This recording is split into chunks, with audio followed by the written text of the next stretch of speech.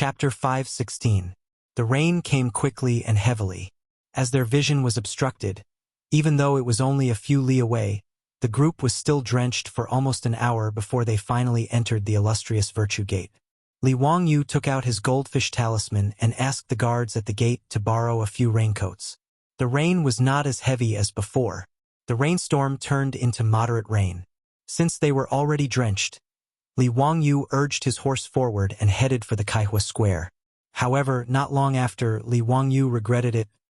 The current Chang'an city of the Tang dynasty was not the same as the current Chang'an city of the Han dynasty. When Chang'an city of the Han dynasty was at its peak, it had a population of hundreds of thousands. All kinds of sewage and garbage were difficult to deal with, so they were casually buried or discharged through abandoned wells. Even the rich and powerful would dig deep wells for sewage. Over time, sewage seeped into the ground and seriously polluted the water quality of Chang'an city. During the Sui dynasty, the old Chang'an city was no longer suitable for living. According to the Sui dynasty book, this city of the Han dynasty is about to be 800 years old. The water is salty and not very pleasant. With so many people in the capital, coupled with the fact that the water has accumulated over the years, the water will be salty and salty. Therefore, Emperor Wan of Sui appointed the Minister of Works, Yuan Kai, to redesign Chang'an city. Yuan Kai was a design genius. He designed the new Chang'an city into 108 squares, with a total of 25 main streets spanning from north to south. Among them, Vermilion Bird Avenue was the main street, located between the central axis. This was the current capital of the Tang dynasty, Chang'an city. In order to learn from Chang'an city, Yuan Kai designed drainage ditches that were more than 2 meters wide on both sides of the 25 main streets. The drainage ditches on both sides of Vermilion Bird Avenue were even 3 meters wide. These drainage ditches would discharge the sewage out of the city. However, the terrain of Chang'an city was higher in the south and lower in the north. The north of the city was where the imperial city and the palace were located. If they followed the normal drainage route, all the sewage in the city would flow to the north of the city. Naturally, this would not work. Therefore, during the design, they chose to make the road high in the middle and low on both sides to discharge the sewage out of the city from the east and west. However, things did not go as planned. Because of Chang'an's topography, other than being higher in the south and lower in the north, there were also high topography all around and low topography in the middle. As a result, although Chang'an had perfect drainage facilities, there was still the danger of waterlogging every time there was a rainstorm. Li Wangyu and his group encountered a waterlogging in the heavy rain. The heavy rain caused the sewage in the gutters on both sides of the street to be unable to be discharged in time. After the gutters were filled with water, it overflowed and turned the street into a swamp. Although the waterlogging was not serious, the water that overflowed was not even up to the knees of pedestrians, and Li Wangyu and the others were riding on horseback, so they were not affected much. It would have been fine if it was just a waterlogging, but the yellow and white things floating on the surface of the water disgusted Li Wangyu, especially when Li Wangyu noticed that the snow-white hooves of his beloved, shining night white, were stained with the filth. He felt like dying. Li Wangyu was not obsessed with cleanliness in his later life. He was just an ordinary person. However, since transmigrating to the Tang dynasty, Li Wangyu felt that he had become obsessed with cleanliness. He really could not stand the sloppiness of the Tangs. It was fine if they did not bathe because they could not afford it. However, throwing garbage everywhere and even defecating everywhere really made Li Wangyu speechless. In fact, the Tang dynasty had learned a lesson from the previous dynasty, and the laws in this area were quite strict. In the Tang dynasty law, there was a special regulation. Those who pass through the wall and leave the filth will be flogged 60 times. Those who come out of the water will not be punished. The head of the department will be punished as well. It meant that those who casually dumped sewage or garbage would be punished by 60 flogs if they were discovered by Wu Ho or other bad people. However, even with such strict laws, there were still people who secretly dumped sewage and defecated everywhere in Chang'an. In fact, the Tangs could not be blamed for this. After all, there were no public toilets in the Tang dynasty, and Chang'an was huge. They could not expect everyone to go home, could they? People had 3 needs: When they needed it, they could not find the place where the 5 grains were reincarnated. So they could only relieve themselves on the street. Therefore, after a rainstorm, the water at the foot of the Jinshan mountain was flooded, and the surface of the water became brilliant and varied. In fact, Li Wangyu also knew that compared to Europe in the 17th century, China was already very hygienic. After all, there was not even a toilet in Paris in the 17th century. At that time, the residents of Paris directly emptied the toilet bowl on the road when they woke up every morning. One could imagine the smell.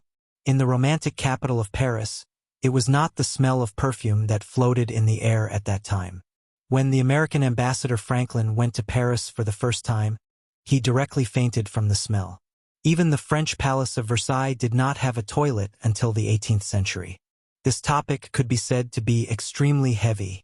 In comparison, until Li Wangyu transmigrated to India, the toilet problem had not been solved. People still defecated in the open. In comparison, Li Wangyu really could not blame the Tangs for not being hygienic. Pinching his nose and suppressing the grievances in his heart, Li Wangyu could only continue to urge the horse forward in the dirty water. Fortunately, there was no water in Kaihua Square, which made him feel a little relieved. This was also because most of the people living in the square in the north of the city were high officials and nobles. The square in the square and the Wuho in the square were used to this kind of waterlogging after a rainstorm. In order not to affect the nobles, sandbags would be used to block the door every time there was a rainstorm to prevent the dirty water from flowing into the square. The owner of the house in Kaihua Square had already returned to his hometown. Only a housekeeper and a few servants were left to guard the house. Under the guidance of the butler, Li Wangyu looked around the house inside and out and was quite satisfied with it. The 3-section courtyard was slightly smaller than the house of the Li family in Huxian, but it was quite good for temporary residence.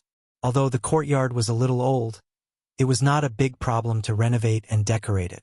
The location of the house was good, and the owner asked for 4,000 strings of coins, which was a reasonable price. Li Wangyu directly made the decision. He immediately had the housekeeper of the house go with him to Wanyan County's Yamen in Shenyang Square to handle the documents for the sale of the house. Because the other party needed to carry the money on the road, Li Wangyu was very considerate and had Niu Wu go to the Chou family. He asked the Chou family for an advance of 600 taels of gold and gave it to the housekeeper to make it easier for them to carry. Since then, the money was settled, and the house in Kaihua Square belonged to Li Wangyu. After spending 2 hours, Li Wangyu bought a house. He was very generous with his money. At this time, the rain had stopped. After the rainstorm, the sky was blue. It made people feel relaxed and happy, but they could not lower their heads. The dirty water on the street was also slowly receding, but it left all kinds of filth on the street, making people unable to look at it directly. Li Wangyu sighed and turned his head away from those disgusting things. He had the troops behind him go to the clothing store to buy some clothes to change into. He also had Niu Wu go to the Eastern market to inform his beautiful superior, who was still in the carriage business, that he had bought a house in Chang'an. Chapter 517. After receiving Niu Wu's talisman, she immediately led Niu Yong and Niu Wu over. Li Wangyu bought a house in Chang'an without informing her, but the beautiful boss did not have any objection. Anyway, with Lai Hot's current wealth, buying a house was not much different from buying groceries in the market. She naturally knew why Li Wangyu bought a house in Chang'an. She was quite touched by Li Wangyu's considerate actions. After touring the house inside and out, his beautiful superior was also very satisfied. Wangyu, this house is not bad. It's quite convenient. Tomorrow, I'll ask the old housekeeper to send some people to clean up the house. Then you can move in. Okay, Chongqing, you can do as you see fit. Li Wangyu replied absent-mindedly while watching Niu Wu and the others wash the horse and clean the dirt on Zhao Yebai. She also frowned. Why is Zhao Yebai so dirty? Is it too disgusting? Wangyu, where did you go? Hearing her say that, Li Wangyu felt wronged. It has nothing to do with me. Did you know that there was a rainstorm earlier? The streets of Chang'an were flooded with these filthy things. Niu Wu and the others happened to enter the city at that time. We couldn't avoid it, but I was so disgusted. She had been staying in the East Market, so it was naturally not flooded. She was in the carriage when she went out, so she didn't see the terrible situation on the streets. Really? Oh, it's too disgusting. She didn't want to talk about it anymore. She led the maidservants to check the house. Li Wangyu was also speechless. This was the worst thing he had encountered since he transmigrated to the Tang dynasty. He was in a daze for a long time. Then he stomped his foot and shouted at Nyowu. Nyowu, get me another horse. I'm going to Taiji Palace. He didn't want to ride Zhao Yebai again. He had to change to another horse. Lang Jun, let me go with you. There's no need. You guys help Chongqing clean up this residence. I'll go by myself. It's only a few steps away. Li Wangyu refused Niu Wu's company. He mounted a date red horse and headed for the imperial city. This house was indeed very close to the imperial city. Li Wangyu felt that if he had to attend the imperial court in the future, he could stay here one day in advance. That way, he would not have to get up before dawn and rush to Chang'an and in the dark to attend the imperial court. The Vermilion Bird Gate of the imperial city was less than 800 meters away from Kaihua Square. If it wasn't because he felt that the ground was too dirty, he wouldn't have ridden a horse here. In front of the Vermilion Bird Gate, Li Wangyu flashed his goldfish talisman. Naturally, he was unimpeded. Riding a horse was not allowed in the imperial city. He threw the horse to the guards of the imperial army and walked towards Taiji Palace. All levels of government offices of the Tang dynasty were located in the imperial city. When Li Wangyu walked towards the gate of heaven influence of Taiji Palace, he happened to meet the Minister of Civil Affairs, Dai Zhou. Zio, are you going to Taiji Palace to meet the saint? Greetings, Elder Dai. I have something to report to the saint. Li Wangyu quickly greeted Dai Zhou. Dai Zhou smiled and said, Haha, I happen to have something to ask the saint. Let's go together. Elder Dai, please. Li Wangyu naturally wouldn't refuse. He and Dai Zhou chatted and laughed as they walked towards the gate of heaven influence. They handed over their goldfish talismans and asked to see Pai Lupi. Not long after, an imperial eunuch came to the gate and welcomed the two of them. He led them directly to the Lijiang Hall. Zio, Elder Dai, why have the two of you come here together? What's the matter? Pai Lupi was reading memorials. When he saw the two of them, he couldn't help but smile. Li Wangyu quickly greeted Pai Lupi. Uncle, I have something to report. I met Elder Dai in the imperial city by chance. But what I want to say is also related to Elder Dai. Pai Lupi and Dai Zhou were a little confused by his words. Zio, what's the matter? Tell me. Uncle, there was a rainstorm today, so Chang'an was flooded. Do you know? Pai Lupi nodded. The 100 Horsemen Department has already reported it. It's not a big problem. After the rain stopped, the water receded. There's no loss. Li Wangyu looked distressed. Uncle, there's no loss in Chang'an's waterlogging, but you didn't see it on the streets. It's really disgusting. The streets are full of filth floating in the water. It's hard to talk about it. Uncle, our Tang dynasty's Chang'an is a rare majestic city in the world. It's also the capital of all the countries. How can it be so filthy? It's really a loss of face for our Tang dynasty. Those small foreign countries, when they go back, will say that our Tang dynasty is a capital soaked in feces and urine. What kind of scandal is this? His words made Pai Lupi and Dai Zhou's faces a little ugly, but they also knew that Li Wangyu was telling the truth. Pai Lupi was actually very angry about this matter. He was an emperor who cared about face. When he left the palace, he saw yellow and white things everywhere on the streets of Chang'an, and with his own eyes. This matter is also a headache for me. The government has already strictly prohibited defecation, but it still doesn't stop. There are hundreds of people caught by Wu Ho every month, but they still can't stop it. Hey Zio, do you have a good plan? Li Wangyu nodded. Yes, build a public toilet. Won't all the problems be solved? Public toilet? What's that? I've never heard of it. Please tell me in detail. Dai Zhou looked puzzled. It's a latrine, but it's not a private latrine. It's a latrine built in the square and on the street for passers-by to use. Li Wangyu explained. Dai Zhou suddenly understood. Oh, a public toilet. although it was recorded in the rites of Zhou that there were public toilets built on the side of the road 3,000 years ago in Wuxia. But in fact, until the Republic of China, there were no public toilets in Wuxia. Naturally, there were no public toilets in the Tang dynasty. Otherwise, there wouldn't be people everywhere in Chang'an. Pai Lupi nodded and shook his head at Li Wangyu's words. Public toilets can indeed solve the problem.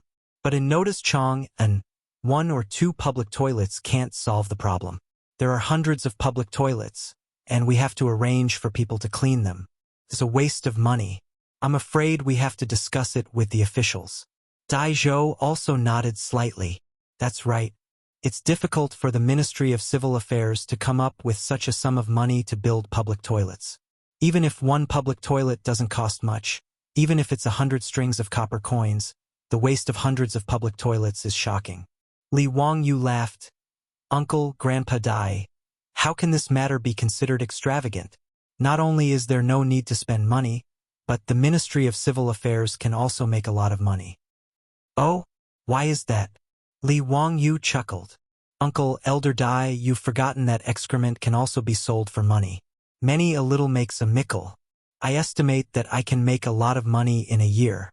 It would have been better if he hadn't said that. After he said that, Pai Lupi's expression changed. He looked very embarrassed. Li Wangyu didn't understand. He looked at Dai Zhou. Did he mean that he had said something wrong? Dai Zhou smiled bitterly. He could only explain to Li Wangyu. Zio, things aren't as simple as you think. Chapter 518. After listening to Dai Zhou's explanation, Li Wangyu finally understood why Pai Lupi had such an awkward expression. It turned out that selling manure was something that had already been mentioned. The junior supervisor of the junior supervisor's office had once suggested to Pai Lupi that he should collect and sell all the horse manure in Chang'an City. As the saying goes, crops and flowers all depend on manure. In an era without fertilizers, the fertility of crops and land all came from animal and human excrement. In Noda's Chang'an City, latrines were all dry toilets or toilets. The residents of Chang'an City did not grow crops, so the waste was naturally useless. As for the poop pickers who cleaned the latrines and emptied the toilets for each household, they made a lot of money because of this. The records of the court and the countryside recorded that in the Tang dynasty, Chang'an City is rich, and the luo hui is a profession of picking manure. The position of poop picker was not something that just anyone could casually become. The 108 workshops in Chang'an City were all divided into different districts. If one were to pick manure across districts, it would cause a fight. Just like the gangsters in the Hong Kong movies of the future, who fought over territory to collect protection fees, the fight over manure and urine would not lose out to the gangsters of the future at all. This was actually not rare at all. Chile, Peru, and Bolivia once fought over bird manure resources and a war broke out. The junior supervisor of the junior supervisor's mansion said that after calculating the number of cattle, horses, mules, and other livestock in the government, he gave a set of possible profits from selling horse manure, which greatly tempted Li Heir. 200,000 strings of cash. The Tang dynasty only minted 300,000 strings of cash a year, but selling horse manure could earn 200,000 strings of cash a year. How could Pai Lupi turn a blind eye to this? However, when Pai Lupi gathered the officials to discuss this matter, he was met with opposition, especially the officials of the aristocratic families, who were even more against it. Wang Renyu said, although horse manure is valuable, it has a bad reputation. Furthermore, competing with the people for profit is a loss for the greater good. Does your majesty want to be known as the horse manure emperor in the future? Pai Lupi was an emperor who cared a lot about his reputation. How could he listen to such words? Naturally, he dropped the matter of selling horse dung and never brought it up again. He wasn't even willing to sell horse dung, let alone human dung. Pai Lupi was naturally unwilling to do this even if he was beaten to death. After figuring out the whole story, Li Wangyu didn't know whether to laugh or cry. This Pai Lupi could be considered as a famous emperor throughout history. He was skilled in both civil and martial arts, and he established the Chang'an rule. Li Wangyu was speechless. He would rather live in the smelly streets of Chang'an and then make money by building roads and toilets. Seeing that Pai Lupi was unwilling to build toilets in Chang'an, Li Wangyu thought for a while and suddenly said, "Uncle, what if I invest money to build toilets in every square and street in Chang'an? Would Uncle agree? This nephew needs the land for building toilets in Chang'an and Wanyan counties. It doesn't need to be too big. A single toilet was enough for one person. I can split the profits from the toilets with the imperial court." His words made Pai Lupi and Daizhou stunned. Li Wangyu was going to invest in building toilets? And he wanted to split the profits with the imperial court? Zio, why do you want to do this? I will order the marquis and bad people to strengthen the patrols in Chang'an and prohibit people from urinating anywhere. Running toilets is not a good reputation. Pai Lupi shook his head. Naturally, he didn't want to agree. Uncle, this is treating the symptoms but not the root cause. Chang'an is so big. Everyone has 3 urgent needs. When they need it, how will the passers-by live? Daizhou tried to persuade him again. Zio, this toilet may not be very profitable, but the investment is not small. Even if the money is easy to earn, the smell is not good. I think your family is lacking in business now. Why do you want to get into trouble? The reason why Li Wangyu proposed to spend his own money to build toilets in Chang'an and was not to make money. He really didn't want to see yellow and white things everywhere in Chang'an. Today's matter had disgusted him enough. Anyway, he didn't lack money. Why not take out the money to do something good for the people of Chang'an? A public toilet may not cost 100 strings of copper coins. Building 300 toilets in Chang'an and cost less than 30,000 strings of copper coins. It was not a big deal. Moreover, this matter was not without profit. Since selling horse dung could make 200,000 strings of copper coins a year, these 300 toilets would not be bad, right? Li Wangyu suddenly remembered a joke in the Laughing Lin Guangji in the future. It said that a family saved up a pit of dung and was looking for people to sell it. The price was the same as copper coins. The person who bought the dung was unwilling and bargained for 500 strings of copper coins. The person who sold the dung was anxious. How can there be such cheap dung? Could it be dog dung? The farmer comforted. It hasn't eaten yours. Why are you so anxious? Although it was a joke, it showed that this matter could be done in ancient times. Moreover, Li Wangyu had other ideas. If this matter was handled well, it might not be a bad reputation. It might even be a good reputation. Uncle Elder Dai, I have already thought about this matter. My Tang dynasty should not be like those barbarian lands and drown in feces everywhere. More importantly, I cannot let those barbarian merchants and foreign emissaries laugh at my grand Tang dynasty. It is unbearably stinky. I have some small fortune now and am willing to take it out to share Uncle's worries. I am duty-bound to do this. I hope Uncle can help me. His words were righteous, making it difficult for Pai Lupi to persuade him. After hesitating for a while, Pai Lupi could only gently nod his head. All right, since you have made up your mind, I will not persuade you. I can give Chang'an and Wanyan counties an edict to let them cooperate with you to build toilets. The land will all be provided by Chang'an and Wanyan counties, and the imperial court will not take any of the profits. It will all belong to you. Pai Lupi could not persuade Li Wangyu, but he did not plan on taking the money from selling the dung. He did not want to be known as the Prince of Excrement Selling because of this small amount of money. Thank you, Uncle. Li Wangyu hurriedly bowed to express his thanks. After thinking for a while, he said to Pai Lupi, Uncle, it is forbidden to defecate anywhere. We should let Chang'an and Wanyan counties strictly enforce it. Otherwise, when the toilets are finished, it will not be beautiful if no one goes there. Pai Lupi glared at him. He was too lazy to talk nonsense with him and waved his hand to send him away. After returning to Kaihua Square, Li Wangyu pulled his beautiful boss to the side and quietly told her about his visit to Taiji Palace. Hearing this, his beautiful boss frowned. Ziyu, you are too disgusting. You actually want to do this business. In the future, stay away from me. Don't smoke me. The beautiful boss said in a half-joking, half-serious manner. Li Wangyu was speechless. He rolled his eyes and told her about his plan. This made the beautiful boss nod her head. That is possible. 30,000 strings of cash is not much. If this is successful, it will be greatly beneficial to our Li family. The beautiful boss's affirmation made Li Wangyu very happy. What was even more surprising was that the beautiful boss said, "Our Li family." This was something she had never said before. Li Wangyu excitedly moved to the beautiful boss's cheek and gave her a big peck. Laughing loudly, he turned around and ran. Chapter 519. The news that Li Wangyu, the founding county magistrate of Hu County, wanted to build 300 toilets in Chang'an City quickly spread throughout Chang'an.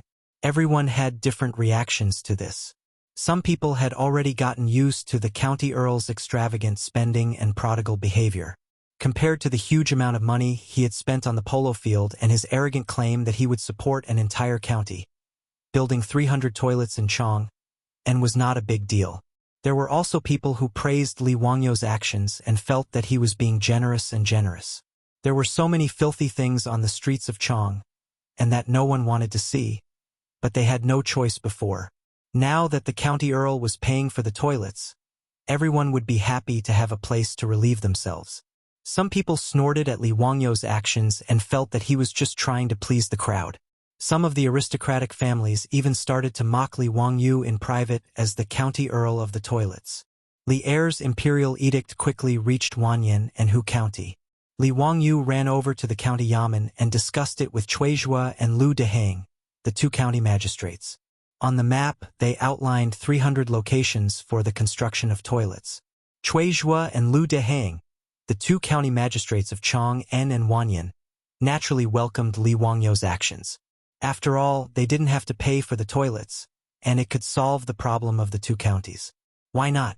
The ordinary people of Chang'an were fine, but these two were fifth-rank officials of the imperial court and came from aristocratic families. How could they be used to the filthy things on the streets of Chang'an?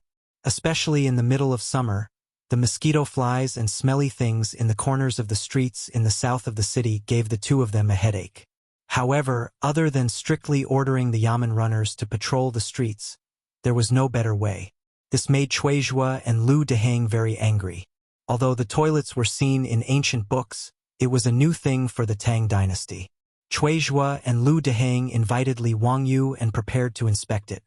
He could also ask Li Wangyu face-to-face about the toilets, how he was going to build them, and how he needed the cooperation of Chang'an and Wanyan counties. There were 300 toilets. Excluding the second toilet that had been converted into a polo field, there were still 106 toilets left. Li Wangyu planned to build a toilet in each square. Due to the large flow of people in the east and west cities, 4 toilets were built in each. These were more than 100 toilets. The rest of the toilets were all built on the 25 main streets of Chang'an. County Count Hu, how do you plan to build the toilets? I'm not sure, so please enlighten me. Chuizhua bowed and inquired. Now, he and Lu Deheng were truly convinced by this young man in front of them. Thinking back to the time when he went to Dingzhou village and met Li Wangyu, he was just a commoner. Compared to his status as a fifth-rank court official, the difference was like the difference between heaven and earth. However, in just half a year, this young man had risen like a rocket. He had been promoted 3 times and was now a county earl of the founding county. Chuizhua could only secretly rejoice that he hadn't completely offended this young man. He had also lowered his head quickly. Otherwise, he really wouldn't know what to do. He sighed in his heart, but how could it not be that Lu Deheng, the Wanyan County magistrate, was sighing in his heart? Li Wangyu called over Niu Wu and took a stack of paper from his hands. Chui Minghouse, Lu Minghouse, please take a look. This is a sketch of the toilets that I drew. The construction of the toilets is very simple. You only need to dig out the latrine pit and solidify it with mirage mud to prevent the sewage from seeping into the ground. The toilets on the ground will be piled up with black bricks. The square and very simple. He spoke very lightly, but in Chuizhua and Lu Deheng's ears, they were inwardly speechless. Using something as precious as mirage mud to build toilets? This county count who was indeed a rumored prodigal. County count who, mirage mud is a good thing, but it's not cheap.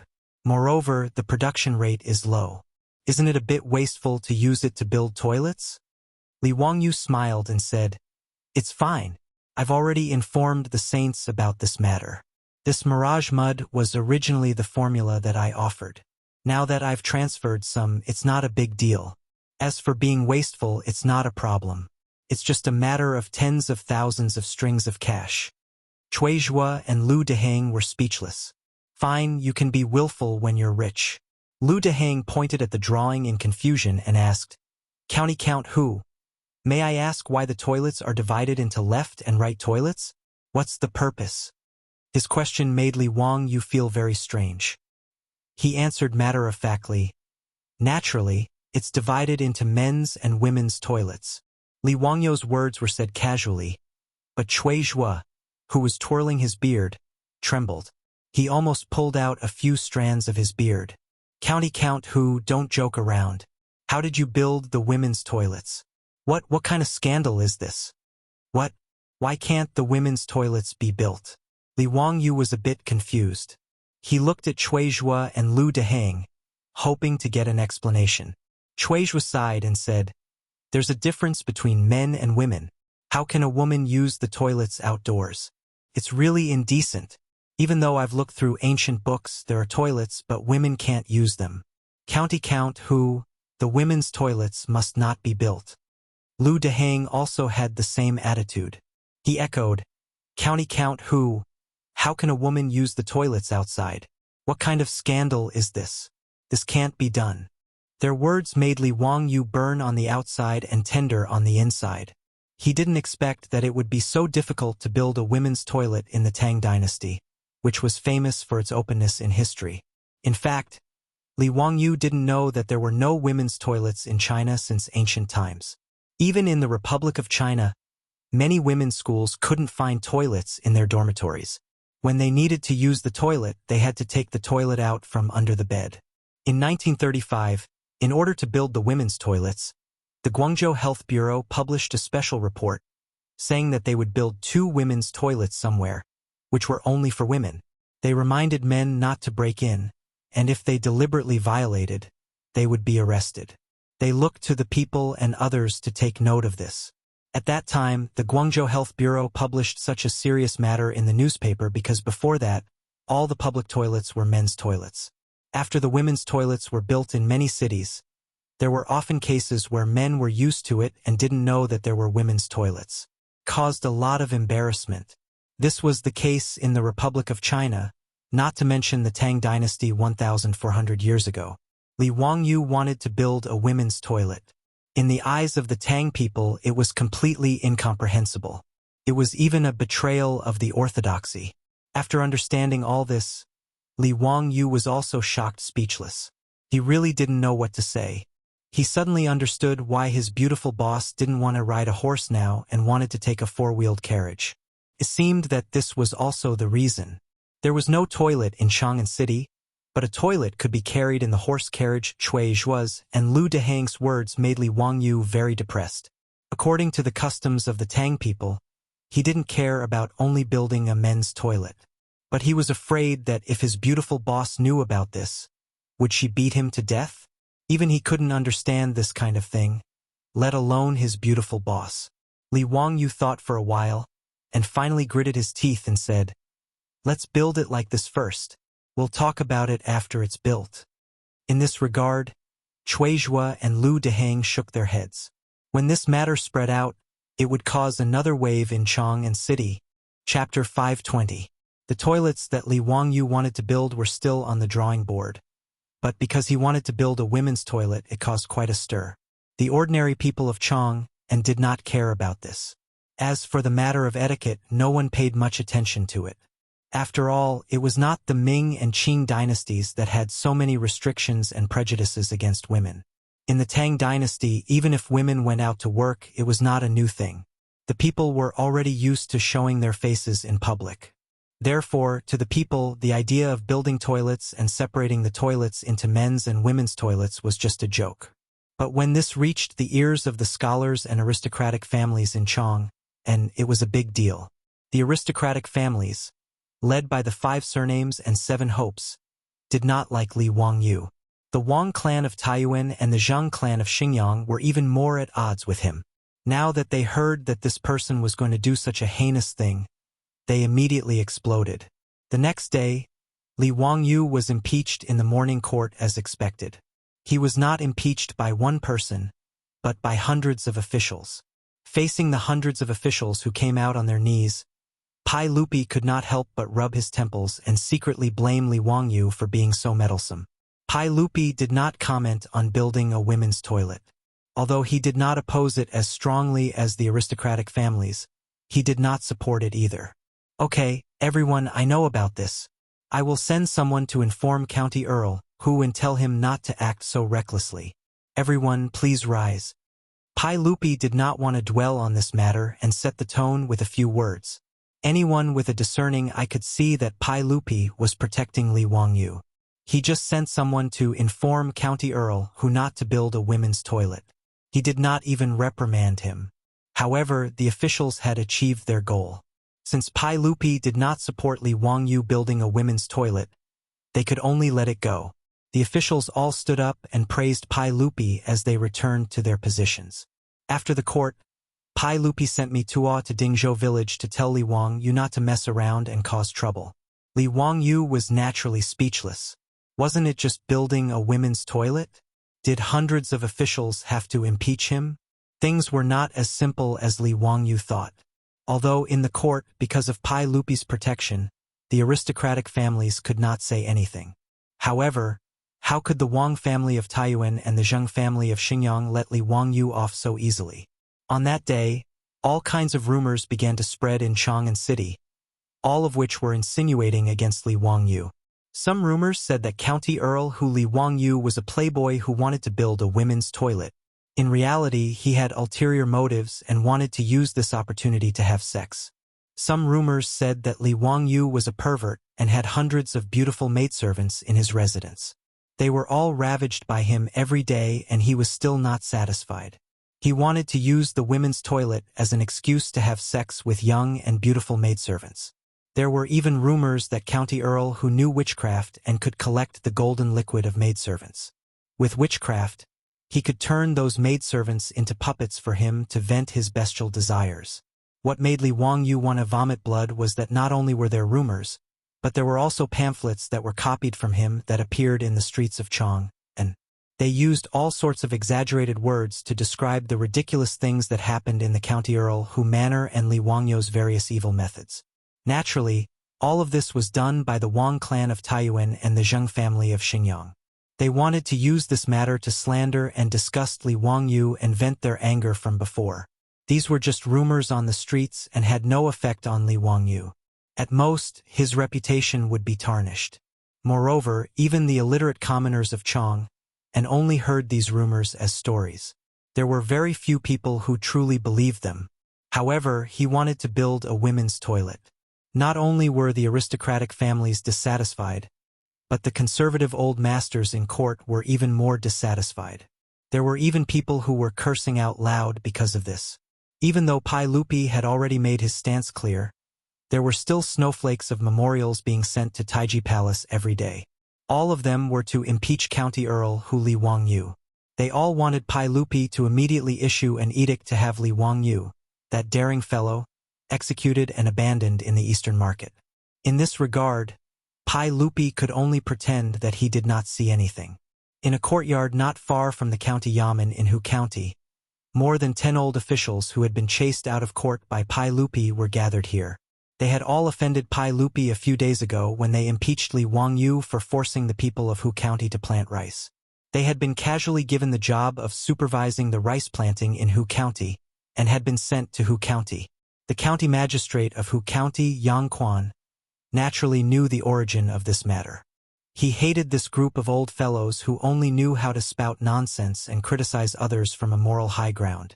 Thus, ever since these 10 or so old officials came to Hu County, Yang Quan had only paid them a visit according to etiquette and treated them as if they did not exist. With Yang Quan's attitude, everyone in the county yamen, from the county magistrate to the yamen runners and scribes, understood that this group of seemingly noble court officials was actually people who had lost their power. As a result, no one in Hu County showed any interest in this group of 4th or 5th rank officials, and they were left to fend for themselves. Right now, of the 100 or so villages in Hu County, apart from the dry fields in the mountains and the wheat fields that could not be irrigated due to geographical reasons, they had all been destroyed. Under the supervision of the county yamen runners, scribes, and village officials, the original wheat fields had been burned clean, plowed, and ditches had been repaired. Yang Quan was so busy that he spat out a mouthful of bubbles. In the end, he was able to get water wheels to be set up in every village. Now, the villages that were growing quickly, under the constant rotation of the water wheels day and night, had already begun to soak the fields and prepare to plant rice. This group of old officials had nothing to do with it. The so-called supervising the rice planting was just empty talk. Moreover, these old officials did not dare to return to Chang'an. Otherwise, if they were accused of dereliction of duty, they might not even be able to keep their official titles. The news that Li Wangyu wanted to build toilets in Chang'an and naturally reached their ears. Li Wangyu actually wanted to build toilets for women, which made these old officials feel like they had found the key to returning to the imperial court. Duke Nanrong, the heavens are really helping us. That little bastard Li is asking for it. Whether we can return to the imperial court depends on this. Humph, I think the saint favors this treacherous official so much. Sooner or later, he will be a disaster. How can we just sit back and watch that ignorant brat wreak havoc in the imperial court? That's right, that's exactly it. I can't wait to grind this treacherous villain into ashes and return the peace to the Tang dynasty. Not only has this brat harmed the people of Hu County, but he has also disregarded etiquette and law. He wants to reverse yin and yang. How hateful. Everyone, let's also write a petition to impeach this brat. We can only return to the imperial court if we topple this brat. What Duke Lu said is exactly what we are thinking. However, I heard that the saint let that bastard Li go so easily in Taiji Palace. As for those petitions to impeach him, they are all kept in the palace. Do you have any good ideas? These old officials were also troubled by Pai Lupi's attitude of protecting Li Wangyu, but there was nothing they could do. Everyone pondered for a long time. Suddenly, someone asked, "Why is Duke Tuoba not here today? He caught a cold a few days ago and felt depressed. He has been bedridden these days. I think Duke Tuoba's health is getting worse and worse. I'm afraid he will have to leave soon. What a pity. We are going to lose a close friend again. Sad and lamentable." Everyone sighed again. Suddenly, someone lowered his voice and said, "Everyone, this old man has a plan." Chapter 521. In just a few days, Li Wangyu had been impeached nearly 100 times.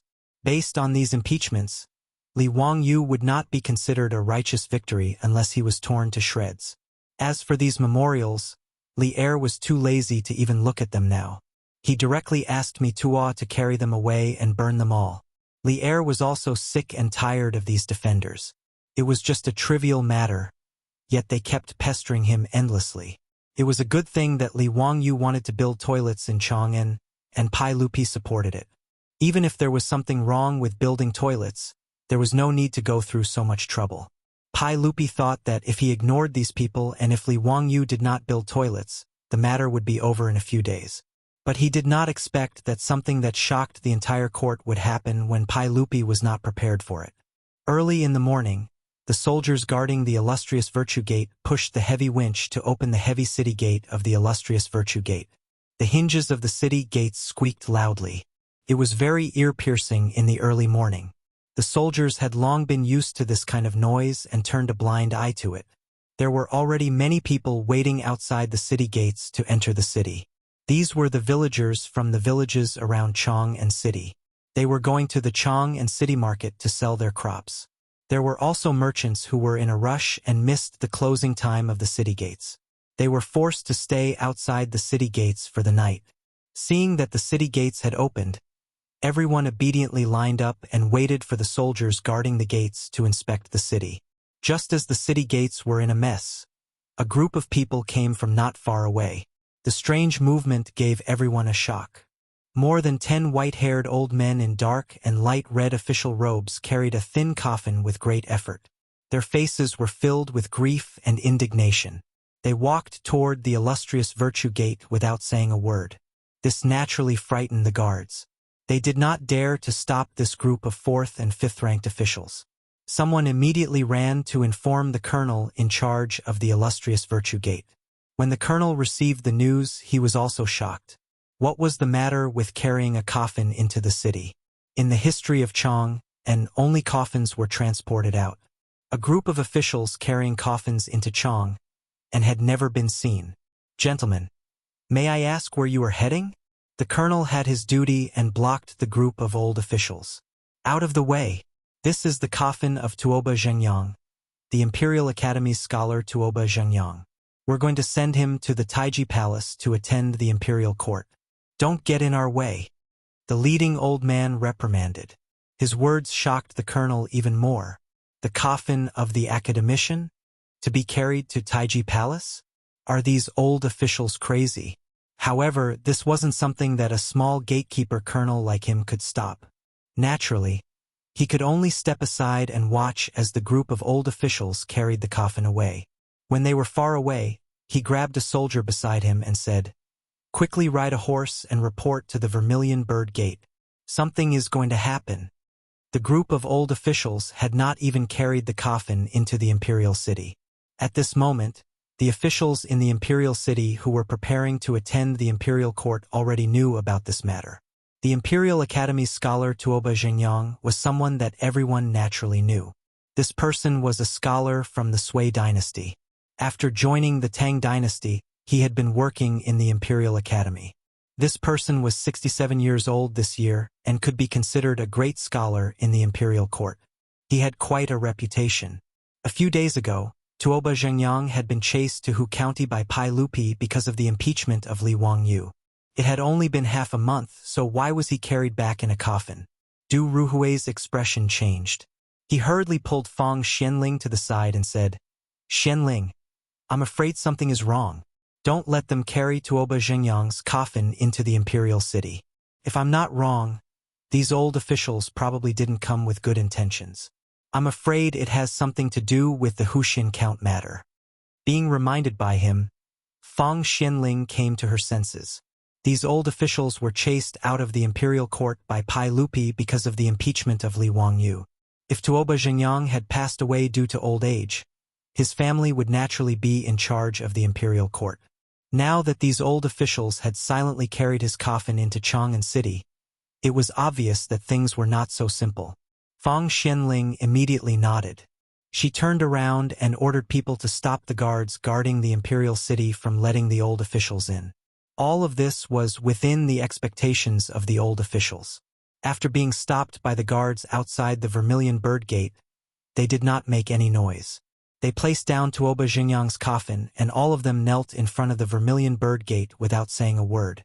Outside the Vermilion Bird Gate was where the Golden Light Gate Street and Vermilion Bird Street intersected. Seeing such a scene in front of the Vermilion Bird Gate, it naturally attracted the attention of everyone, not knowing what was going on. The commoners did not dare to get close and could only stand far away and point. However, those low-ranking officials and scribes who needed to work in the imperial city did not avoid such a taboo. Many people knew this group of old officials, and some officials were even friends with them. When they saw this scene, they naturally came forward to ask for the reason. "Lu Gong, may I ask, what are you doing? What's going on with this coffin?" Seeing that someone had raised the question, the group of old officials who had been silent all this time suddenly became spirited and bristled with anger. "Everyone, please know that inside this coffin is the current dynasty's 5th-rank imperial grandee, imperial scholar Tuoba Zhengyang, Duke Tuoba." "Ah, Duke Tuoba? What's going on? Why is he gone all of a sudden?" "Humph! Today there is a traitor who is going against the law and harming the people, trying to mess up the ethics of the Tang dynasty.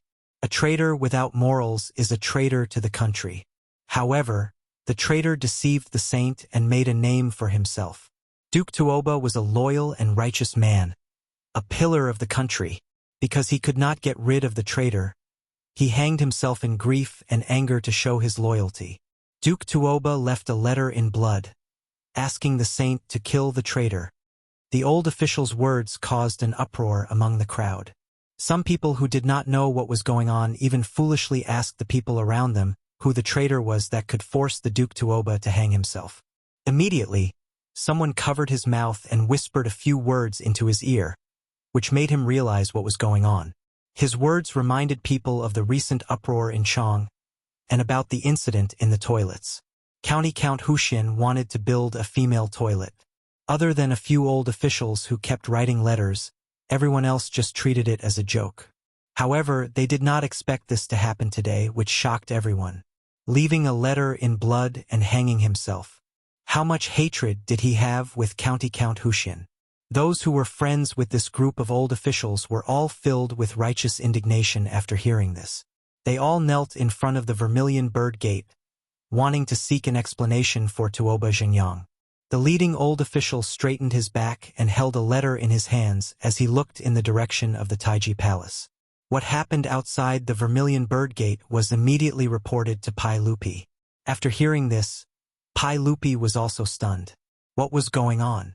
Wasn't it just Li Wangyu who wanted to build a female toilet? Moreover, he was stopped before he could do it. Did it have to be like this? Chapter 522. After this incident, Pai Lupi was not in the mood to continue with today's court session.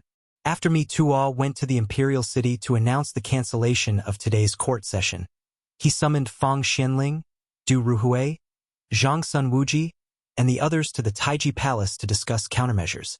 Just as the big shots were having a headache, the incident had spread through the entire Chang'an city at the speed of light.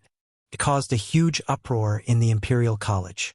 Tuoba Xingyang had been working in the Imperial College for most of his life and was well known. When they heard that this Imperial College professor had used his death to prove his loyalty to Pai Lupi because Li Wangyu wanted to repair the female toilet, the entire Imperial College was in an uproar. Tuoba Xingyang will not rest in peace if he does not get rid of the national traitor.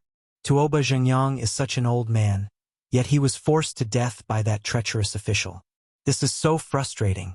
I swear that I will never forgive that traitor. You said that the treacherous official deserved to die, and you were fooled by his poems. What else do you have to say now? Let's go. Let's go to the Vermilion Bird Gate and expose Tuoba Xingyang. We must let the sages know that this traitor deserves to be killed by everyone. Let's go, let's go.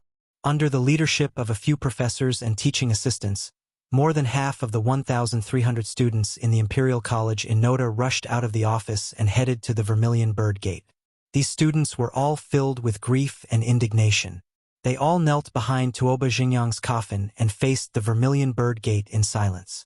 As time passed, more and more courtiers, especially those from aristocratic families, knelt in front of the Vermilion Bird Gate. The moralists who had been trying to impeach Li Wangyu to no avail seemed to have found their backbone at this moment. They knelt behind Tuoba Xingyang's coffin without hesitation. More and more people knelt in front of the Vermilion Bird Gate in Noda. They even blocked the Golden Light Gate Street. More and more people in Chang'an and city came to watch after they heard the news. Tuoba Xingyang's family had also rushed over after receiving the news. They knelt before the coffin and wept in grief.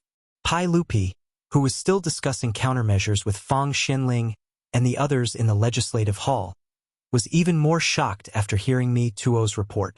This kind of thing had never been heard of in the 10 years since the establishment of the Tang dynasty.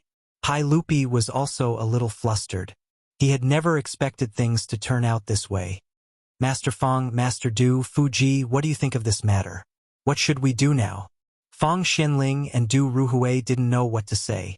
As for Li Wangyu wanting to build a women's toilet, the two of them didn't comment, neither supporting nor opposing. However, he didn't expect that just Li Wangyu's idea would cause such a ruckus. There was even a fifth-rank imperial academician who used his death to prove his sincerity. It was truly absurd. But if they were to say that Li Wangyu was in the wrong, they couldn't say such untrue words. After all, building a toilet was a good thing. Even if building a women's toilet was inappropriate, there was no need to fight to the death, right? Zhang Sun Wuji pondered for a while and said, Your Majesty, the most important thing now is to calm this matter down. We can't let them continue to cause trouble.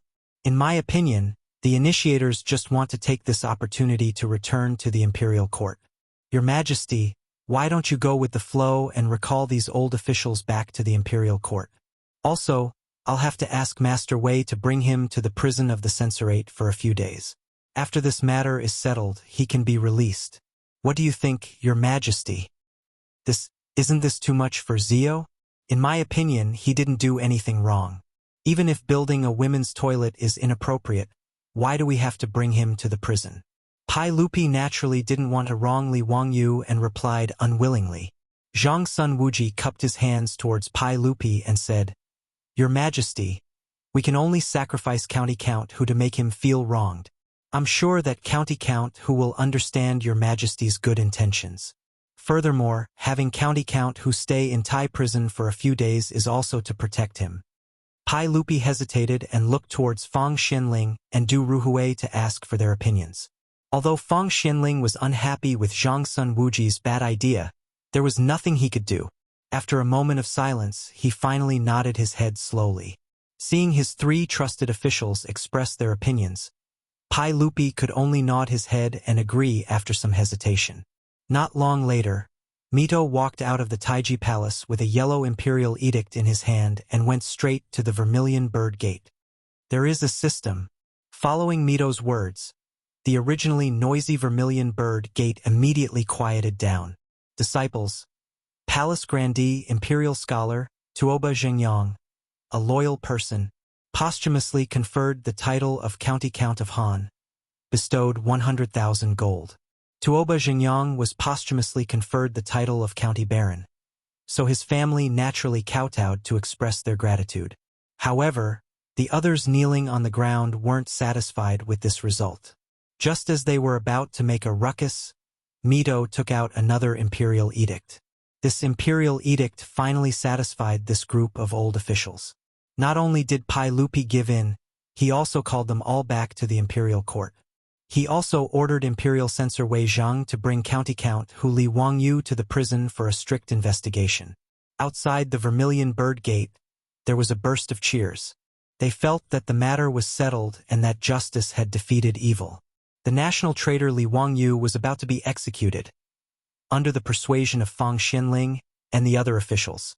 The crowd gathered outside the Vermilion Bird Gate finally dispersed.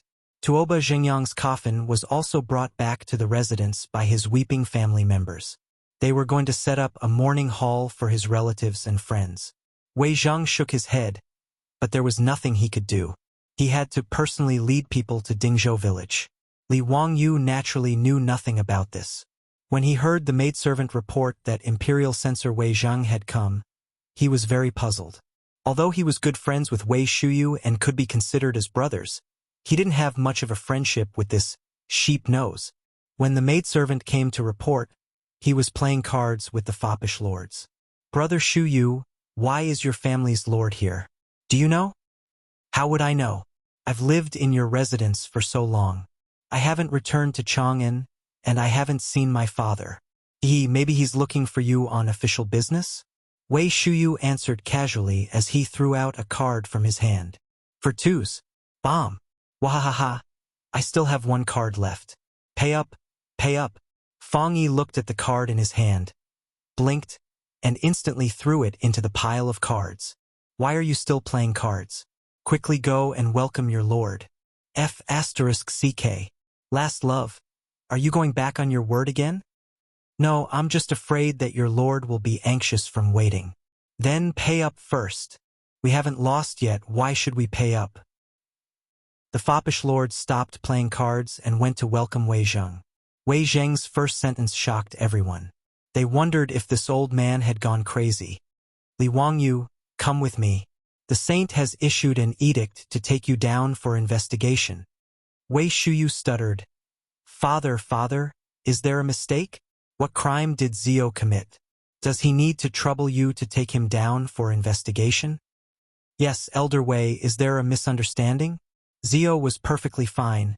Why would the saint issue an edict to take him down for investigation? The foppish lords also started to make a ruckus. Wei Zhang was so angry that he glared at them. Shut up. What do you know? Isn't this bastard brat's own fault? The saint's action is to protect him. Li Wangyu was even more confused. What?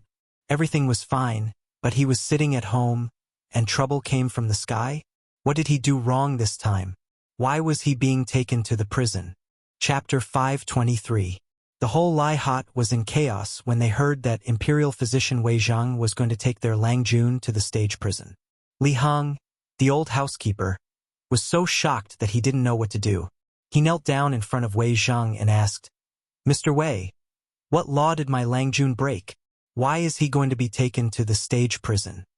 Niu Wu stood in front of Li Wangyu and prevented Wei Zhang from taking him away. Li Wangyu, on the other hand, was relatively calm. He pushed Niu Wu aside and helped Li Hong up before bowing to Wei Zhang and asking, "May I ask Wei Gong what exactly happened? Even if I die, you should at least let me know what happened." Wei Zhang glared at him and said, "It's all because of your toilet." He made a long story short and recounted what had happened in Chang'an today. However, Li Wangyu and the foppish playboys all stared at each other in bewilderment, feeling that it was simply too ridiculous. That old man called Tuoba Xingyang was also a lunatic. Even though he was going to build a female toilet, he had no choice but to give up the idea after Pai Lupi said so. But now there was not even a single toilet in Chang'an City. What did this old man mean by seeking death for no reason? "Young man, I know you can't be blamed for this. However, Tuoba Xingyang died because of you. The sage can't pretend that he didn't see anything. Letting you stay in the stage prison for a few days is for your own good. When this matter is settled and Tuoba Xingyang is buried, you will be released. Don't worry. The sage has also instructed this old man to not mistreat you. Even if you stay in the stage prison, you won't be wronged.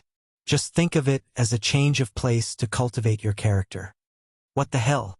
Who the hell wants to cultivate their character in the stage prison? In response to Wei Zhang's words, Li Wangyu could only roll his eyes and had nothing to say. Since Wei Zhang was here, what else could he say? "Since that's the case, let's go. I'll have to trouble eunuch Wei to take care of me." Li Wangyu turned around and gave a few instructions to Li Hong and Niu Wu, telling them to listen to their beautiful superior's orders and to guard the door well. Just as she was about to mount her horse and leave with Wei Zhang, Aphrodite and Perrin also ran over after being notified by the servants of the residence. The two girls were weeping like raindrops on pear blossoms, making me feel pity for them. "Lang Jun, what happened? Why did Master Wei want to take you out of the prison?" "Lang Jun, I'll go with you. I'm not afraid of going to jail. I'll go with you." The two women's cries made the other hedonistic young masters wink at Li Wangyu with wretched expressions on their faces. They were now clear that Li Wangyu was fine this time. He had just suffered an unexpected calamity. In order to appease the crowd, the saint let Li Wangyu stay in the stage prison for a few days. Since he couldn't bear the punishment and was fine, they all began to tease Li Wangyu. Li Wangyu hurriedly jumped off his horse and reached out to pull Aphrodite and Perrin into his arms while comforting them softly. At the same time, he didn't forget to raise his middle finger at the hedonistic young masters behind their backs to show his respect for them. Li Wangyu repeatedly assured them that he was fine and that he was only going to stay in the stage prison for a few days. Only then did Aphrodite and Perrin stop crying, though they were still skeptical. "Lang Jun, are you really fine? You're not lying to me, are you?" "Don't worry. Why would I lie to you? Be good and listen to Chongqing in the residence." After comforting the two women, Li Wangyu mounted his horse again and rode back to Chang'an City with Wei Zhang and the other imperial censors. How could the hedonistic young masters be in the mood to continue staying in Dingzhou village? They all called for their troops and followed Wei Zhang, Li Wangyu, and the others back to Chang'an City. The old steward Li Hong was at a loss at this moment. He pulled Niu Wu over and said, "Quick, bring some men and follow them. We must ensure Longjuan's safety. Then go to the East Market and inform Madame Su so that she can make a decision quickly." Niu Wu naturally didn't dare to delay and hurriedly chased after them with more than 10 troops. When they reached the outskirts of Chang'an City, Wei Zhang pulled on the reins of his horse and said, "County count who? The rules cannot be broken.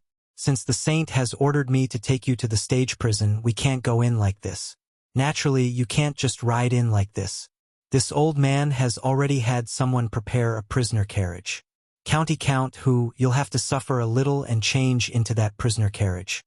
When he pointed, Li Wangyu noticed that there was already a prisoner carriage made of rough wood parked by the side of the road.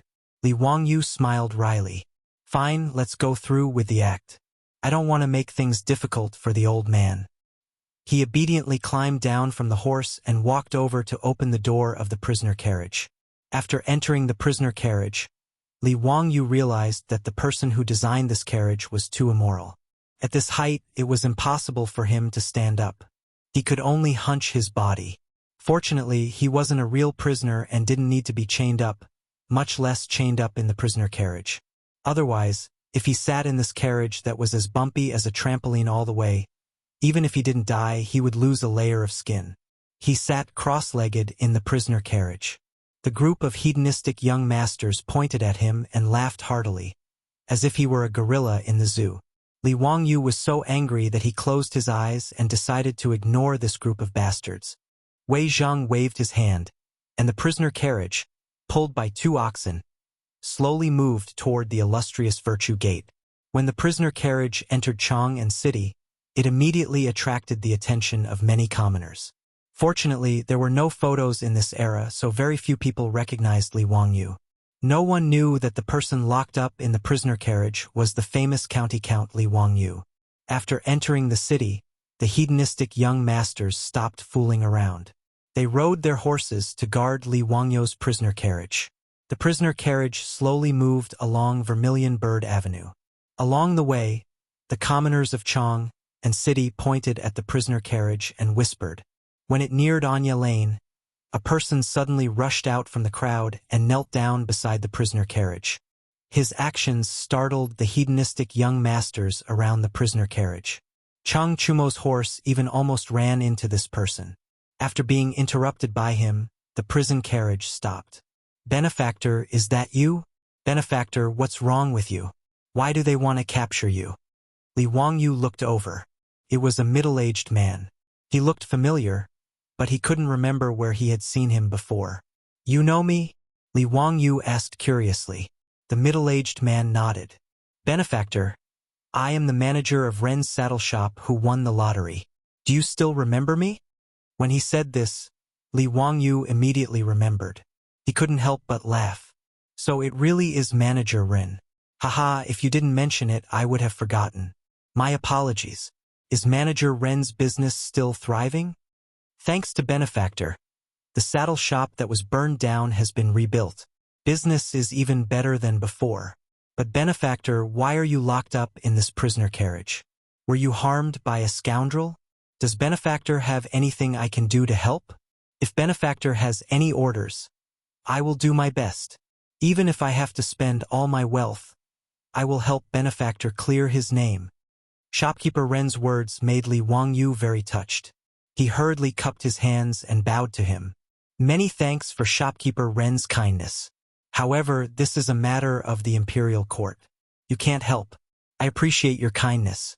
You can go back. Li Wangyu waved his hand at him. The prisoner carriage continued to move forward. Manager Ren looked at the prisoner carriage and couldn't help but sigh. He could only watch as his benefactor left in a prisoner's carriage, yet he was unable to do anything to help. This made him very depressed. Although the lottery ticket that saved his family's lives was bought by his wife. Manager Ren always believed that Li Wangyu, who introduced the lottery ticket, was his family's benefactor. Otherwise, if he really went to borrow that fragrant kitchen, he really didn't dare to imagine what would happen to his family. After the prisoner carriage was far away, the surrounding people who were watching the fun saw Manager Ren surrounded. May I ask this Lang Jun, who was the person in the prisoner carriage just now? Yes, that was the prisoner carriage of the censorate. Who was that? He was actually arrested by the censorate? Was he a corrupt official? When Manager Ren heard this, he was so angry that he stomped his feet. Bah, don't talk nonsense. Let me tell you, Benefactor is the founding uncle of Hu County. How could he be a corrupt official? His words immediately caused an uproar among the surrounding people. Chapter 524. Li Wangyu felt that ever since he had transmigrated to the Tang dynasty, he had a bit of fate with prison. In more than half a year, this was the second time he had been sent to prison. For a young man with good morals in the future, Other than applying for an ID, he rarely even went to the police station. This was very frequent. Although he had been prepared when he went to prison in Chang'an last time, even to the point of trapping the Li Clan clansmen, he was not mentally prepared this time. The censorate was also in the imperial city, and so was the prison. The prisoner carriage slowly drove into the Vermilion Bird Gate. This was the first time he had entered the Vermilion Bird Gate's imperial city in this way, and it was a very novel experience. However, most of the people in the imperial city were officials, so they naturally knew Li Wangyu. They also knew that Pai Lupi had ordered him to be sent to the prison. Ever since the prisoner carriage drove into the imperial city, there were many officials pointing at him in the carriage. Many officials and officials who were supposed to be working in various government offices also ran out to watch the commotion. There were also many moralists and officials from aristocratic families who angrily spat on the ground. They looked as if they wanted Li Wangyu to be sent to the Eastern Market for execution right now. After the prisoner carriage drove into the censorate's prison, the cage was opened. Li Wangyu crawled out and struggled to move his muscles and bones. The short journey made him feel as if his bones were about to break. Count Huxian, go. This old man has already arranged a prison for you. I definitely won't let you suffer any hardships. As long as you do not leave the prison, I will not restrict your movements. When this matter is settled, I will let you go. Wei Zheng waved his hand at the prison head, indicating that he should take Li Wangyu to his cell. He. Thank you for your kindness, Duke Wei. Li Wangyu was also open-minded. Since he was already here, he might as well take things as they came. In any case, Pai Lupi had ordered him to be sent to the prison. There was no point in crying. This was the first time the prison head had encountered such a situation. The people locked up in this prison were all officials captured by the censorate. When Li Yuan was in power, the imperial censorate's assistant minister and imperial censorate each arrested people. Those who were interrogated were all taken to the prison, often causing the prison to be overcrowded. Ever since Wei Zheng became the imperial censor of the censorate, he naturally couldn't tolerate the censorate acting so recklessly. Inside the stage prison, it was much quieter. There weren't as many criminal officials, but those who were caught and sent to the stage prison were all criminal officials with irrefutable evidence. Since they were criminal officials, there was naturally no need to be polite to them. Even the ordinary prison guards of the stage prison would often insult and reprimand these high and mighty officials. They would even use some private punishment. That was a common occurrence. But today, the head of the prison had received a notice from the imperial censor, asking him to find a dry and well-ventilated prison cell and clean it up for a noble to stay in. The jailer almost thought that he had misheard. A noble was staying? This was the prison, not the hostel of Chongren Square. What did he mean by checking in? Shouldn't he be in prison? The head of the prison was baffled. He could only lead a group of prison guards to find a cell in the stage prison and clean it up. Hearing that a criminal had arrived, he hurried out to pick him up. But the scene in front of him scared the jailer so much that his legs trembled. He didn't know Li Wangyu, but he knew Wei Shuyu. He was the eldest son of the big boss of the censorate. No matter how blind he was, he could not recognize him. But just now, he clearly saw that the noble who was going to be locked in the stage prison kicked the son of Prime Minister Wei in the butt. But young Master Wei just laughed and didn't care at all. Even Master Wei acted as if he didn't see it. He led a group of imperial censors away. The head of the stage prison immediately understood that this was a noble who couldn't be offended. He really came to stay in the stage prison. The playboys didn't leave. They clustered around Li Wangyu and walked into the stage prison. The head of the prison hurriedly led the way in front. If someone who didn't know saw this, they wouldn't believe that this was the head of the stage prison. They would treat him like a waiter in a hostel. Wei Shuyu pointed at the head of the prison carelessly and said, "You, come here.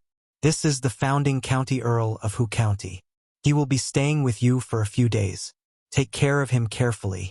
What needs must be satisfied. Do you understand?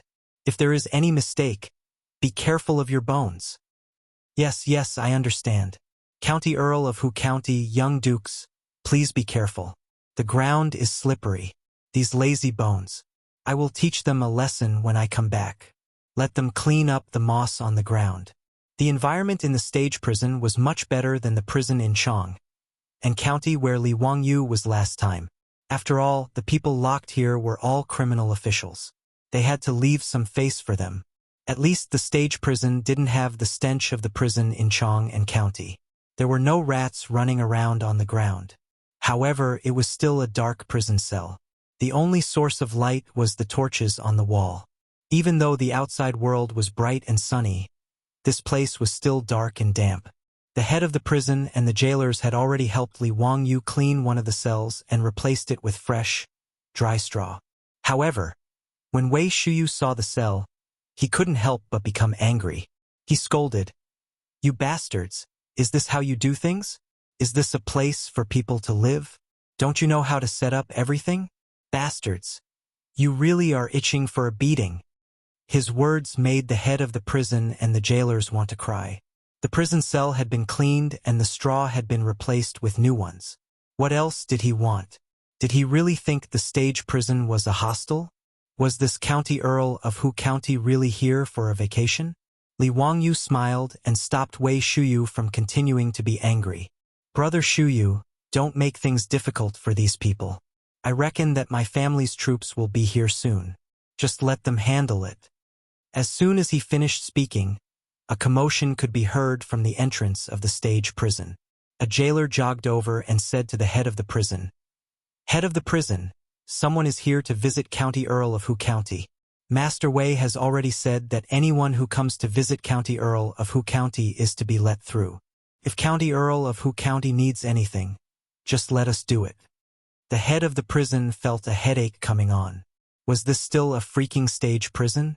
He didn't dare to say anything else and could only have the jailers invite the visitors in.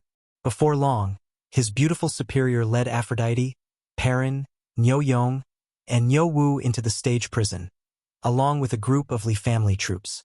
"Changqing, you're here?" Aphrodite, Perrin, "Didn't I tell you to stay in the residence? Why did you come to Chang'an?" Li Wangyu asked curiously when he saw the two girls. Aphrodite and Perrin looked aggrieved. If it weren't for the fact that there were so many people around, they probably would have burst into tears. "Lang Jun, after you left, the old steward was worried that no one would take care of you, so he had us lead a few maidservants and troops to Chang'an on horseback." Li Wangyu nodded and looked at his beautiful superior. "Changqing, please take care of the family during this time."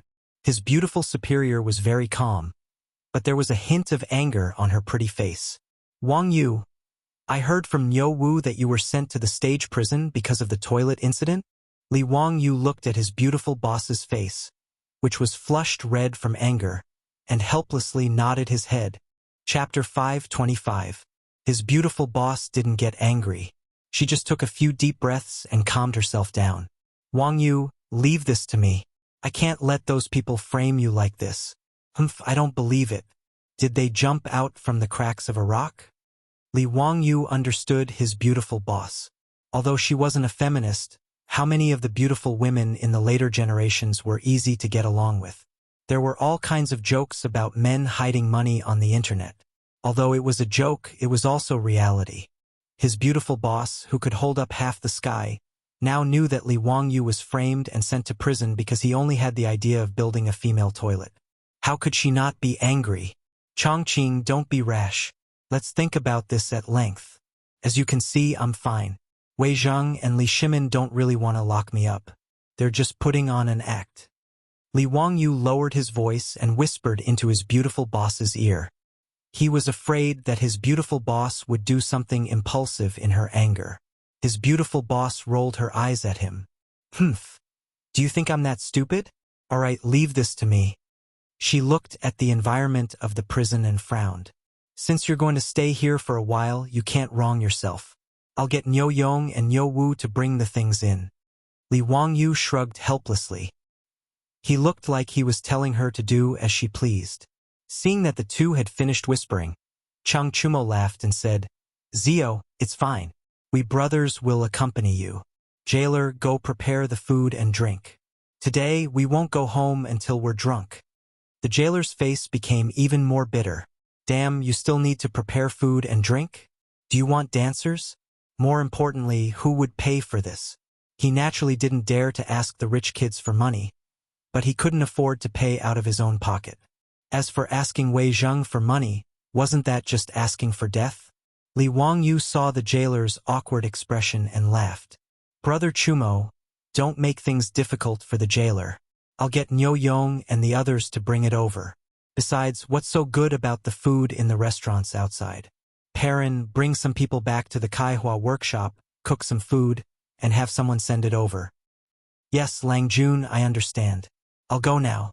Perrin nodded and immediately turned to leave. Although Perrin was only 12 or 13 years old, she was the best at cooking in Lai Hot, except for her beautiful boss. How could his beautiful superior have the time to personally cook? Perrin was the one in charge of the residence, leading several female cooks to prepare food for everyone. Niu Yong, Niu Wu, and the others also received orders from their beautiful superior. They led their troops back to the Kaihua workshop and prepared to transport the items to the stage prison. Not long after, the prison head and the jailers looked as if they had seen a ghost. Several four-wheeled carriages drove into the censorate and stopped in front of the prison gate. Inside the carriage, there were all kinds of exquisite furniture and decorations. Several Lai Hot's maidservants had already thrown out all the straw in the prison cell. Then, they took down several thick carpets from the carriage and spread them on the floor of the prison cell. Then, all kinds of tables, bookshelves, benches, and even a large bed were moved into the prison cell. As for the candlesticks and incense, the prison head and the jailers couldn't close their mouths for a long time. The candles that were as thick as a child's arm were lit, and the incense burner emitted a bit of incense.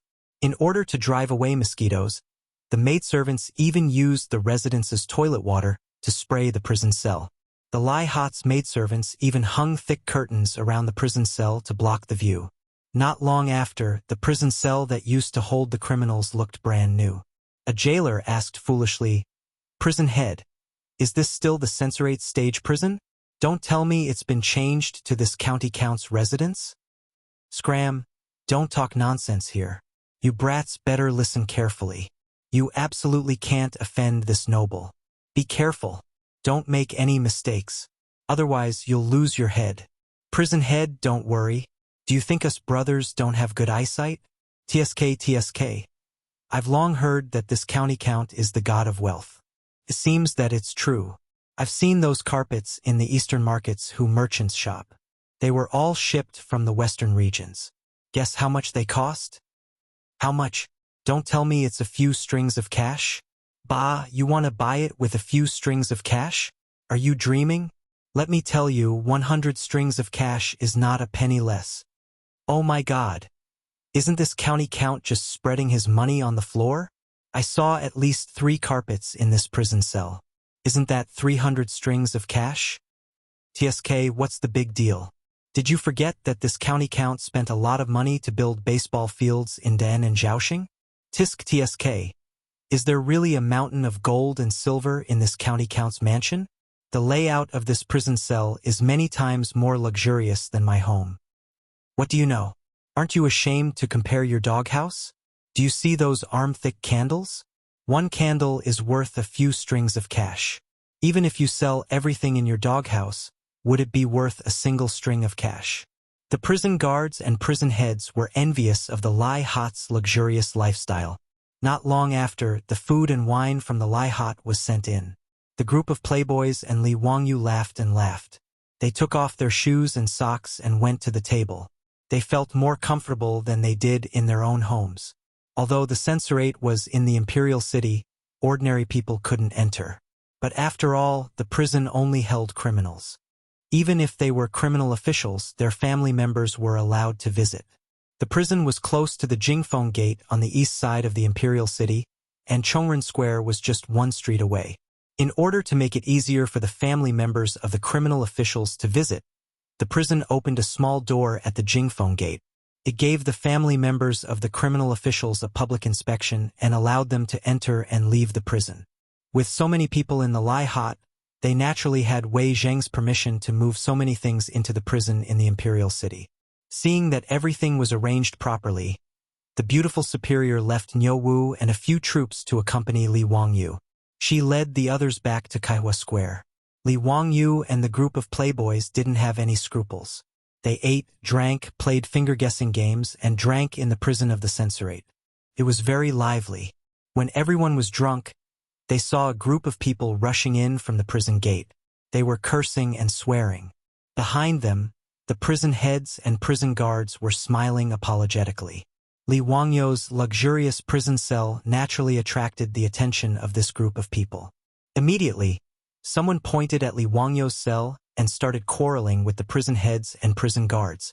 One of the jailers seemed to be explaining to them with a smile, but the leader suddenly slapped the jailer in the face, causing a loud smack, which attracted the attention of all the foppish sons and Li Wangyu. Li Wangyu looked at the group of people with drunken eyes. He couldn't help but fly into a rage. The wine cup in his hand directly smashed on the ground. Damn it! Why are these Japanese so arrogant? Chapter 526. It was a few men in tang suits who clashed with the prison guards. However, Li Wangyu immediately recognized the identity of this group of people from their hair buns and strange voices. The Japanese. In the future, Li Wangyu was a little pink, and the people he hated the most were naturally the Japanese. Now that he saw a group of Japanese appearing in the prison and acting so arrogantly, he couldn't help but fly into a rage. Motherf asterisk Ker. How dare you be so arrogant in the territory of the Tang dynasty? Li Wangyu was already a little drunk. Under the stimulation of alcohol, he grabbed the wine jug on the table and threw it at the group of Japanese. The Japanese who were cursing the jailers didn't expect Li Wangyu to suddenly attack. Caught off guard, their leader was hit by the wine jug. The porcelain wine flask smashed into the head of the Japanese, causing his head to split open. Blood mixed with the wine and flowed out. Baka! The group of Japanese finally reacted and cursed. They rolled up their sleeves and prepared to attack. Li Wangyu was even faster. He ran out of the cell and waved his fist at them. Li Wangyu made his move. Although the silk pants didn't know what was going on, they didn't care about that and rushed out. As for Niu Wu and the other Lai Ha troops, they naturally couldn't sit idly by and watch their Langjun fight with other people. Without any hesitation, they rushed over and started punching and kicking the group of Japanese. The group of Dongying people only had 7 or 8 people, while Li Wangyu had more than 10 silk pants, not to mention Niu Wu and a few Jinwu guards. This was basically a one-sided battle. In just a few minutes, the floor of the prison was filled with Japanese. All of them were crying out in pain. The head of the prison and the group of prison guards were already dumbfounded. They didn't even dare to say anything to stop him. This was the first time the jailer had seen something like this in his 7 or 8 years of service. Who, County Earl, young Duke, don't hit him. If you hit him again, he'll die. These Dongying people are all envoys.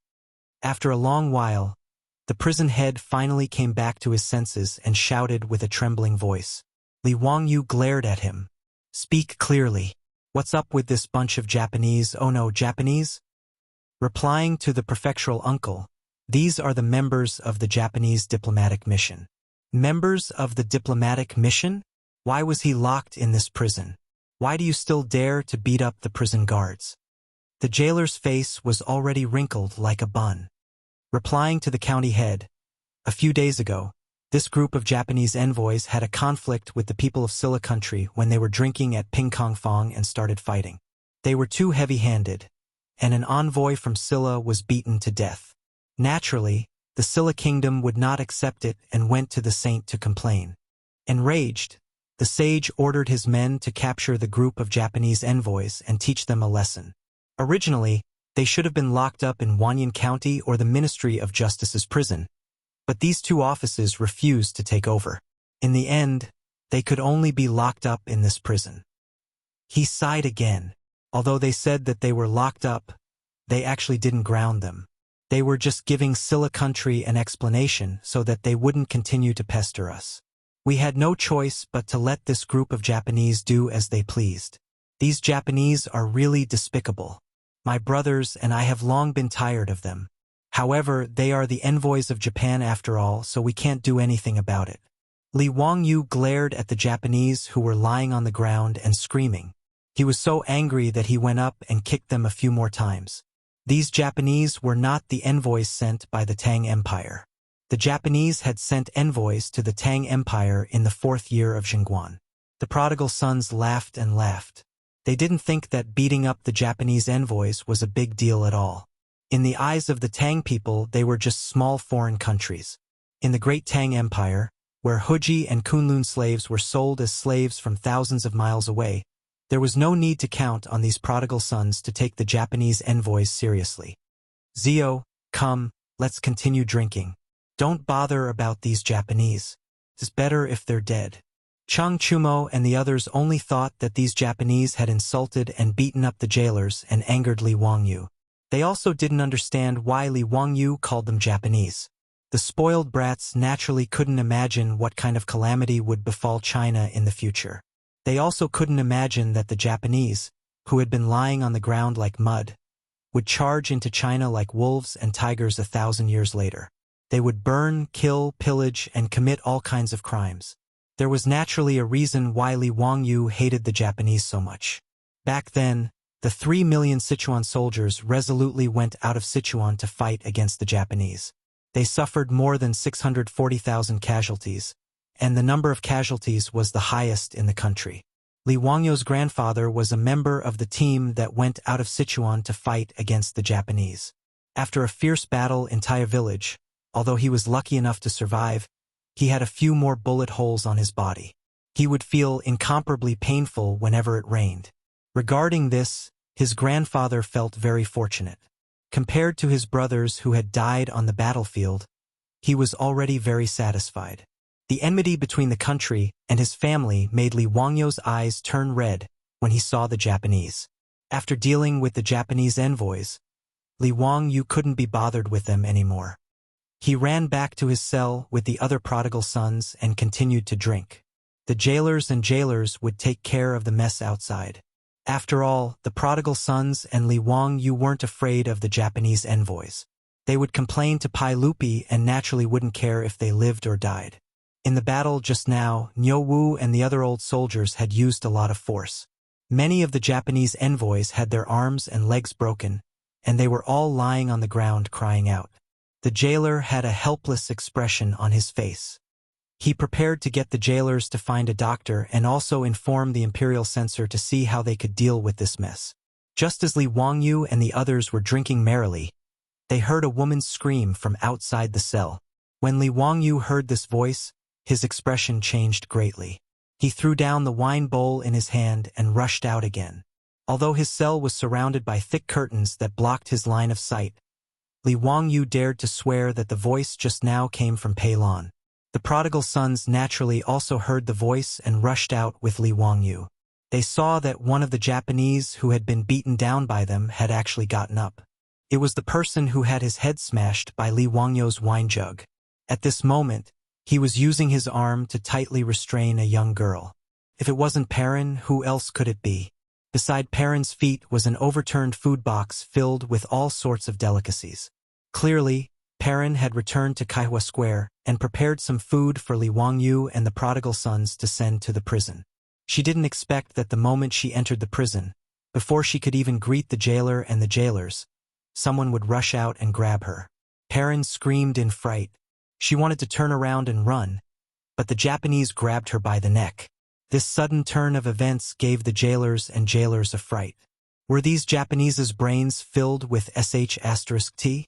The young lady who was caught was clearly one of Count Huxian's people. Was this Japanese crazy? He actually dared to touch that noble's woman? Not only did the Japanese grab Perrin, he even pulled out a short blade from his waist and pressed it against Perrin's chest. Baka, you actually dare to humiliate the Emperor's samurai. All of you kneel down. Otherwise, I'll stab this woman to death. Li Wangyu's eyes were bloodshot as he glared at the Japanese. Chapter 527. If this had happened in the future, Li Wangyu would have run as far away as he could. At most, he would have called the police. But now, he had no chance of backing down, nor did he dare to back down. Let this woman go, and I'll leave your corpse intact. Li Wangyu's words gave Niu Wu and the group of silk pants a fright. Perrin was in the hands of the Japanese. Shouldn't he say that he would let go of Perrin and let bygones be bygones? Provoking the Japanese like this, wasn't he afraid that the Japanese would stab Peilon to death? Li Wangyo's heart was even more nervous. This tough attitude was purely an act. If the other party was a Tang, he wouldn't say such words to provoke them.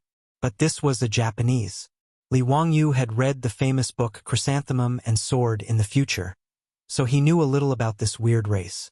Bushido was a part of the Japanese's moral system, and it had a deep meaning to the Japanese's thinking. Since the Japanese who had Perrin hostage thought that Li Wangyu and the others had humiliated them and the so-called samurai of the emperor, he wouldn't let it go.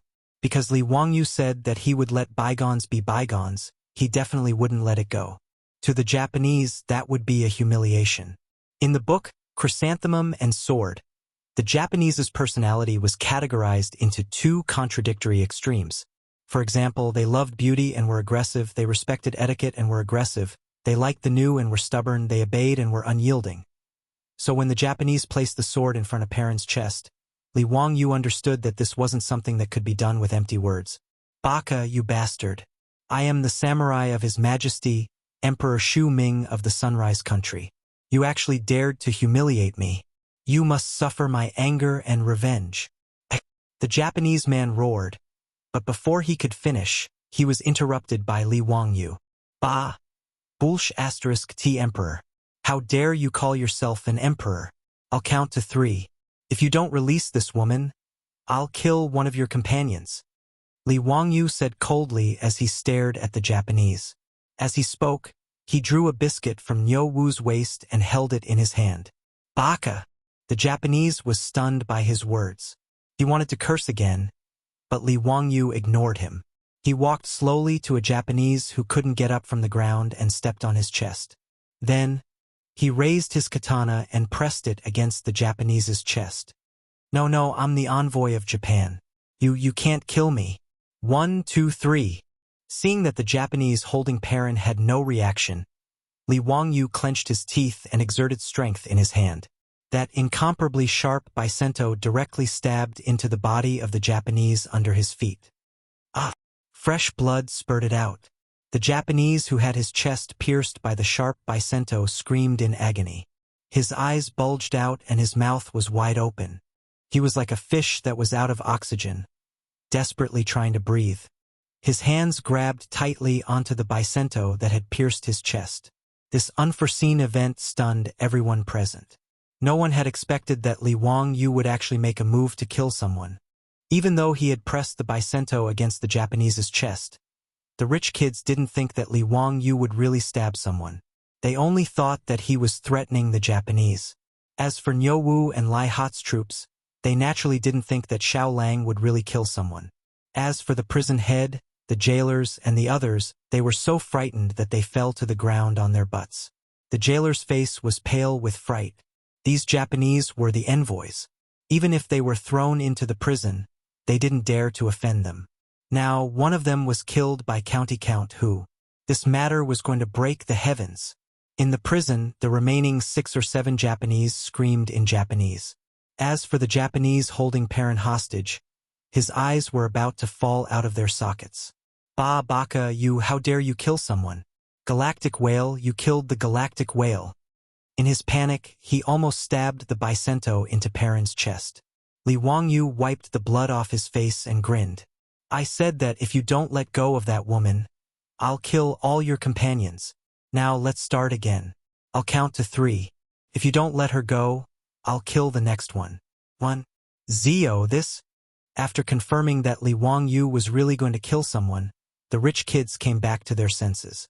Chung Chumo wanted to stop him. Although these Japanese deserved to die, they were the envoys after all. The rich kids could beat them up or even break their arms and legs, but killing them would cause trouble. However, the moment Chung Chumo spoke, Li Wangyu turned his head and glared at him, forcing him to swallow his words. At this moment, Li Wangyu's appearance was terrifying. Not only were his eyes bloodshot, his face was ferocious, and there were spots of blood all over his body. He was like a ferocious beast that chose people to devour. Actually, no one could see that Li Wangyu's body was trembling under his loose robe. He was just pretending to be calm. He had killed fish and chickens before, but this was the first time he had killed someone. When would a good youth of the later generations ever think about personally plunging a sharp knife into someone else's body and being drenched in blood by the blood that spurted out? A strong feeling of nausea kept provoking Li Wangyu. He didn't even dare to lower his head to look at the dying Japanese, fearing that he would vomit the next moment. Li Wangyu didn't dare to vomit, nor did he dare to show any signs of weakness. Otherwise, Perrin would be in danger. He could only bet that he could intimidate the Japanese and make him surrender and let go of Perrin. Ever since he transmigrated to the Tang dynasty, the first person Li Wangyu saw when he opened his eyes was the little girl Perrin. After half a year of interacting with her, he had long regarded this girl as his own little sister. If something bad happened to her because of him, Li Wangyu was afraid that he would really go crazy. Right now, he only hated that he wasn't ruthless enough and didn't break all the Japanese's arms and legs. 3. Seeing that the Japanese was still unmoved, Li Wangyu slowly walked to the other Japanese whose legs were broken and couldn't get up. When the Japanese saw Li Wangyu stab his companion in the chest, he was scared out of his wits. Ignoring the heart-wrenching pain in his injured leg, he tried to crawl out of the prison. Li Wangyu leisurely walked to his side and stepped on his back. Then, without any hesitation, the bicento in his hand stabbed into the Japanese's back again. Another scream rang out in the sealed prison. This scream, coupled with the thick smell of blood, caused the group of rich kids to turn pale. Although Cheng Chumo, Yuchi Baolin, and the others were born in a military family, they had never been on a battlefield and had never seen someone kill someone at such a close distance. As for Fang Yai, Wei Shuyu, Du He, and Du Go, the sons of civil officials, they were in an even worse state. Du He directly covered her mouth with her hand, turned around, and ran back into the prison cell. She hugged the bucket and started vomiting. Li Wangyu slowly pulled out the bicento. The corner of his mouth twitched a few times, revealing an extremely ugly expression. He looked at the Japanese holding Perrin hostage and said, "Let go of that woman. I'll leave your corpse intact." Chapter 528. Li Wangyu had completely thrown caution to the wind. After killing 2 Japanese in a row, the smell of blood on his body was so strong that no one could look straight at him. The Japanese, whose head was still bleeding, finally felt a chill run down his spine. The Japanese warriors were ruthless enough, but when facing this young man from Great Tang who had effortlessly stabbed 2 of their comrades to death with his blade, he was truly a little afraid. You, don't come over. If you come over, I'll stab this woman to death." Li Wangyu gave him a terrifying smile. "Okay, then kill me. But later I'll let you know what it means to live a life worse than death. I don't know how long you've been in the Tang dynasty, but have you ever heard of a punishment?" Li Wangyu gestured with his hand. "I'll bury you in the ground, only exposing your head. Then I'll use a knife to cut a wound on your scalp and slowly pour mercury into the wound. You'll start to feel extremely itchy, more and more uncomfortable, struggle with all your strength. Bang!" Li Wangyu suddenly made an exaggerated gesture, scaring the Japanese so much that he almost dropped the knife in his hand. "Guess what the result will be? You'll jump out of the ground naked. Hehe. But there'll be no skin on your body, only bright red flesh. Have you ever seen a sheep being skinned? It's like that, but you won't die immediately. You'll still be alive and kicking, and you'll be able to enjoy the sight of your own skin being skinned." Li Wangyu's voice became more and more sinister as he spoke, giving everyone goosebumps. Even Niu Wu and the group of veteran ruffians shuddered and had goosebumps all over their bodies when they thought of the scene Li Wangyu was describing. They knew that Li Wangyu was scaring the Japanese, but they also felt that the torture he described was too frightening and disgusting. In China, there's another kind of torture called human swine. This is even more interesting. You'll definitely like it. Li Wangyu continued. "I will chop off your limbs, dig out your eyes, inject copper into your ears, make you deaf, pour poison down your throat, cut out your tongue, and then stuff you into a jar. Don't worry, I won't let you die. I'll get people to take care of you. I'll let you live well and repent for your mistakes in hell." After he said that, he heard a clang. The knife in the Japanese's hand fell to the ground. Then, his hand went limp and he let go of Perrin. Perrin, who had been strong and silent before, could no longer hold it in. She burst into tears and threw herself into Li Wangyu's arms. Lang Jun, I'm scared. Li Wangyu hugged Perrin tightly and stroked her hair. Perrin, it's okay now. With your Lang Jun here, no one can hurt you. I won't let go of anyone who dares to hurt you. After he said that, he patted Perrin's back gently and asked Niu Wu to take good care of Perrin. Then, he walked slowly to the Japanese with the blood-dripping katana. The Japanese was already terrified when Li Wangyu mercilessly killed 2 of his companions. After being frightened by Li Wangyu's extremely terrifying words, he let go of Perrin in a daze. Just like what was written in the book, Chrysanthemum and Katana. The Japanese, who had been fierce just now, bowed to Li Wangyu and showed a flattering smile. Obeying the strong was the habit of their people. In the future, the Japanese were beaten up by the Americans. They even dropped 2 nuclear bombs and killed countless people. However, they immediately submitted and behaved very obediently in the following decades. Your Excellency, it was a misunderstanding just now. We are all envoys from Japan. We represent Japan to the Tang dynasty to present a letter of credence. Please forgive my rude behavior just now. Seeing that the Japanese lowered his head and admitted his mistake, everyone present heaved a sigh of relief. 2 Japanese envoys had died in a row. This matter was already big enough. If this Japanese did not admit defeat, Li Wangyu would probably continue to kill. No one doubted this point. At this moment, Wei Zhang, who had received the report from the jailer, led a group of officials from the censorate to the prison. Seeing the blood on the ground and the bodies of the 2 Japanese envoys lying on the ground, even Wei Zhang was shocked.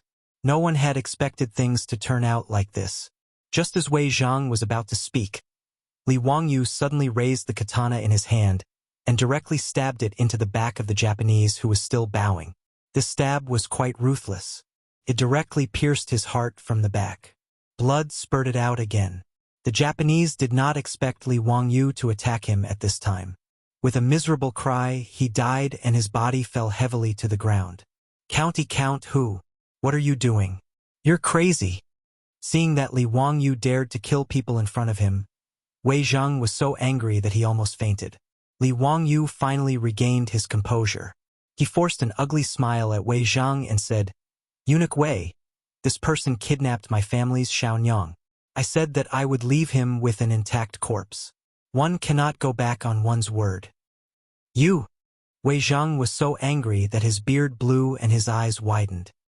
He roared at the jailer and the jailer. Lock him up. Without my orders. Don't let him out.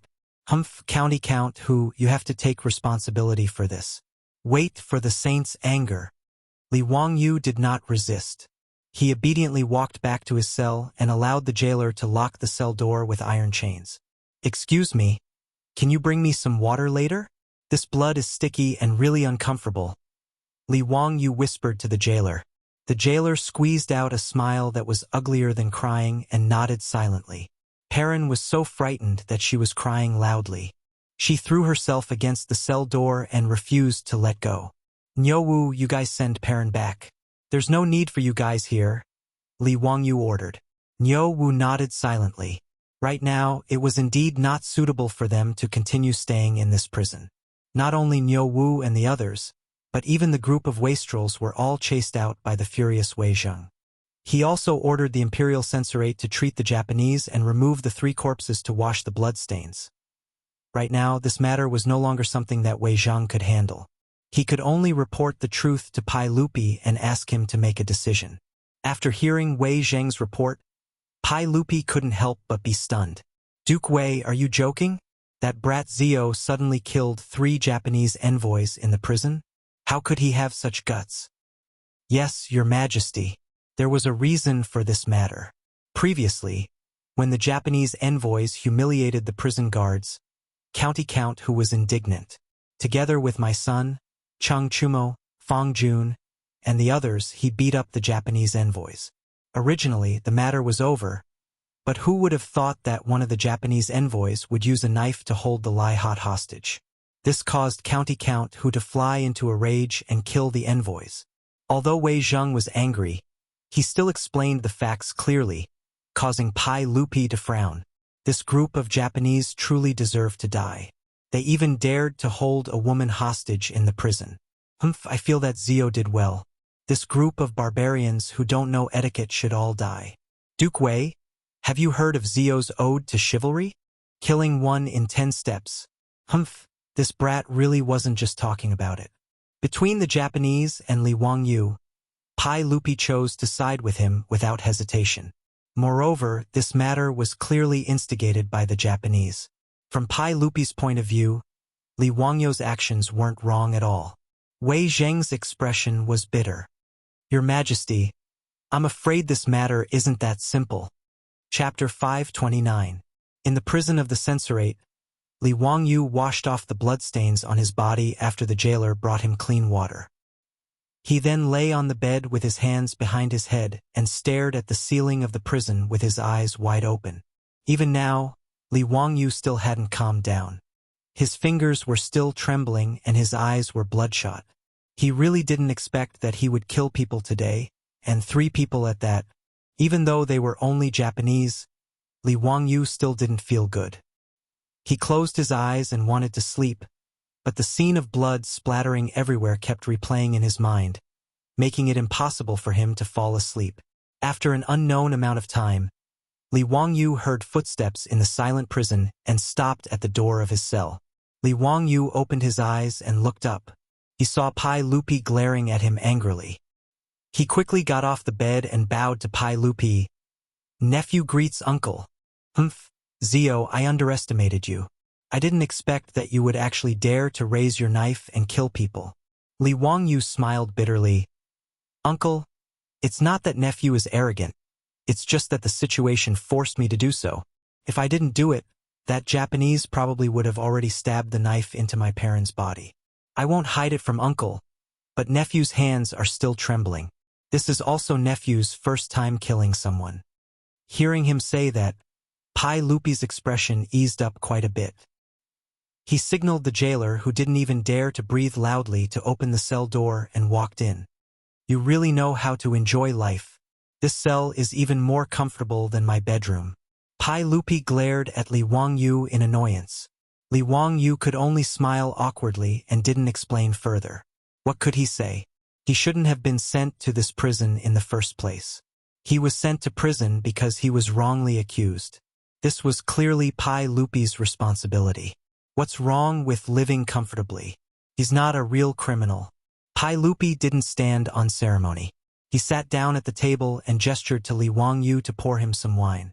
Li Wangyu hurriedly changed the wineglass and poured Pai Lupi some good wine.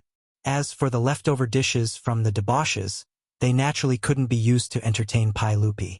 Fortunately, his beautiful boss was attentive. She even asked Perrin to send him a lot of jerky and peanuts to go with the wine. Li Wangyu asked the jailer and the head jailer to clean up the leftovers in the cell. Then he took out the boiled spiced peanuts, fried peanuts, beef jerky, and other food. Most people think that peanuts originated from Peru and Brazil in South America. But in fact, peanuts have existed in China since ancient times. They are known as longevity fruits, falling peanuts, or ground beans. However, the Tang people naturally didn't know how to eat spiced peanuts or fried peanuts. Pai Lupi curiously took one and put it in his mouth. His eyes lit up. Zio, I really have to hand it to you for that mouth of yours. When it comes to cooking, you're number 1 in the entire Tang dynasty. I've never seen anyone who can compare with your family. If uncle likes it, eat more. This is perfect to go with wine. Pai Lupi ate a few peanuts and drank a mouthful of good wine. He was in a much better mood.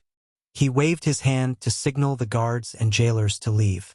Then, he put down the wineglass and spoke to Li Wangyu seriously. Zio, you almost messed up my big plan this time. I killed the Japanese. I can't refute that. I'll naturally be at uncle's disposal. It's just a few Japanese. What's wrong with killing them? Moreover, those Japanese also deserve to die. They actually kidnapped your wife. Death isn't worth regretting, but you shouldn't have killed them now. Pai Lupi glared at Li Wangyu with dissatisfaction. Li Wangyu didn't understand. Uncle, what do you mean? These Japanese are here to submit a letter of credence to me. They hope that I will allow them to send envoys to pay tribute and learn the culture of the Tang dynasty. They're called envoys. This matter concerns the dignity of the Tang dynasty. Since the Japanese are willing to submit, I will naturally allow them to come to the Tang dynasty to learn. However, many people in the imperial court are criticizing this. Zio, aren't you making things difficult for me by killing 3 Japanese envoys? Humph. I'm afraid that Wang Renyu, Zhang Yuanshou, Cui Xian, and the others are overjoyed. Pai Lupi was very happy to be able to make the Japanese submit to him. As for the Japanese wanting to send a large number of envoys to learn from the Tang dynasty, he naturally wouldn't object. One must know that during the Sui dynasty, the Japanese sent envoys to meet Emperor Yang of Sui. In the letter of credence it was written, "The Son of Heaven is everywhere. The Son of Heaven is everywhere." The Emperor of Heaven called himself the Son of Heaven, and called Emperor Yang of Sui, "The Son of Heaven is everywhere." This naturally made Emperor Yang of Sui furious. And now, under Pai Lupi's wise and mighty leadership of the Tang dynasty, those barbarians from before had all bowed their heads and submitted to him. How could Pai Lupi not be happy? In fact, there were many officials in the imperial court who supported the Japanese sending envoys to the Tang dynasty. Whether it was Fang Xianling, Du Ruhui, Zhang Sun Wuji, or even Wei Zheng, they all supported it. After all, from their point of view, to be able to attract a large number of students from the surrounding vassal states showed the prosperity of the Tang dynasty. It also showed that the Tang dynasties might shook the world. Actually, it wasn't just the Tang dynasty that was like this.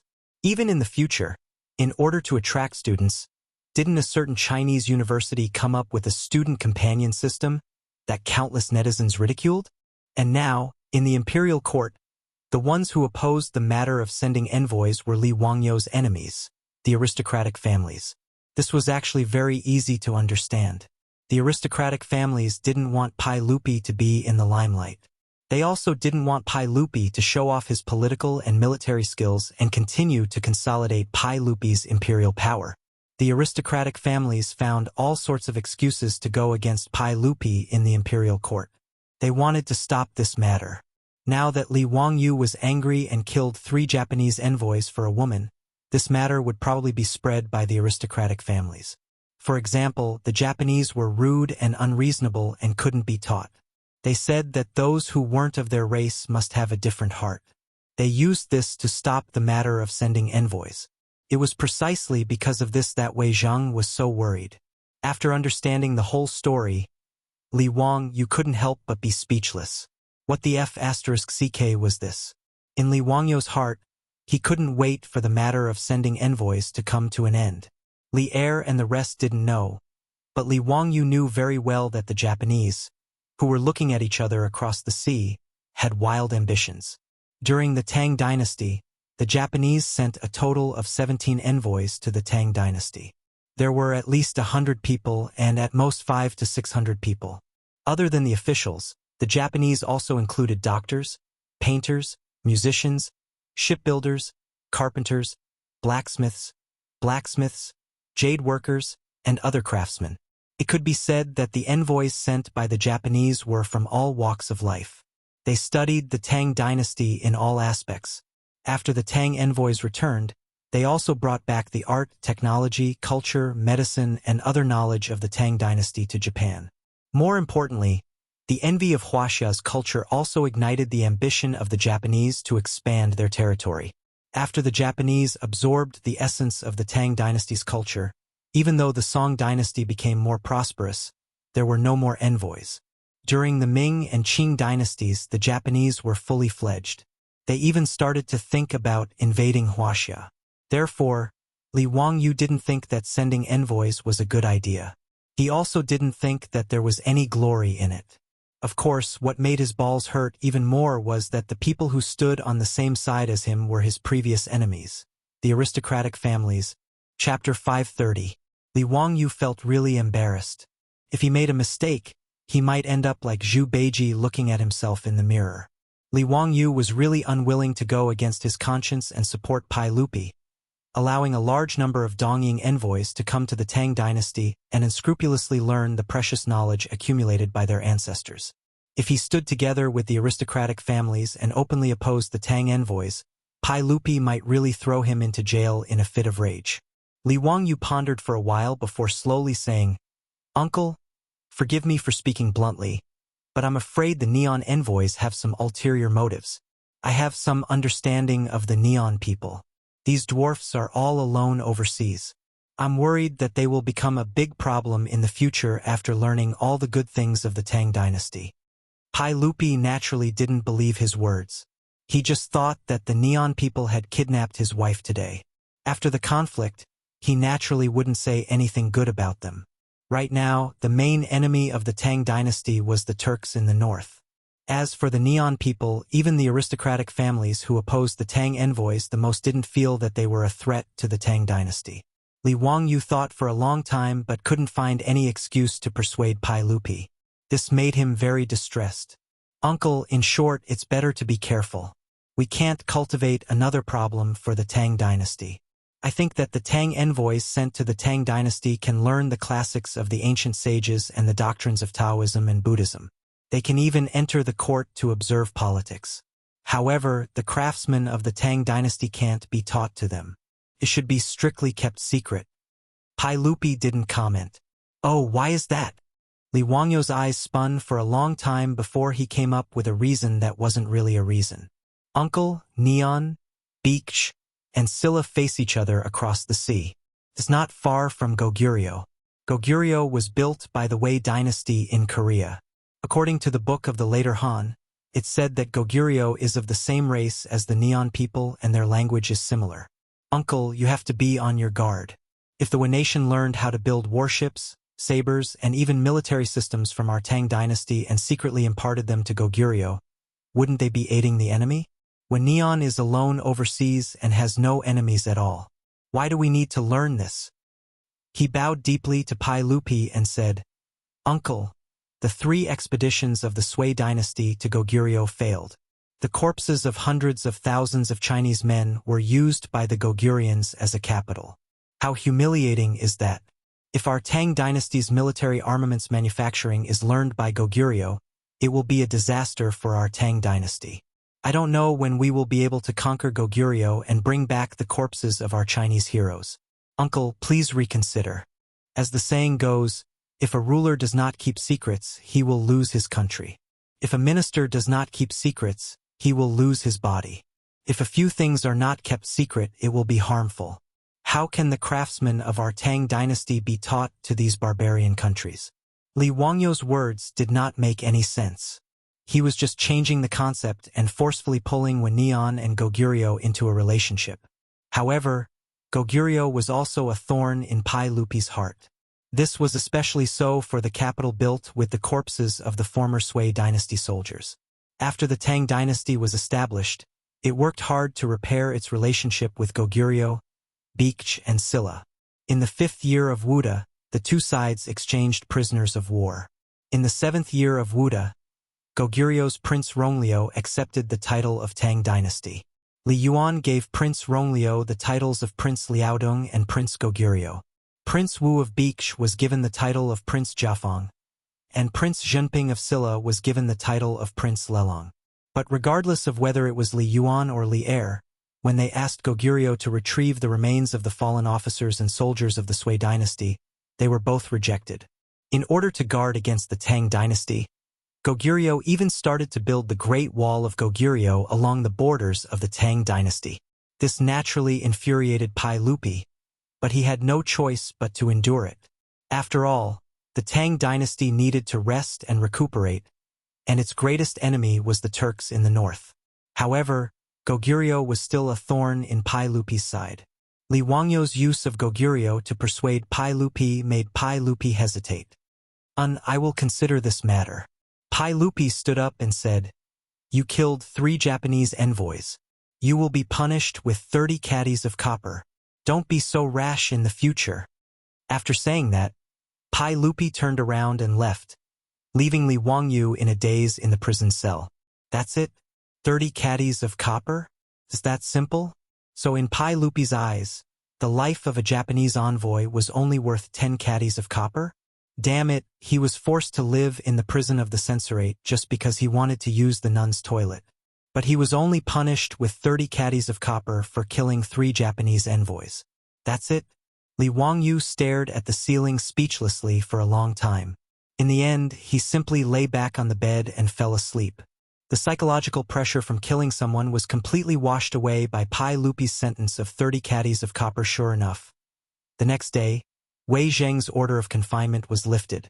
Not only was Li Wangyu's prison cell not locked, but he could also stroll into the prison's courtyard to bask in the sun at any time. The rich playboys and people from the Lai Hot could also enter the prison to visit him at any time. Zio, you don't know, but the news of you killing 3 Japanese envoys yesterday has spread throughout Chang'an.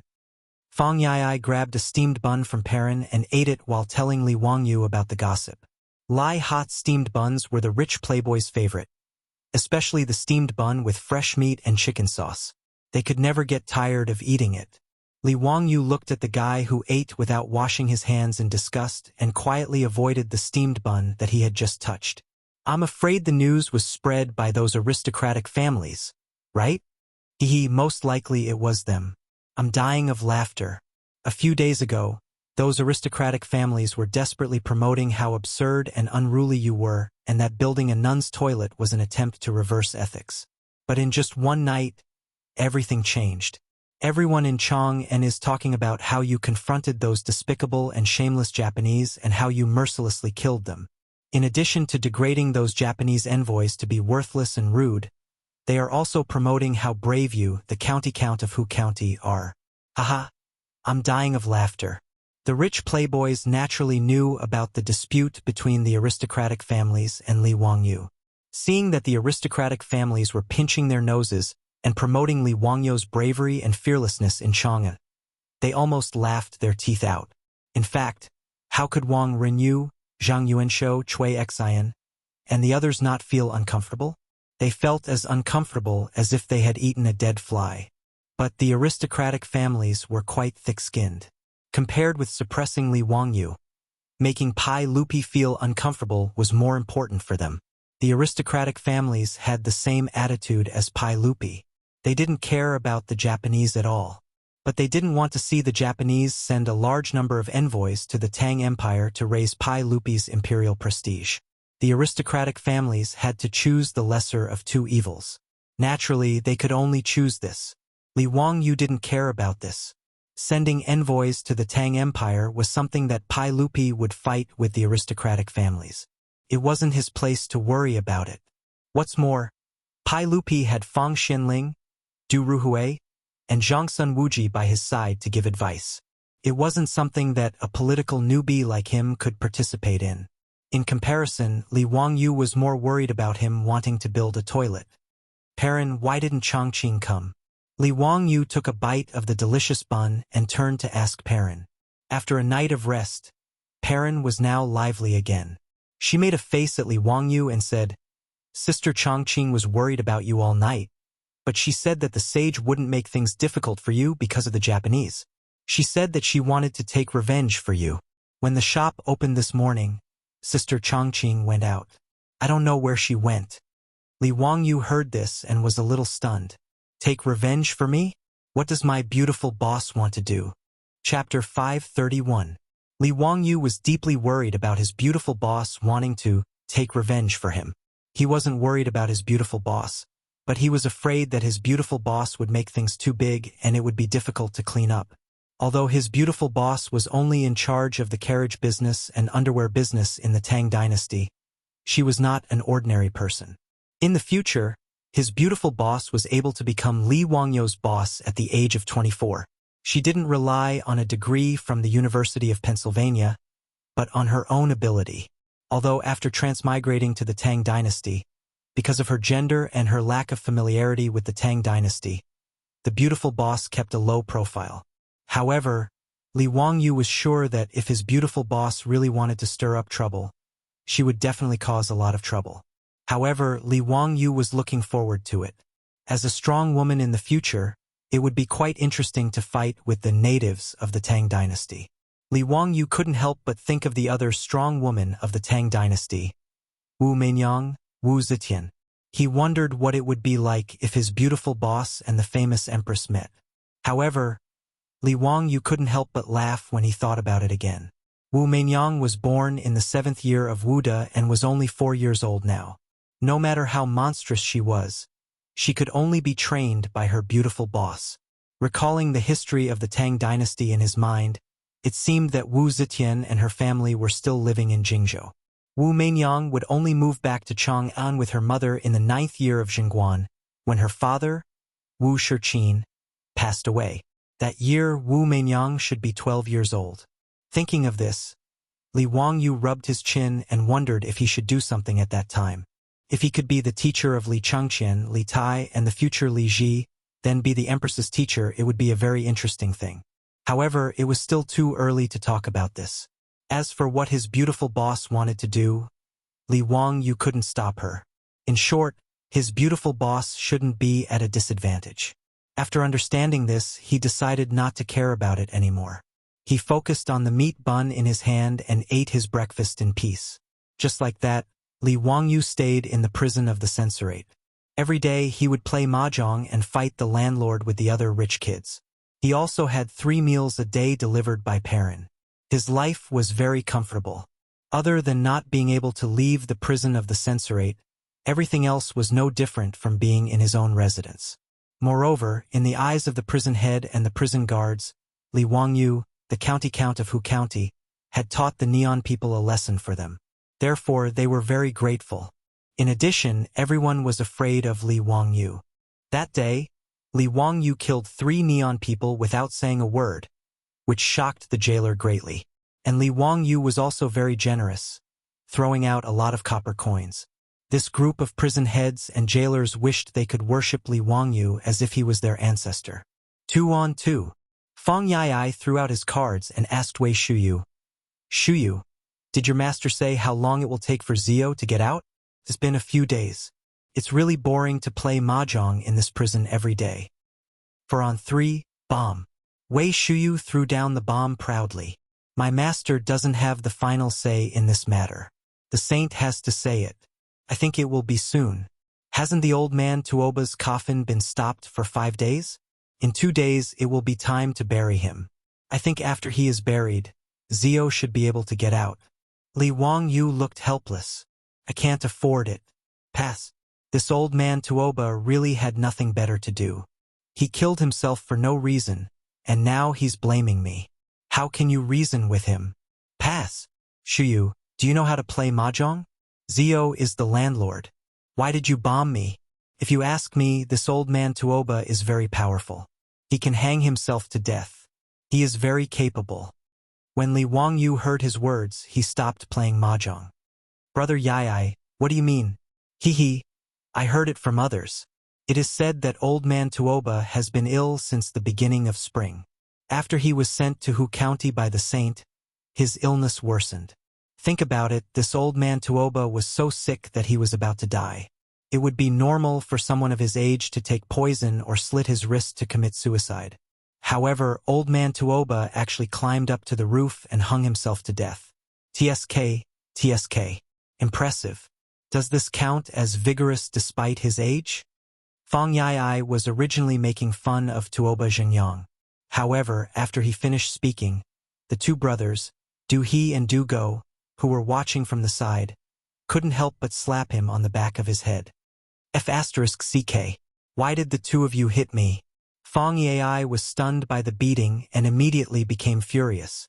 Du He and Du Go were so angry that they used their hands to hit Fang Yai's head. "Are you stupid? Why didn't you say something so important earlier? Do you have a pig's brain? You didn't ask. Why should I tell you?" Fang Yai didn't react. Li Wangyu was speechless. Was this pig's brain really only filled with muscles? He even suspected that Fang Xianling was cuckolded when she gave birth to his son. Or did the midwife drop his head on the ground when she gave birth? No wonder Fang Yai in history would follow that woman Gao Yang to rebel. He was really stupid. "Brother Yai, since you have already guessed that old man Tuoba was seriously ill, how could he have the ability to commit suicide by hanging himself from the roof? Have you never doubted it? Li Wangyu rolled his eyes. Doubted what? Fang Yai didn't understand. Then, he suddenly widened his eyes and looked at the crowd in disbelief. Do you mean that old man Tuoba didn't have the ability to commit suicide by hanging himself from the roof? However, that group of old men lied and said that he committed suicide by hanging himself? Wei Shuyu came over and said coldly. It is even possible that old man Tuoba was strangled to death by others. This is impossible, right? That's a 5th grade scholar of national studies. Who would be so bold? Who would dare to murder an official of the imperial court? Fang Yai muttered. Humph, that might not be the case. Just look at how many people have benefited from old man Tuoba's death. That group of old men who were chased away by the sage to Hu County are now back. This group of people might be willing to do such a thing for their own positions. Zio was even wronged and was sent to prison because of this. Do you think it is possible? Wei Shuyu said coldly. Fang Yai was speechless. He wasn't really stupid. He just didn't think in that direction before. But this is just our suspicion. What use can it be? Can we go to old man Tuoba's residence and open his coffin for an autopsy? Old man Tuoba even left a blood letter. This matter is already set in stone. What else can we do? Fang Yai muttered. Li Wangyu thought for a long time. His eyes lit up. He reached out and waved at the rich kids. A few of them gathered together and whispered, Chapter 532. Every time the drum of Chang'an was beaten, the huge city would slowly fall into a deep sleep and become extremely silent. At 9 o'clock in the modern world, other than Ping Kong Square and Chongren Square, the other places in Chang'an had already fallen into silence. The censorate was already empty. Other than the night watchman, there was no other movement. As for the prison of the censorate, there were only a few dim lanterns swaying in the night wind, giving off a dim light. The tightly shut door of the prison opened with a creak. The sound was not loud, but it traveled far in the night sky. It seemed to be frightened by the opening of the door. After a long time, whispers could be heard from the dark prison. County Count Hu, you must come back before 5 o'clock. Otherwise, you won't be able to survive. If others find out that you're released, you'll be dead. This was the voice of the prison head. Don't worry, it won't take too long. I guarantee that I'll be back before 5 o'clock. Just remember to open the door for me. Li Wangyu's voice came. Yes, County Count Hu, come this way.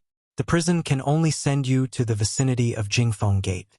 Can you really leave the Imperial City? The gates of the Imperial City will not be opened unless there are special circumstances. Don't worry, you don't have to worry about this.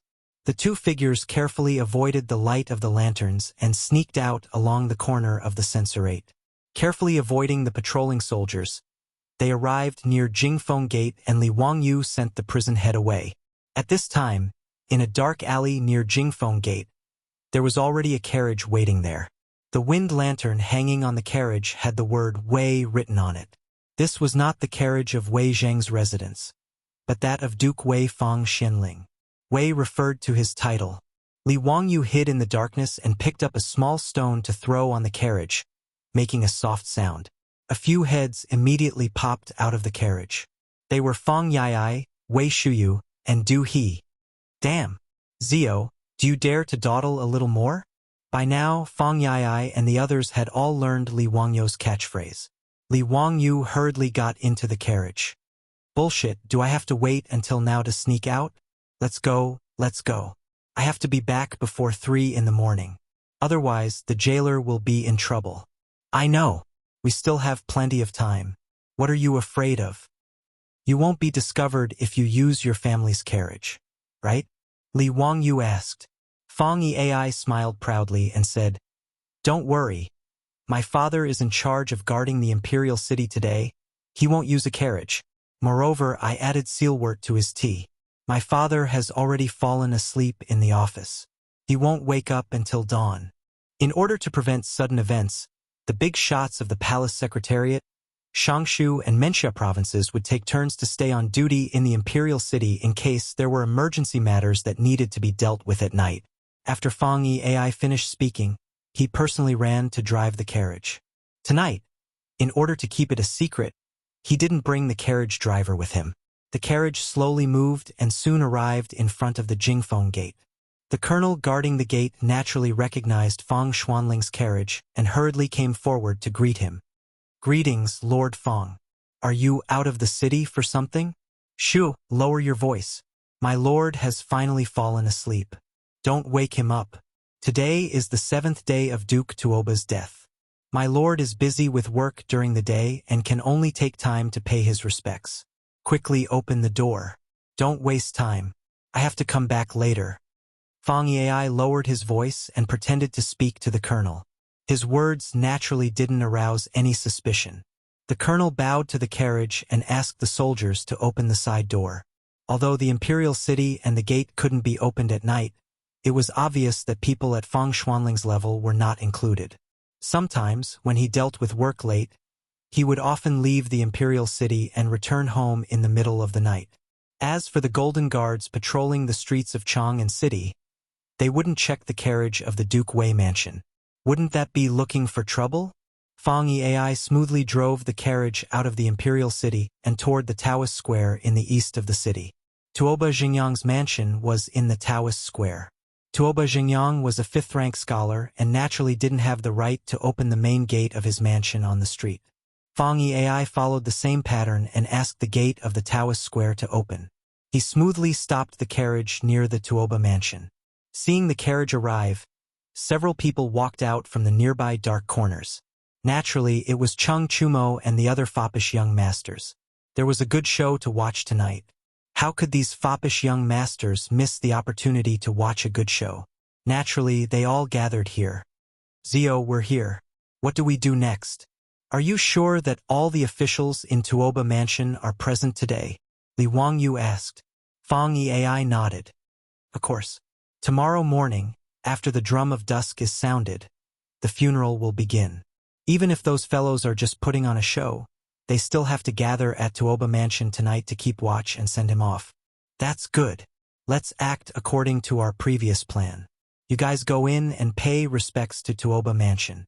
When the candles in the main hall are extinguished, you guys just have to act according to plan." The brothers Du He and Du Go looked at each other and were still a little confused. "Zio, just like what you said, we can bring Tuoba Mansion back to life? This doesn't sound very reliable. You even know this kind of witchcraft?" "Hee, you don't have to worry about this. Anyway, it won't be wrong." Li Wangyu didn't explain and smiled mysteriously. Fang Yai, Wei Shuyu and the others looked at each other and could only shake their heads. They jumped off the carriage and tidied their clothes. After making sure that they had brought everything, the group of foppish young masters walked toward Tuoba Mansion. Because of the funeral, the main gate of Tuoba Mansion had been open day and night for the past few days, so that the guests who came to pay respects could enter. Tuoba Xingyang's morning hall was located in the central room of the mansion. In the morning hall, his filial son and grandson, dressed in white, were burning paper money. The dozen old officials who carried Tuoba Xingyang's coffin back to Chang'an City were also in the main hall. They were chatting softly to pass the time. Other than these old officials, some of Tuoba Xingyang's friends and students were also in the main hall. Even though it was already late at night, Tuoba Mansion was still very lively. Li Wangyu was hiding at the side. When he saw Fang Yai and the others enter Tuoba Mansion, he whistled softly. Two people walked out from an alley not far away. They were Niu Wu and Su Lu, a member of Tuoba Mansion's troupe. Both of them were dressed in black and carried a short bow on their backs. "Niu Wu, Su Lu, do you remember what I said before? When Fang Yai and the others are done paying respects, shoot stones with your bows and arrows to extinguish all the candles in the main hall. Is that okay?" Niu Wu nodded. "Don't worry, Lang Jun. It's a piece of cake." Su Lu didn't say anything. He just nodded. He and Niu Wu came to this political square before the drum was sounded and had been hiding until now. "Be careful. Don't be discovered. After this, you don't have to worry about it. Go find a place to sleep. When the gate opens in the morning, go back to Kaihua Square." "Got it." Niu Wu and Su Lu nodded. The two of them took a few steps back and ran up the wall of Tuoba Mansion. Then, they disappeared into the darkness. Chapter 533. Chang Chumo and the other prodigal sons came to pay their respects to Tuoba Xingyang in the middle of the night, which attracted the attention of everyone in the morning hall. Although Tuoba Xingyang's family did not know why these prodigal sons came, they were guests from afar. Moreover, they were the sons of the first wife of the High Duke's public house, so they had no choice but to think too much about it. After greeting the family members of Tuoba Xingyang, the foppish lords lit incense for the old man one after another. After the ceremony was over, they stepped aside and comforted the family members of Tuoba Xingyang perfunctorily. As they were talking, a few almost inaudible sounds of something breaking through the air were heard in the morning hall. Following that, the candles in the morning hall went out one after another. The originally brightly lit morning hall was immediately plunged into darkness. Only the fire in the brazier where the joss money was burned could still be seen. This sudden change caused an uproar among the people in the morning hall. Some called for the servants to bring in the candles, and some screamed in shock. The morning hall was in a mess. Without a doubt, it was Niu Wu and Su Lu who shot out stones with their short bows to extinguish the candles in the morning hall. No one noticed that the prodigal sons who were gathered together had scattered under the cover of the darkness when the candles went out. They even took out things from their sleeves and threw them in all directions. As the prodigal sons moved, green willow, the wisps suddenly appeared in the dark morning hall. They floated around the morning hall, making it look extremely eerie and terrifying. This strange scene shocked the panicking people in the morning hall into shutting their mouths. They were so frightened that they trembled and did not know what to do. Ghost? Ghost? Ghost! Someone was so frightened that he fell to the floor and shouted while pointing at the willow, the wisps in the air. In fact, not only were the prodigal sons in the morning hall frightened, but even the prodigal sons who followed Li Wangyo's plan were also frightened by this scene. Chang Chubi's back was covered in a layer of white sweat. He moved closer to his elder brother's ear and whispered, Big brother, Zio, he can't really know witchcraft, right? Is he really going to summon Tuoba Xingyang's soul back? Shut up. Chang Chumo glared at him. In fact, his palms were sweating. The wisps that appeared out of nowhere were beyond everyone's comprehension. Then, someone suddenly pointed at Tuoba Xingyang's coffin, and he could not utter a complete sentence for a long time as if someone was grabbing his throat. Coffin, there's white fog. Everyone who had been scared out of their wits looked up. Under the illumination of the green willow, the wisps, Tuoba Xingyang's coffin was indeed emitting waves of white mist that drifted in all directions. At this moment, everyone felt a chill run down their spines. There was even a fishy smell coming from the morning hall. It was obvious that someone was so frightened that they lost control of their bowels. Just as he was terrified, he heard a voice from Tuoba Xingyang's coffin. I died a horrible death. The voice was old and seemed to be similar to Tuoba Xingyang's voice, but it also sounded hollow and empty. When the voice came from the coffin, a few people in the morning hall rolled their eyes and fainted. The group of old officials who carried Tuoba Xingyang's coffin were even worse. Among the dozen or so people, many of them had fainted from fright. Most of the others were so frightened that they fell to the ground. Tuoba Xingyang's family members, on the other hand, were relatively calm. After all, he was their family. Even if he had turned into a ghost, they were not particularly afraid. Tuoba Xingyang's son fell to his knees in front of the coffin and sobbed uncontrollably. Father, are you back? I'm so unfilial. Father, do you have any unfulfilled wishes? Please tell me. Since the northern and southern dynasties, Wuxia had believed that the souls of the deceased would return home on the 7th day of their death. Although no one had seen it with their own eyes, it was the custom. Thus, Tuoba Xingyang's family naturally thought that Tuoba Xingyang's soul had returned to his home. The ethereal voice sounded again. Dalung, my son, I've died a terrible death. Someone killed me in Hu County. My son wants to avenge his father. Tuoba Xingyang's son heard it clearly this time. The voice had indeed come from his father's coffin.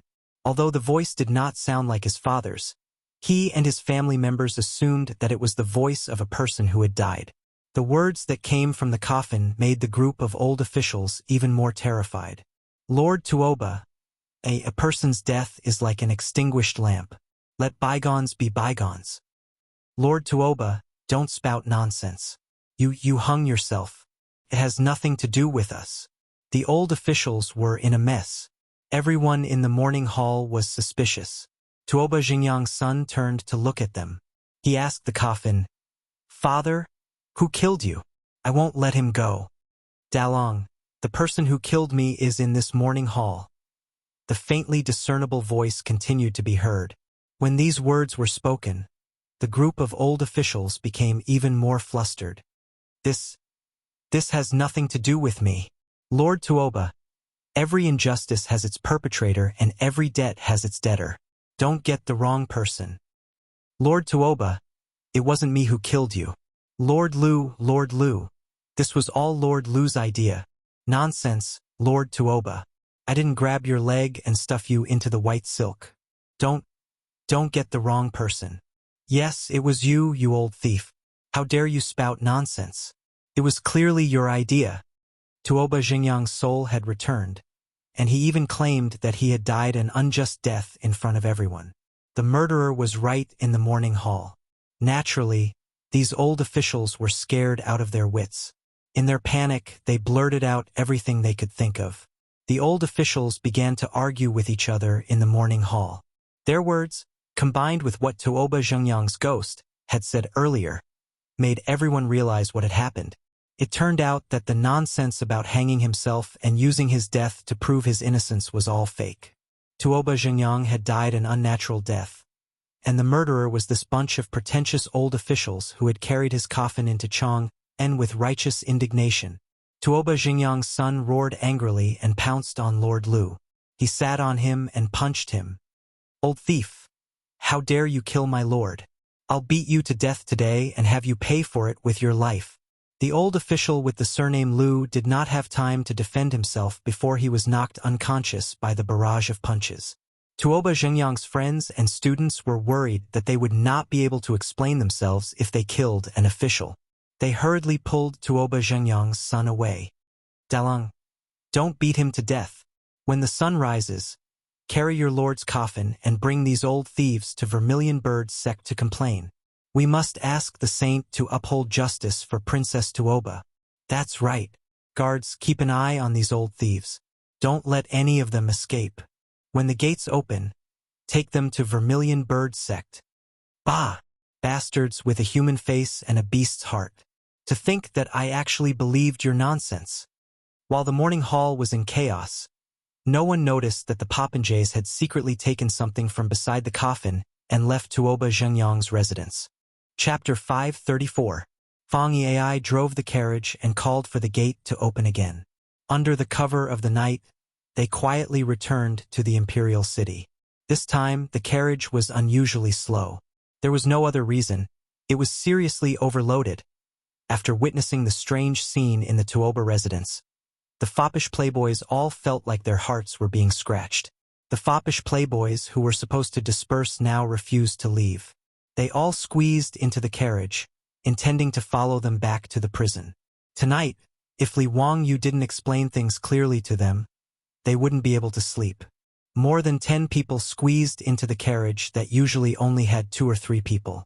Even Fang Yi was frightened, fearing that the axle of the carriage would break. Fortunately, it was the carriage of Fang Xianling, the head of the Minister of Secretaries, so it was quite sturdy. Although the wheels kept making squeaking sounds, at least the carriage smoothly entered the Jingfeng gate. After thanking the colonel guarding the gate, Fang Yi stopped the carriage in an alley near the censorate. The prison head had been waiting here anxiously. Seeing the carriage appear and Li Wangyu jump down from it, the jailer heaved a sigh of relief. But in the next moment, his eyes widened. One by one, the foppish sons jumped down from the carriage. From the seemingly small carriage, more than 10 foppish playboys jumped off one after another. The prison head was completely dumbfounded. He carefully looked at the carriage and felt that this carriage must be a divine object. It must be a divine object that the immortals used in the legends to create a mustard seed. Otherwise, how could it fit so many people? If Li Wangyu knew the prison head's thoughts, he would definitely snort. What was this? In the future, there were even more amazing things. There was once a traffic police officer who caught a van that was seriously overloaded. In a van that was supposed to carry 6 people, 35 people were stuffed into the Guinness Book of Records. That was magical. The crowd followed the prison head and quietly slipped into the prison like thieves. After the prison door was locked again, the crowd burst into unbridled laughter. Chang Chumo threw a gold ingot to the prison head. You did well today. This is your reward. Keep your mouth shut. Don't go out and talk nonsense. If I hear some rumors, be careful of your bones. Yes, yes. Young Duke, don't worry.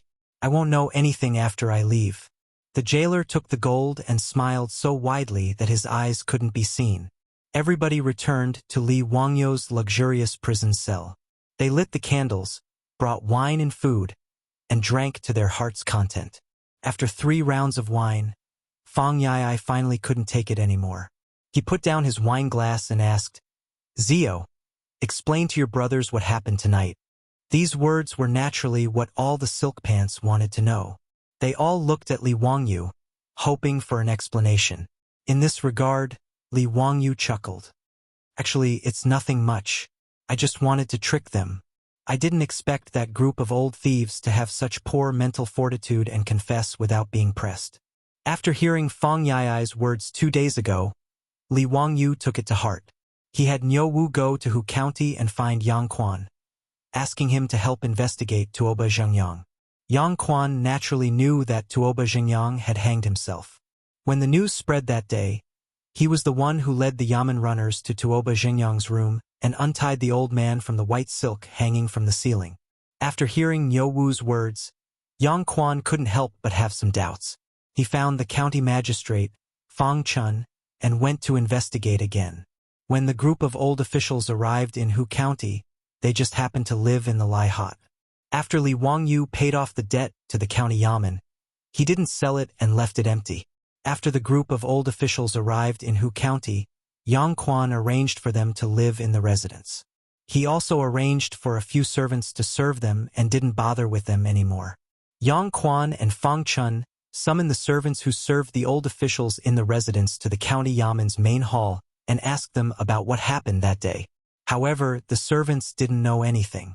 They only said that on the night Tuoba Zhengyang hanged himself, the old officials chased all of them to the front yard.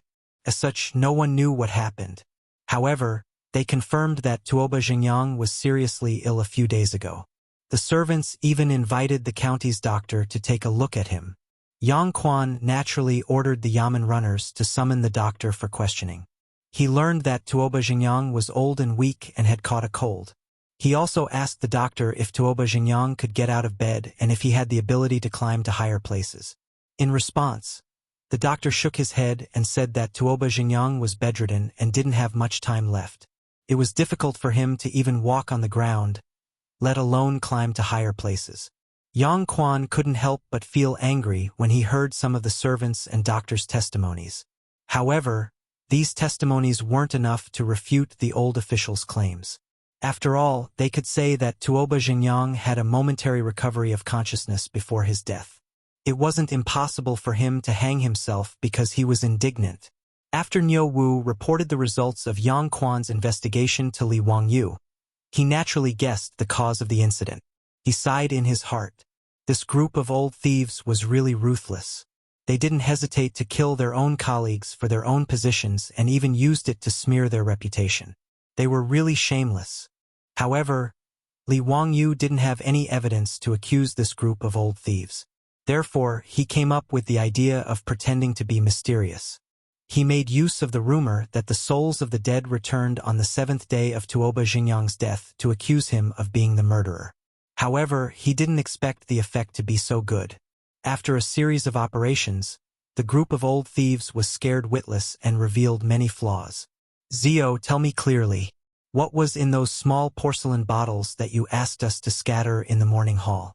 Did you create those terrifying will-o'-the-wisps? Chang Chumo asked. Li Wangyu laughed. That's right, brothers.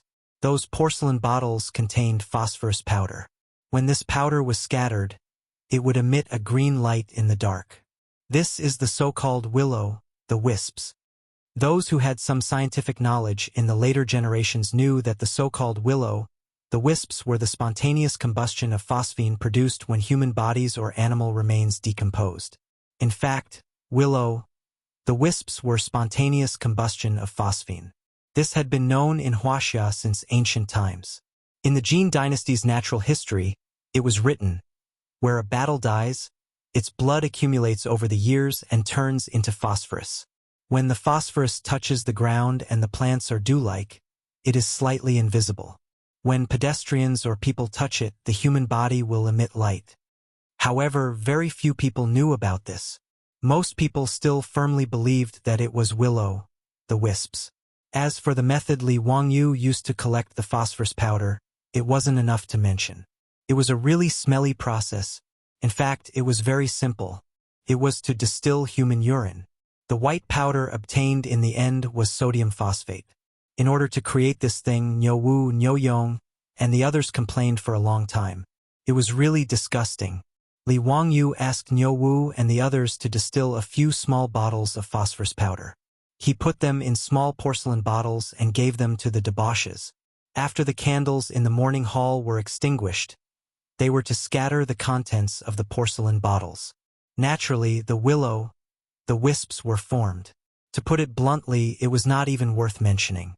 The debauches finally understood that what they scattered was actually extracted from human urine. Each and every one of them was extremely disgusting. F***CK. Zio, you're too disgusting. You actually let us scatter such a filthy thing in our hands. Deal with this bastard. Following Fong Yiai's shout, the debauches swarmed forward and ravaged Li Wangyu. Chapter 535. Under the threat of the silk pants, Li Wangyu had no choice but to confess everything. The smoke coming out of the coffin was naturally the result of dry ice meeting water. Making dry ice was introduced in the science textbook of the 4th grade. The reaction of vinegar and baking soda produced carbon dioxide.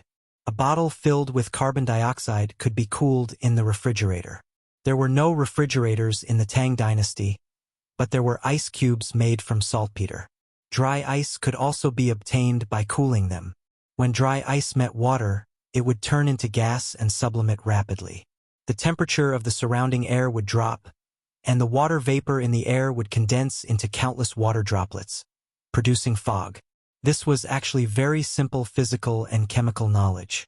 As for the matter of Tuoba Zhengyang's resurrection, Li Wangyu refused to say anything. He only said that it was an ancestral technique that could not be taught to outsiders. The fops could only give up. The reason why Li Wangyu did not say anything was because he could not say anything. The method he used was the same as the one he used in front of the Taiji Palace. He used a phone and a Bluetooth speaker. Originally, because there was no electricity, the Bluetooth speaker had become useless. It had been hidden in the Tao ancestor statue and was consecrated by Li Er in the Taiji Palace. Later, Li Wangyu created a hand-crank generator. Naturally, he did not want to leave the speaker in the Taiji Palace. He had already found an opportunity to secretly take the Bluetooth mini-speaker from the statue in Taiji Palace. He brought it back to his residence and charged it. He used it often and listened to music with his beautiful boss in the room. In order to keep the secret, Li Wangyu asked the craftsman to make a small wooden box that could not be opened. He put the Bluetooth speaker in it and gave it to Cheng Chumo. He asked him to place it next to Tuoba Xingyang's coffin during the chaos. On the other hand, he was outside the Tuoba residence, using his phone to create a good show. Of course, he could not tell these details to the fops. Not only could he not explain the phone and the Bluetooth speaker, but he also did not dare to let this matter spread. Otherwise, if Pai Lupi knew, he would skin him alive. The small wooden box containing the Bluetooth speaker was also secretly brought back by the rich kids and returned to Li Wangyu. Unbeknownst to anyone, the foppish lords cooperated with Li Wangyu and created a great show where Tuoba Zhengyang came back to life. The silk pants drank and celebrated in the prison until dawn. The group of people were too lazy to return to their residences. They slept soundly in Li Wangyu's prison cell. At this time, the morning drum of Chang'an city had been beaten, and the gates of the city were opened. the city of Noda began to recover from the darkness. At Vermilion Bird Gate, the imperial army guarding the gate, as well as the officials preparing to attend court, couldn't help but widen their eyes. A few days ago, Tuoba Xingyang's coffin was brought here, and it was already an eye-opener for everyone. Why was it happening again today? Because of Tuoba Xingyang's death, Li Wangyu, the county count of Huxian, was ordered by the saint to take over the prison. Could it be that these people were still not satisfied? Why did they bring Tuoba Xingyang's coffin to Vermilion Bird Gate? What surprised the imperial army and the officials even more was that the group of old officials who carried the coffin a few days ago looked as if they had lost their parents. Their clothes were disheveled, and their hair was messy. Some of the old officials even had nosebleeds and bruises on their faces. They were in a sorry state. Everyone, may I ask where you are going? The colonel guarding Vermilion Bird Gate didn't dare to be negligent. He hurriedly ordered the imperial army to stop the group of people. He didn't dare to let this group of people into the imperial city. We are going to the censor 8 to complain. Tuoba Xingyang's son was wearing mourning clothes. He knelt down while holding the coffin. My lord was murdered by these old bastards. We are going to the censor 8 to report these old bastards. Colonel, please help us pass the message. Tuoba Xingyang's son was also an official in the imperial court. Although his rank wasn't high, he was only a rank 8 East Market deputy. However, many of the officials outside Vermilion Bird Gate knew him. When they heard what he said, they were all shocked. An official who was familiar with him immediately asked, Dalong, what nonsense are you talking about? Didn't your lord commit suicide by hanging himself because that county count wanted to build a female toilet? He used his death to show his sincerity. How did it become Eunuch Lu and the others who murdered your lord? Dalong, why are you saying this? Tuoba Xingyang's son was waiting for someone to ask. He immediately stood up and pointed at the dozens of old officials. He raised his voice and said with righteous indignation, I dare to tell everyone that last night was the 7th day of my lord's death. He came back to his senses and told everyone about this. Last night, there were dozens of people in the mansion who witnessed it. Moreover, these old bastards blamed each other in panic and admitted that they murdered my lord. His words immediately caused an uproar among the surrounding officials. The group of people who had witnessed this in Tuoba's palace last night also spoke out to testify. The group of old officials lowered their heads and didn't say anything. They didn't defend themselves at all. It was obvious that they agreed with Tuoba Xingyang's son's accusation. This caused the officials to discuss even more. What? Tuoba Xingyang came back to his senses? Last night was the 7th day of Tuoba Xingyang's death. That's when he came back to his senses. So Tuoba Xingyang was killed by someone. No wonder he came back to his senses and pointed out the culprit. Eunuch Lu and the others killed Tuoba Xingyang? How dare they? Isn't that county count very wrongly accused? He's still locked up in the prison by the saint. Isn't that right? Eunuch Lu and the others said that Tuoba Xingyang used his death to show his sincerity and forced the saint to issue an edict to throw him into the prison. Now there's a show to watch. Just wait and see. The saint will definitely be furious because of this. Bah! These old bastards dare to distort the truth like this. They're not human. When the Vermilion Bird Sect's colonel saw this, he didn't dare to delay any longer. He quickly ordered someone to report to the censorate. When Wei Zheng heard this, he was also shocked. This kind of thing was unheard of even in the Sui dynasty, let alone the dynasty that had been established for more than 10 years. It was already shocking that more than 10 old officials murdered their colleagues. Now, there was even a dead person who came back to his senses and pointed out the culprit. Wei Zheng really couldn't believe what he had heard. Wei Zheng hurriedly brought a group of censors from the censorate and officials to Vermilion Bird Sect. He asked Tuoba Xingyang's son, Tuoba Xian, you said that your lord's soul came back last night. Is this true? Eunuch Wei, this is absolutely true. Dozens of people saw it last night. Right, Eunuch Wei, your eldest son also came to pay respects to my late father. He also saw it with his own eyes. If Eunuch Wei doesn't believe me, you can call your eldest son over and ask him. When Wei Zheng heard that his son, Wei Shuyu, was also present, he couldn't help but be stunned. He didn't think that his son would be so kind as to pay respects to Tuoba Xingyang. After all, Wei Shuyu and Li Wangyu were very close and were like brothers. In recent days, Wei Shuyu and a group of foppish sons had been staying in the prison with Li Wangyu. Why would this kid go to pay respects to Tuoba Xingyang for no reason and cause Li Wangyu to go to prison? Wei Zheng subconsciously felt that this matter was fishy. However, when he looked at those silent and panicked old officials, he knew that the accusation made by Tuoba Xingyang's son was most likely true. Tuoba Xingyang's death was likely caused by those old officials. Men, take these people to the prison. Investigate carefully and find out the truth behind Duke Tuoba's death, Wei Zheng called out. Immediately, people from the censorate came forward and took the old officials to the prison. Chapter 536. The citizens of Chang'an and all felt that there was too much news worth gossiping about recently. It was too much for their eyes to take in. Just a moment ago, they were still talking about how County Earl who wanted to build a female toilet and forced an old official to commit suicide. The next moment, the topic changed to how County Earl who fought against the despicable Neon people and killed 3 Neon envoys to save his wife. The citizens of Chang'an were dumbfounded. The situation had changed too quickly. Then, an even more shocking news came. Professor Tuoba Xingyang's resurrection on the 7th day of his death and his identification of the murderer caused an uproar in Chang'an. Compared to County Earl who, the citizens were more interested in the resurrection of the dead. Many busybodies even went to the Taoist square to find out more about this. As soon as the servants of the Tuoba manor left the manor, they would be surrounded by people who wanted to know what had happened last night.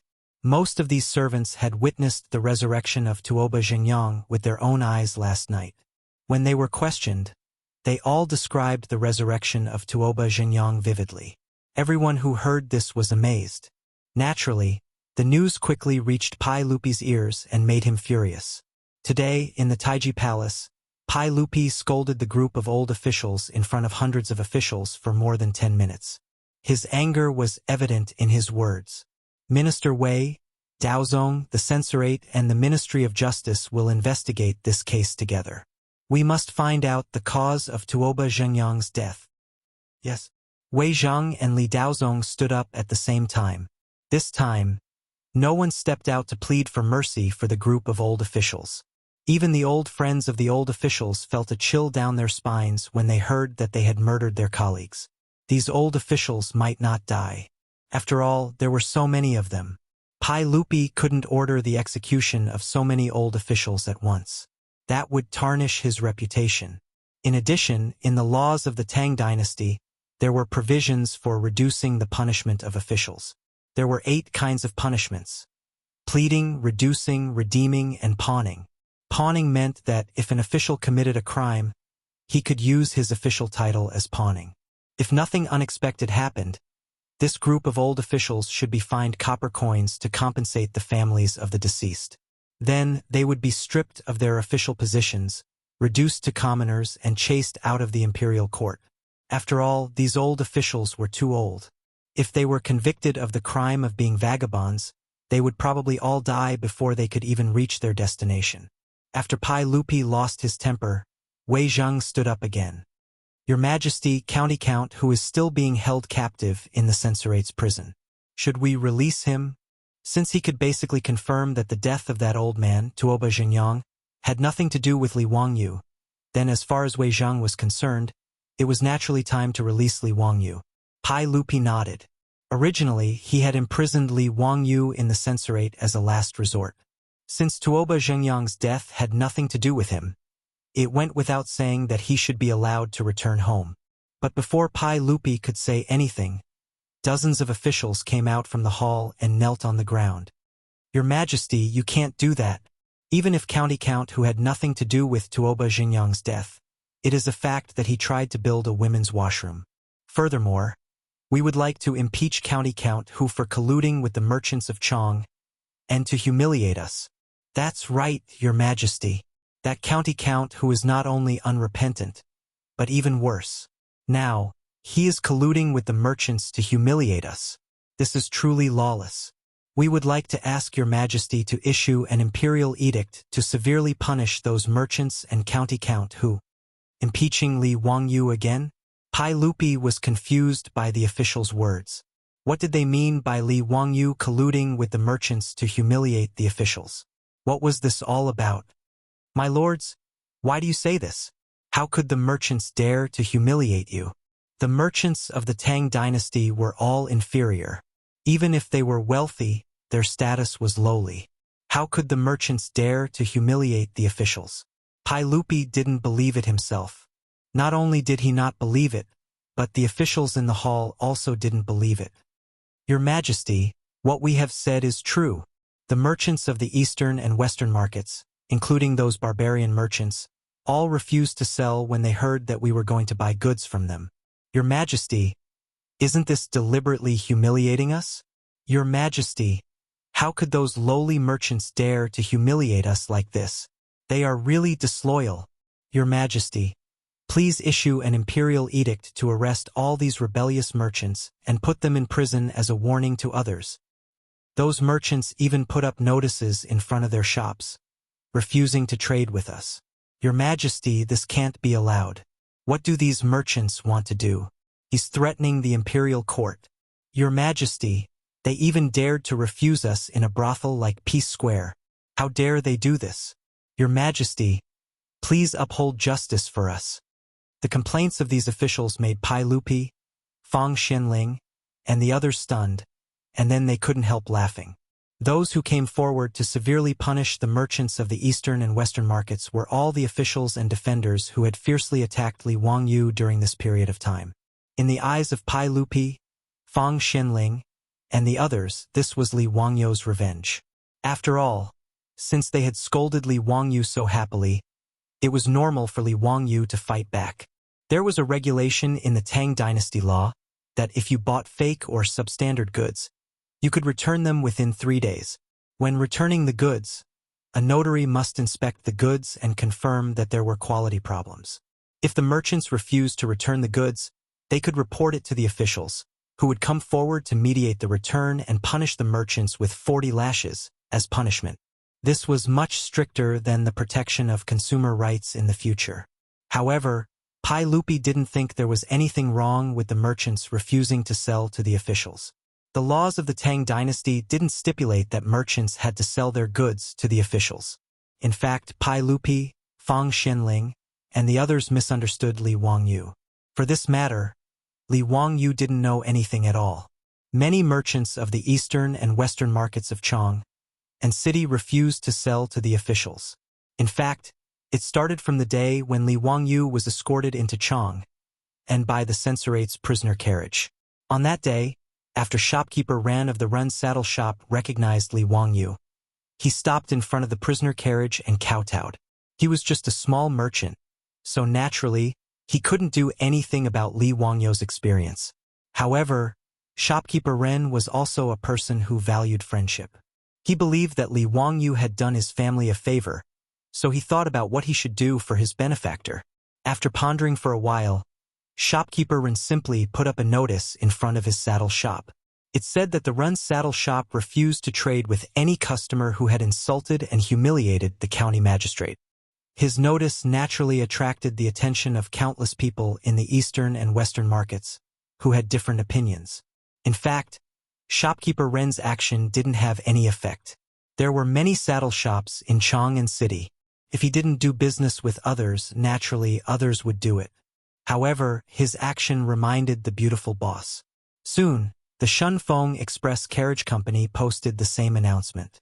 SF Express was different from the Ren saddle shop.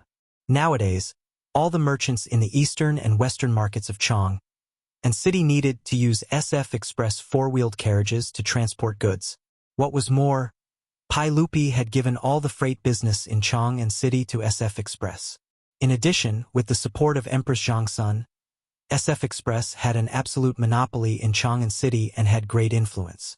Before those merchants could think clearly about whether they should do the same, the biggest grain merchant in Chang'an city, Cho family, also posted the same notice, advancing and retreating with SF Express. Then, in Chang'an city, all the barbarian merchants of Sut also posted the same notice. Even the barbarian wine shops refused to enter the officials who had insulted the county magistrate. Next, it was Ping Kong Square. Those painting houses and brothels also posted the same notice. Chapter 537. While Li Wangyu was still thinking about how to play the devil, the eastern and western cities of Chang'an, as well as Ping Kong Square, quietly launched a silent protest. Needless to say, the Chou family, Chou Yuanliang, Chou Kuan, and Li Wangyu could be said to be on the same side. Many of the officials in Chang'an already saw the Chou family as Li Wangyu's direct line. Chou Kuan owned 10% of the carriage company, supplied all the raw materials for the brewery, and also managed the beverage vending machine business. No matter how one looked at it, the Chou family and the Wuxia family were one and could not be separated. Advancing and retreating with the carriage company was the Chou family's inevitable choice. As for the Sogdian merchants, they stood up at this time because of the Zoroastrianism Sabeo and Milliman's intentions. Ever since Li Wangyu created the sacred sun fire in front of everyone, the Zoroastrianism of Chang became more and more prominent in the Zoroastrianism. Originally, Milliman wanted to see how Li Wangyu created the sacred sun fire, but due to the influence of the other rich people, he did not take action. However, before Milliman could think of anything, Li Wangyu had been promoted several times and became the famous founding county of the Tang dynasty. Naturally, Milliman completely extinguished that little thought. Since he could not make threats and promises, Milliman naturally chose to build a good relationship with Li Wangyu. Mobilizing the shops of the Sogdian people, following the carriage company and the Chou family to boycott the officials, and doing a favor to Li Wangyu was a good choice. If the Zoroastrianism needed to light up the sacred sun fire in the future and ask Li Wangyu for help, they would also have a relationship. As for the brothels in Ping Kong Square, it was even simpler. Firstly, those brothels were attracted to Li Wangyu's talent and were willing to cheer for him. Li Wangyu's poems were all classics. Which of the brothels in Ping Kong Square did not know how to sing? Lu Yong of the Northern Song dynasty was poor and dejected. With only a few good poems, he attracted countless prostitutes to offer themselves to him. Not to mention, Li Wangyu was a talented, rich, and good-looking young man. Xiao Lang was only 16 years old. Which girl didn't love him? As for those fat officials, who would like them? At most, they had no choice but to receive these guests for the sake of Kai Yuantong Bao and the gold ingots. Now that there was a conflict between the two, the prostitutes of Peace Lane did not even need to think to know who they would support. Furthermore, although these prostitutes had fallen into the secular world, they were still women. Li Wangyu was impeached and sent to prison by these old Taoist defenders for building a female toilet in Chang'an. Although these prostitutes could not do anything, they could express their attitude by refusing to receive customers. With the precedent set by Shunfeng Carriage Company, the Chou family, the Soot people, and Ping Kong Square, the other tens of thousands of merchants in the other two cities simply followed and posted notices, refusing to do business with those officials who slandered Li Wangyu. Even if there were merchants who did not want to offend those officials, or those who sneered at Li Wangyu's actions, in the face of such a situation, they had no choice but to go with the flow, lest they be treated as outliers by the tens of thousands of merchants in the other two cities. Therefore, those officials who opposed Li Wangyu the most were unlucky. Not only were they rejected when they went to Ping Kong Square, but they were also rejected when they wanted to buy some cloth, oil, salt, and vinegar from their own mansions. This forced the servants of these officials to go out to buy goods. They could only conceal their identities, for fear of letting others know the identity of their masters. This made these officials feel extremely humiliated, but they could not do anything about these merchants. Therefore, they could only file a complaint today, accusing Li Wangyu of bullying and humiliating them. After understanding the whole story, Pai Lupi could not help but shake his head. This group of officials was really too disappointing. They actually had the nerve to bring this kind of thing to Taiji Palace to impeach Li Wangyu. They really did not know what they were talking about. Chang Yaojin and the other big shots directly laughed out loud in the hall, feeling that this group of officials was really too funny. Originally, everyone could not hold back their laughter, but when they saw Chang Yaojin and the others laugh out loud, they could not help but roar with laughter. They actually had the nerve to bring this kind of shameful thing to the main hall. It was really the shame of hundreds of officials, and the group of officials who had complained tearfully before were now all red in the face from the ridicule of their colleagues. They wished that a crack would open in Taiji Palace for them to hide in. Pai Lupi naturally would not punish Li Wangyu or those merchants because of this group of officials' impeachment. To be treated like this by the merchants, other than showing that this group of people was incompetent and did not have the support of the people, what else could be explained? All right, dear officials, think of a way to deal with this matter. Don't bring it up in court again. Official way, since Tuoba Gong's death has nothing to do with Li Wangyu, then let him go. Pai Lupi was too lazy to continue arguing with this group of people and directly ordered Wei Zheng. Wei Zheng naturally accepted the order. Although he did not approve of Li Wangyu building the female toilet, he also did not think that Li Wangyu should be detained in the prison for this reason. It was really a bit absurd. The officials who had impeached Li Wangyu did not dare to say anything. They could only bow their heads and retreat among the hundreds of officials like ostriches. This matter was considered to be over. Just as Pai Lupi was about to discuss court politics with the officials, he saw Mi Tua hastily come in from the back of Taiji Palace and whisper in Pai Lupi's ear. Everyone, Her Highness the Empress and Consort Yang led all the concubines out of the palace. They said they were going to Dingzhou village in Hu County for a short stay. Hearing this, Pai Lupi couldn't help but furrow his brow. His wives had all left the palace at this time without even notifying him. This made Pai Lupi very surprised. Do you know what this is about? Why do I not know about this? Everyone, this servant does not know either. When the morning drum sounded and the palace gates opened, Her Highness the Empress led all the concubines out of the palace in a carriage. This servant did not dare to ask. Pai Lupi was very unhappy about this, but he could not say anything at this time. However, he was willing to bet that it definitely had something to do with Li Wangyu. His wives had all gone to Dingzhou village. No matter what, he had to find Li Wangyu and ask him about this matter. He turned his head and ordered me to go to the censorate and take that bastard Li Wangyu to the legislative hall. I will deal with him after court. Mi Tua made a sound of agreement, but did not move. Pai Lupi asked curiously, Why are you still not going? Is there something else? Mi Tua looked awkwardly at the officials in the hall. After hesitating for a moment, he reported in a small voice, Everyone, the 100 Cavalry Department reported that the ones leaving the city for Dingzhou village in Hu County were not only Her Highness the Empress and the concubines, there were also, and what else? Don't stutter, tell me clearly. Yes, there were also the madams and young wives of the Duke's manors. Mi Tua quickly lowered his head and replied. His words made Pai Lupi stunned. What did he mean? Seeing that Pai Lupi did not understand, Mi Tua quickly explained, Everyone in Chang'an City, these 4th or 5th grade officials, as well as the madams and young wives of the noble manors, after the city gate opened today, they all boarded the carriages of their manors and joined Her Highness the Empress. They left the city together and went to Dingzhou village. Pai Lupi understood Mi Tuo's words, and he was completely stunned. What was going on? A gathering of the noble women of Chang'an City? Or were the noble women collectively leaving home? Why was there no news at all before? His wife and the noble women of Chang'an City were collectively leaving the city. There must be something wrong. Pai Lupi did not care that he was in court. He suddenly slapped the armrest of the throne and stood up. He said angrily, Go, bring that bastard Li Wangyu to me. I want to know what he wants to do. Chapter 538. When Li Wangyu was brought into Taiji Palace from the prison of the censorate, all the officials in the main hall already knew what had happened. At this time, there was a lot of discussion. They couldn't understand why their wives and daughters had run off to Dingzhou village together without a word. Kid, why did you kidnap your aunt to Dingzhou village? You better explain it clearly to me. Chang Yaojin had a fiery temper. When he saw Li Wangyu enter the main hall, he went forward to grab him and interrogate him. Li Wangyu was directly confused by his question. What and what?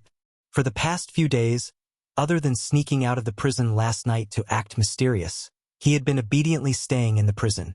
What kind of nonsense was this old hooligan Chang Yaojin spouting?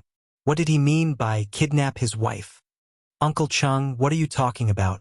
Your nephew has been locked up in the prison of the censorate for the past few days. Uncle Chang, did you make a mistake? Li Wangyu had an innocent face.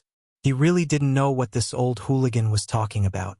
Chang Yaojin glared at him. Her Highness the Empress, Consort Yang led the imperial concubines in the palace, as well as the wives and young wives of the officials and officials. They all left Chang'an city early this morning and went to your Dingzhou village. You brat, you tell me you don't know? Do you believe that I won't punish you? What? Li Wangyu looked at the surrounding officials in confusion. He saw that everyone was nodding their heads, agreeing with Chang Yaojin's words. He turned his head stiffly and looked at Pai Lupi on the throne. However, he saw that Pai Lupi was also glaring at him with an angry face. It was actually Pai Lupi's wife who had led the wives of the officials and officials in the main hall to escape. But why the hell did they go to Dingzhou village? Li Wangyu suddenly quivered. Damn, he almost forgot that his beautiful superior had said that she would take revenge for him. This probably should be the revenge of his beautiful superior.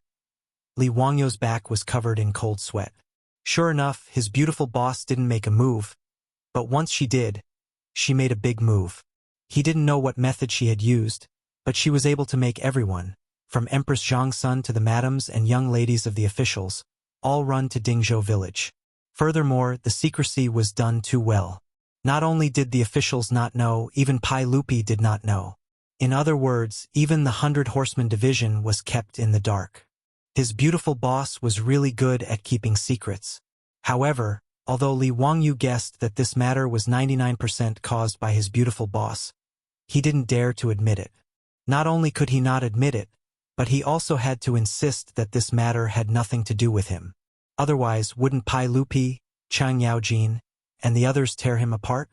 I can't afford to offend this bunch of men whose wives left home. Li Wangyu hurriedly cleared his name. Your Majesty, gentlemen, I've been locked up in the prison these days. I really don't know what's going on in Chang'an. It's even more impossible for me to get Her Highness and the madams of the officials to Dingzhou village. If your Majesty doesn't believe me, you can ask Eunuch Wei.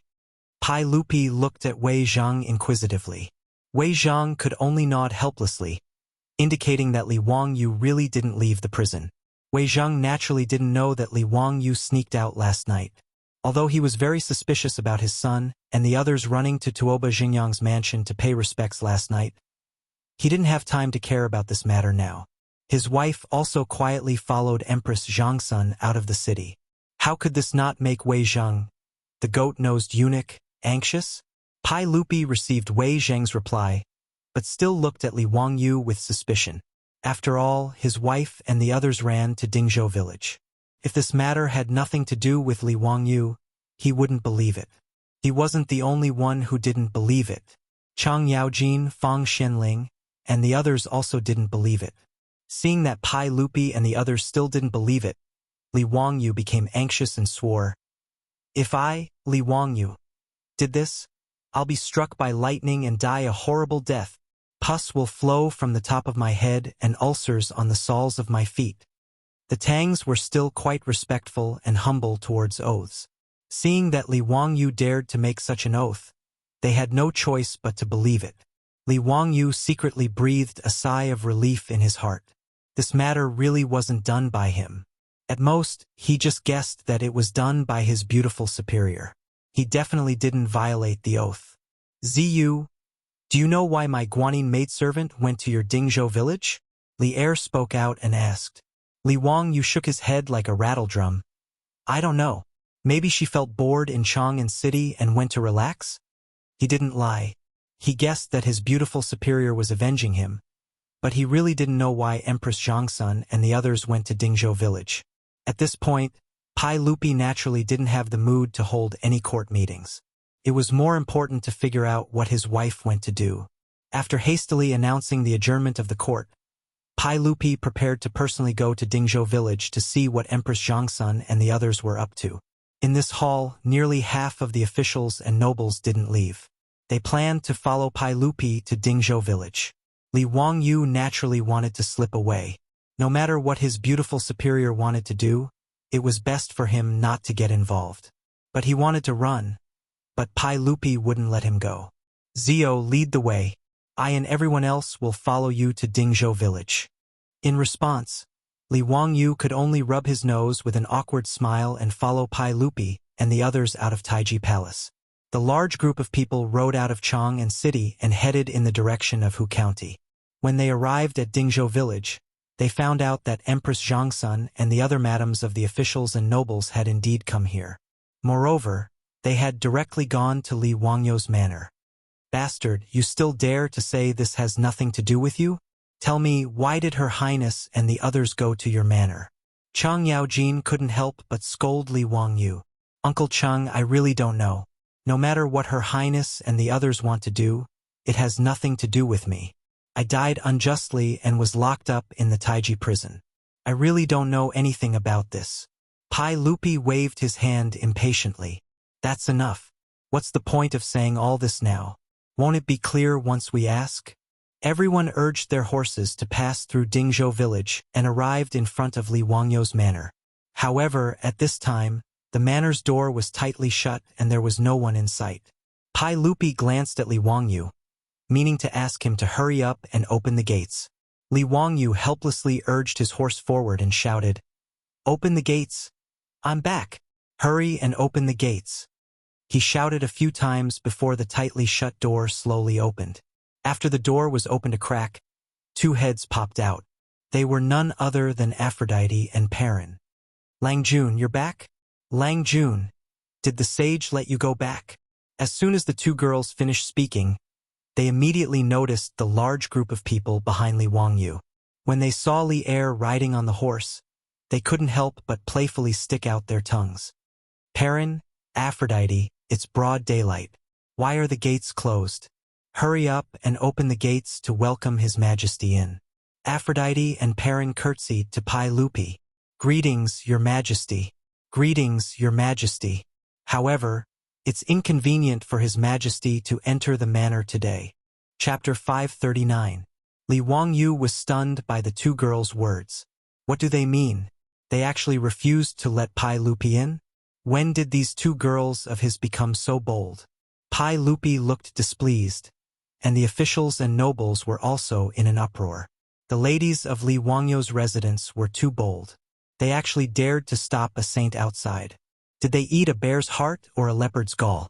Li Wangyu coughed lightly and was about to speak, but Perrin and Aphrodite bowed to him again.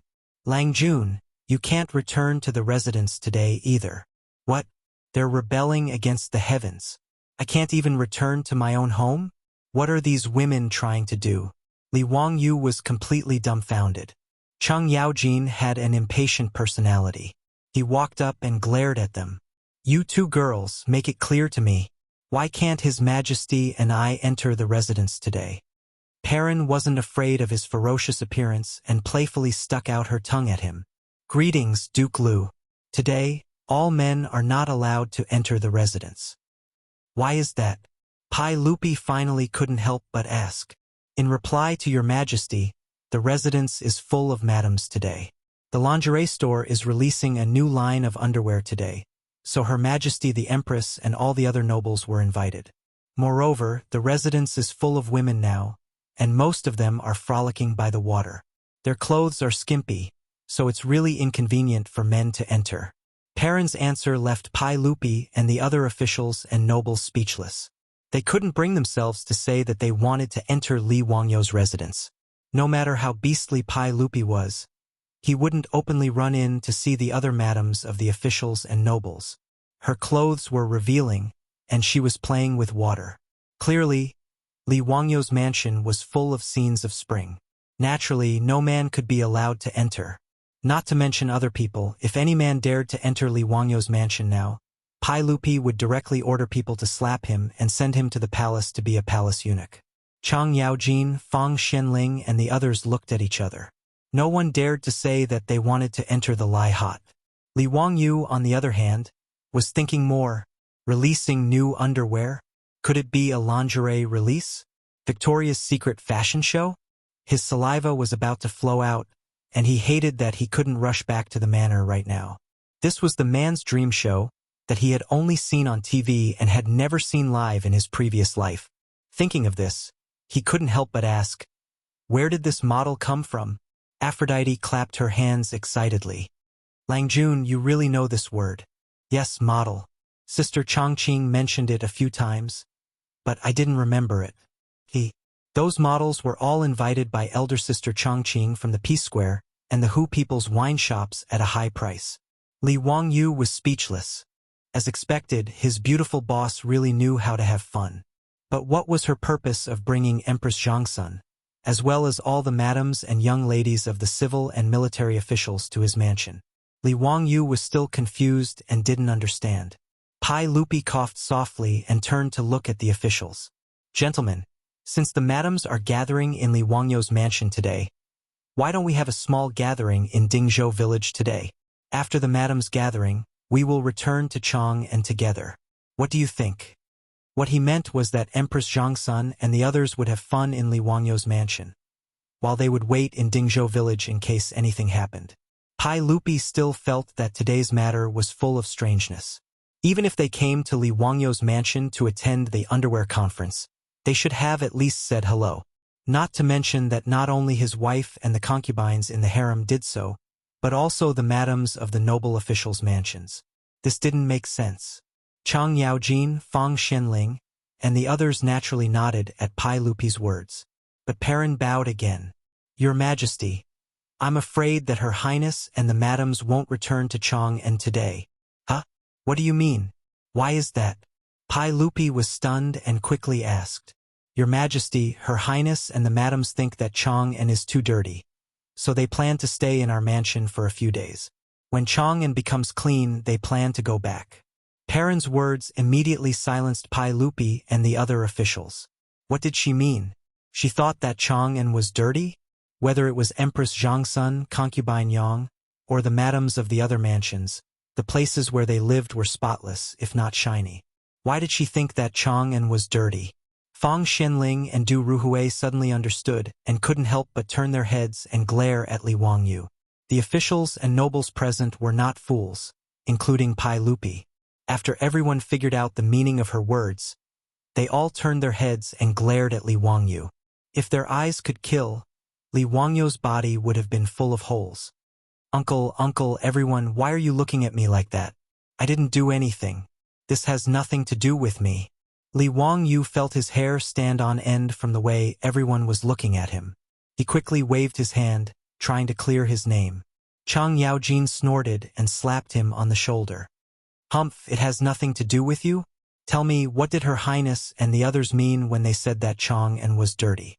I don't know. Li Wangyu naturally knew, but he could only play dumb at this time. If it weren't for you, bastard, who wanted to build toilets, how could there be so many troubles? Humph, what do you mean by Chang'an is dirty? Aren't you talking about those yellow and white things? Li Wangyu smiled and said, Hey, Uncle Chang, you can't blame me. I'm just being kind. Besides, in Chang'an, the streets are full of yellow and white things. It's really indecent. I'm willing to build toilets out of my own pocket. What's wrong with that? His words made Chang Yaojin speechless. It was true. Without public toilets in Chang'an, the sanitary situation was really bad. Those dark corners of the walls were full of filth. In summer, there were swarms of flies. Even the drainage ditches on both sides of the streets were not much better. The cities in this era all had such a smell. Jijia, don't say anymore. Zio, let me ask you, how long will it take to build those toilets? Pai Lupi waved his hand impatiently at Chang Yaojin and asked Li Wangyu. Uncle, as long as I give enough money, I can hire thousands of craftsmen to build 300 toilets at the same time with the mirage mud, bricks, and tiles provided by the Ministry of Works. It's very easy to build toilets. Can be completed in 3 days at most. Li Wangyu already had a plan in mind. He had consulted the craftsmen of the Ministry of Works and the General Works Bureau on how to build toilets. He knew what to do and immediately answered. Pai Lupi nodded helplessly. Okay, that's it. You can return to Chang'an now and start recruiting craftsmen to build toilets. The mirage mud, bricks, and tiles are easy to deal with. Duan Qing, is there a problem with this? The wife of Duan Luan, the Minister of Works, was also in Lai Hot. He naturally stepped forward without hesitation. No problem. Today, I will arrange for the Ministry of Works to prepare the mirage mud, bricks, and tiles needed by county count who. That's good. The feng shui of Dingzhou village is good. It's quiet and elegant. Let the madams and my empress rest here for a few days. When the toilets are finished in 3 days, everyone can come with me to pick them up. The officials nodded in agreement at Pai Lupi's words. Since their madams were fine, staying in Li Wangyu's mansion for 2 or 3 days wasn't a big problem. As for Li Wangyu building toilets, they didn't object. Of course, this was a good thing. When everyone smiled and nodded, Perrin shook her head. Your Majesty, I'm afraid that the Empress and the madams will not return to Chang'an in 3 days. Chapter 540. Perrin's words made Pai Lupi and the other officials dumbfounded again. What did she mean? She didn't want to go back to Chang'an after the toilet was fixed? Li Wangyu looked at the most honorable officials of the Tang dynasty looking at each other and almost couldn't hold back his laughter. In his mind, the lyrics of a song kept echoing. Falling in love with someone who doesn't come home, waiting for a door that doesn't open, fickle eyes, tightly shut lips, why bother to force it, why bother to ask for it? Your Majesty, I'm afraid that Her Highness and the other madams won't return to Chang'an in 3 days. They said that there are many inconveniences in Chang'an, so they don't plan to go back for the time being, Perrin continued. Inconveniences? Was this a joke? Not to mention Empress Zhongsun and the imperial concubines, who lived in luxury in Taiji Palace. Even the madams of the officials and officials had everything they needed. Where did the inconveniences come from? Pai Lupi and the other officials were puzzled. But Li Wangyu understood. Damn it, did my beautiful boss fool Empress Zhongsun and the other madams into a women's rights movement, with the purpose of building a women's toilet in Chang'an? The more Li Wangyu thought about it, the more certain he was that it should be so. Otherwise, it couldn't explain the reaction of Empress Zhongsun and the others. After guessing the truth, Li Wangyu didn't dare to say anything for fear of getting into trouble. He wanted to build a women's toilet, but it was just a habit of his later life. He didn't think so much. If he knew that there would be so many troubles, Li Wangyu wouldn't ask for trouble. After all, he wasn't a staunch supporter of feminism. He even had the idea of having multiple wives. How could he offend so many people in order to build a women's toilet? But anyway, in the eyes of the officials and Pai Lupi, Li Wangyu was the first to propose to build a women's toilet. Once everyone figured out the true purpose of his wife, Li Wangyu would be in deep trouble. Thinking of this, Li Wangyu's footsteps quietly moved a few steps away from Chang Yaojin, Li Er, and the others, so as not to get into trouble. If his beautiful boss could really persuade Empress Zhongsun and a group of officials and noble ladies in Chang'an to carry out the so-called toilet revolution, Li Wangyu would really give her a thumbs up. She was really awesome. This reminded him of the Bollywood movie Toilet Hero that he had seen in his previous life. The plot was exactly the same. To put it simply, the movie Toilet Hero was about a single man from an Indian village who fell in love with the well-educated female lead. On the night of their wedding, the female lead discovered that there was no toilet in her house. In order to build a toilet in her house, she divorced the male lead. Religious beliefs, backward ideas, old-fashioned customs, and sexism were all presented in the movie. Now, Li Wangyu wanted to build a women's toilet in the Tang dynasty. But the resistance he encountered was no less than that of the Indian village in the movie. If Pai Lupi didn't think highly of him, he probably wouldn't have just stayed in the prison for a few days. After Li Wangyu figured out his beautiful boss's thoughts, he obediently closed his mouth and didn't say a word. Little girl, make it clear. What do you mean by inconvenient life in Chang'an? Chang Yaojin glared at her again. Perrin smiled sweetly and said, Hi Duke Lu. I don't know what it means. The nobles asked me to pass on the message like this. Pai Lupi couldn't help but glare at her and said, In that case, you go and ask the Empress to come out and talk to me. Your Majesty, the Empress has ordered that she won't see any men today. She wants to pray for all the women in the world. Now, everyone in the mansion, including the troops and servants, has been driven to the village to live temporarily. Except for the Empress and the other concubines, the nobles' palace maids, servant girls, and even the palace servants, the Empress didn't bring them.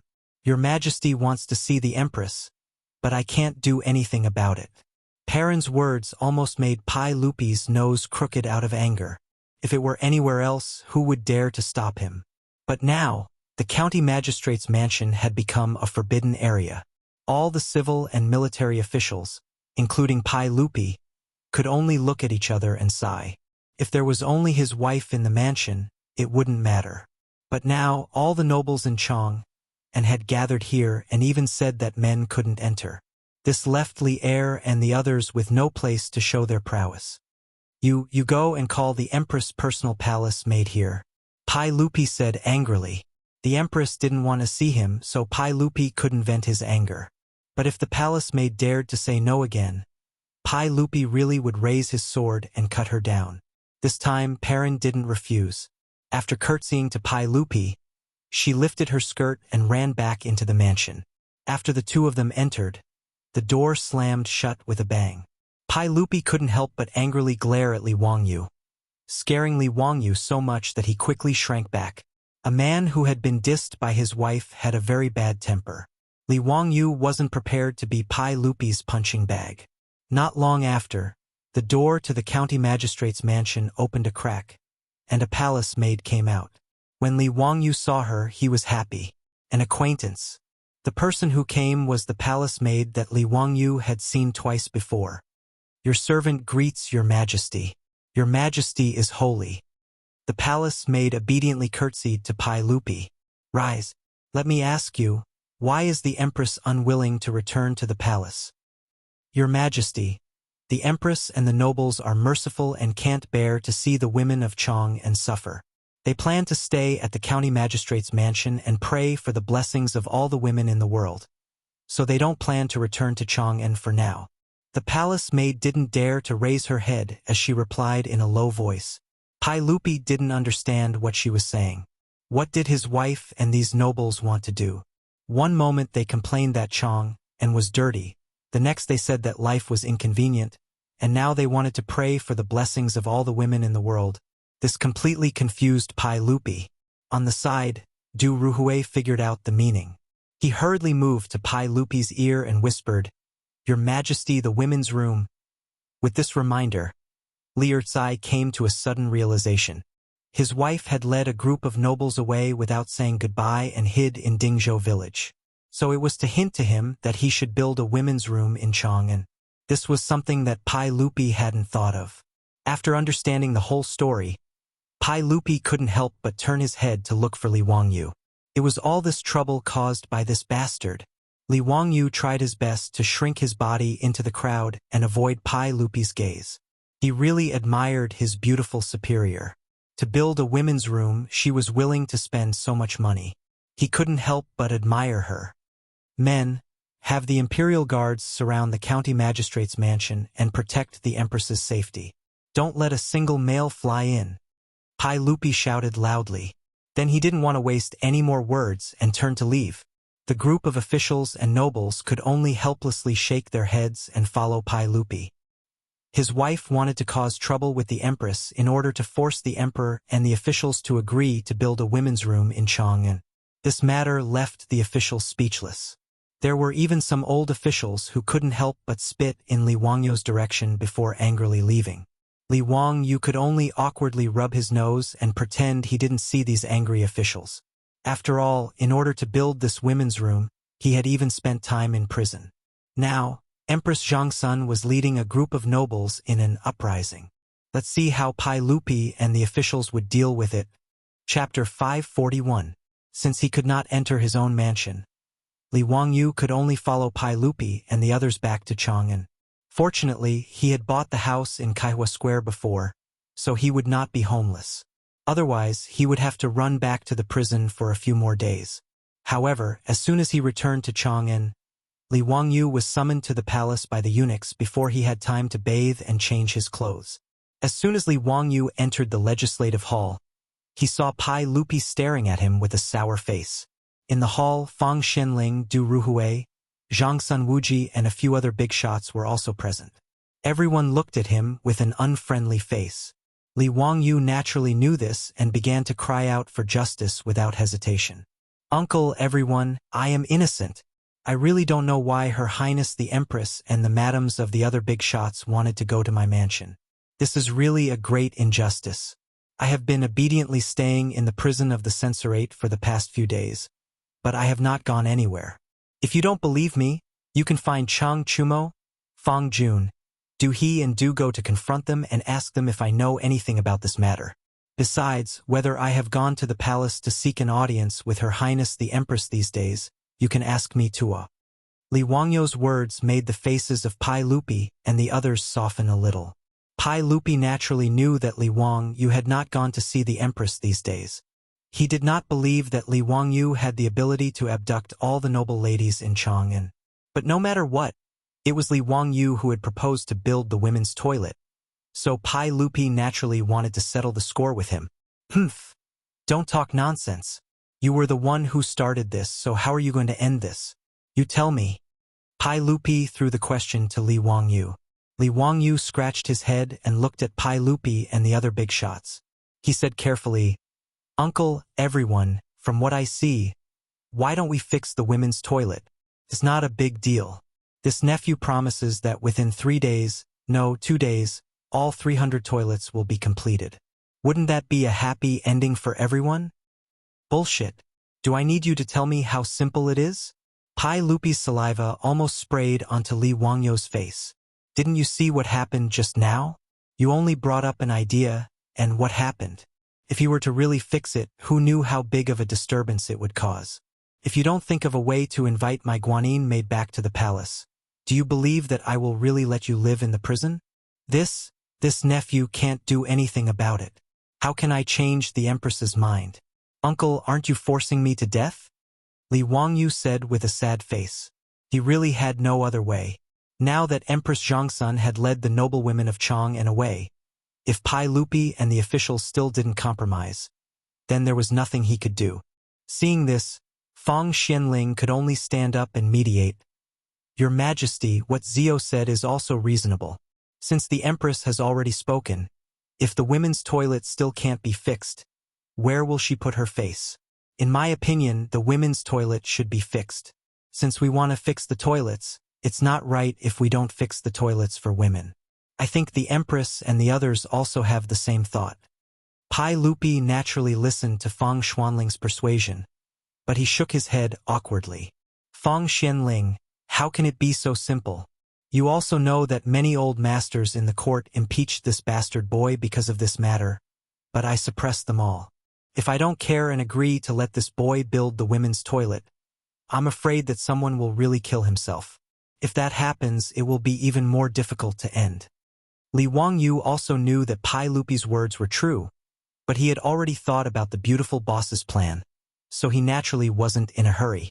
Hey, uncle, in fact, it's difficult to say it's difficult, but it's also simple to say it's simple. What do you want to do? What's your idea? Let's hear it. Uncle, in the ancient 3 kingdoms, Cao Cao used the emperor to order his vassals. Hey! We can also use the mischievous wife to order her vassals.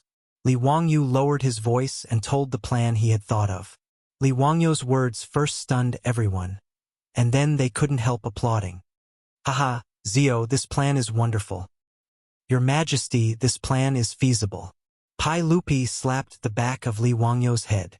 Bastard boy, you still dare to say that you didn't instigate the Empress? This was clearly premeditated by you, right? Humph. When the Empress returns to the palace, I'll deal with you. Hurry up and scram. If I don't see the 300 toilets in 2 days, you can really go live in the prison. Li Wangyou really wanted to cry this time. F***ck, this black pot was really wronged. But he could not take it. Who told his beautiful boss to be his woman? Forget it, if he was the scapegoat, then so be it. No matter how miserable it was, he was still a cook. In any case, he wasn't cuckolded. After leaving the palace, Li Wangyou didn't dare to waste time. He rode back to the Kaihua Square, changed his clothes, and went straight to the Ministry of Works. Building 300 toilets in 2 days wasn't a small amount of work. However, Li Wangyou didn't plan to save money. He planned to hire 3,000 craftsmen. 10 craftsmen for 1 toilet, 2 days was enough. In order to build the toilets, He even suspended the business of Shunfeng Carriage Company for 2 days. All the carriages were used to carry soil. The public toilets in this era were actually quite simple. They didn't have automatic flushing facilities. They were just dry toilets in the north. A big hole was dug in the ground, and the soil dug out was transported to the polo field that was being built in carriages. It wasn't a waste at all. Bricks and cement were used to build a circle around the hole to prevent sewage from seeping into the ground. After that, 2 big tile-roofed houses were built. Wooden planks were laid, the walls were painted, and the toilets were repaired. The Minister of Works, Duan Luan, naturally agreed to all the requests. After all, the money was paid by Li Wangyu. Plus, his wife was still in the county of Dingzhou. Duan Luan naturally gave the green light and fully cooperated. The Ministry of Works mobilized craftsmen, mirage mud, bricks, and wood to build the toilets in Chang'an. The construction project started in the afternoon. The 10 craftsmen dug the holes and repaired the houses. Their efficiency was quite high. In 2 days, 300 brand new toilets appeared in the various squares and streets of Chang'an. However, the toilets were repaired, but trouble came with them. On the 2nd day of the imperial court, dozens of old officials stood out in anger and knelt on the ground. Pai Lupi naturally knew what they wanted to do, but he pretended not to know. He asked, "Everyone, what is this matter? Your Majesty, we want to impeach County Count Hu. He is unscrupulous and has broken the rules of the ancestors. He is guilty of the most heinous crimes. If your Majesty doesn't stop County Count Hu's evil deeds, we would rather fight to the death than tolerate such an immoral act." Pai Lupi pretended to be surprised and said, "Oh, there's such a thing? Li Wangyu, is there such a thing?" Li Wangyu was prepared to watch a good show today, so he naturally got up early to attend the court. When he heard Pai Lupi's question, he quickly stood up and bowed to Pai Lupi. "Your Majesty, I don't know what you are talking about. However, I admit that I have not done what you are talking about." Immediately, an old official stood up and angrily rebuked, "How dare you quibble? County Count Hu, let me ask you, did you build the toilets in Chang'an?" "That's right, I did." "Humph. It's good that you admit it. Did you also build the women's toilets? Isn't building toilets for women a violation of etiquette and ethics?" Seeing Li Wangyu admit it, the old official snorted contemptuously and raised his voice again. Li Wangyu quickly waved his hand. "Wait, who said I built the women's toilets? Still not admitting it? We aren't blind. You order people to build toilets on the left and right. Aren't they the men's and women's toilets?" Li Wangyu smiled even more brilliantly. "Everyone, I'm afraid you are mistaken. Those 2 toilets are the men's toilets." Chapter 542. Li Wangyu's words enraged the officials. They were so angry that their fingers trembled. A group of people jumped up and angrily rebuked, "Nonsense! You still dare to quibble at this point. It's written clearly on the blueprints you gave to Wanyan and Chang'an. The toilets are divided into left and right, with men on the left and women on the right. Is there anything wrong with that? Now, the 300 toilets in Chang'an are identical to your blueprints. Do you still dare to say that you didn't build the women's toilets?" Li Wangyu wasn't angry. He chuckled and spread his hands. "You are all scholars. Don't you know how to read? The 300 toilets in Chang'an all have the words men's toilets written on the walls. It's the same on both sides. Why do you ignore it?" His words, however, stunned the old officials who were impeaching him. Li Wangyu looked at Cui Zhua and Lu Deheng and smiled. "If you don't believe me, you can ask the Ming House in Chang'an and Wanyan. Cui Ming House, Lu Ming House, am I wrong?" Cui Zhua and Lu Deheng quickly stepped forward. "County Count Hu is right. Of the 300 toilets in Chang'an, the left and right are all men's toilets." They weren't the only ones who said this. Many of the officials present had also seen the toilets. They all said, "County Count Hu is right. I've also seen the newly built toilets.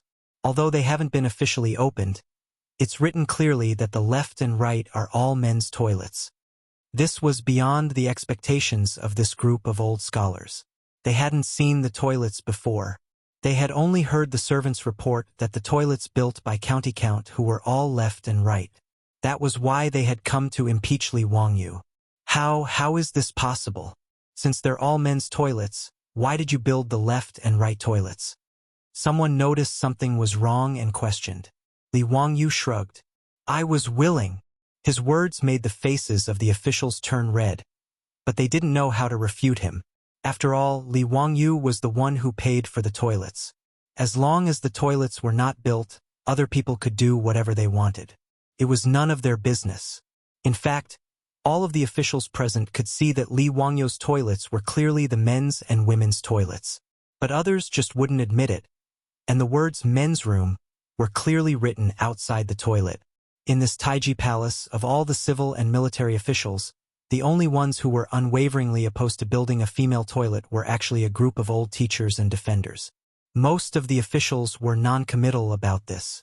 It didn't matter whether he cultivated it or not. However, ever since 2 days ago, their wives and daughters had silently followed the Empress to the Count of Hu County's manor, and they had an attitude of not coming back until the women's toilets were repaired. The officials naturally began to favor Li Wangyu. However, no one was willing to come out and clarify this matter, so they all pretended to be confused. Pai Lupi saw that Li Wangyu had made the group of old teachers speechless, so he chuckled and said, "All right, since this is a misunderstanding, let's not talk about it anymore. Everyone, let's start discussing state affairs." He wanted to dismiss the old officials with a few words, and it made the old teachers even more depressed. The group of old teachers saw that no one in the hall supported them, so they decided to act shamelessly. They didn't argue with Li Wangyu, and they all once again knelt before Pai Lupi. "Your Majesty, this is clearly Count Hu County's scheme. His Majesty can't be deceived by him. Your Majesty, we can't make an exception like this. Since ancient times, men have always been superior to women. This is the way of the heavens. How can women go out to use the toilet? Your Majesty, if Count Hu County insists on building the women's toilets, I can only use my death to show my sincerity and complain to the people of the world about this inversion of ethics." There were even some old teachers who pointed their spears at Empress Zhangsun.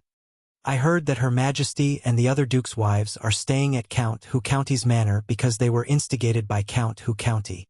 They want to support Count Hu County in building the women's toilets. Your Majesty, Her Majesty should be the mother of the world. How can she support Count Hu County in doing such a thing?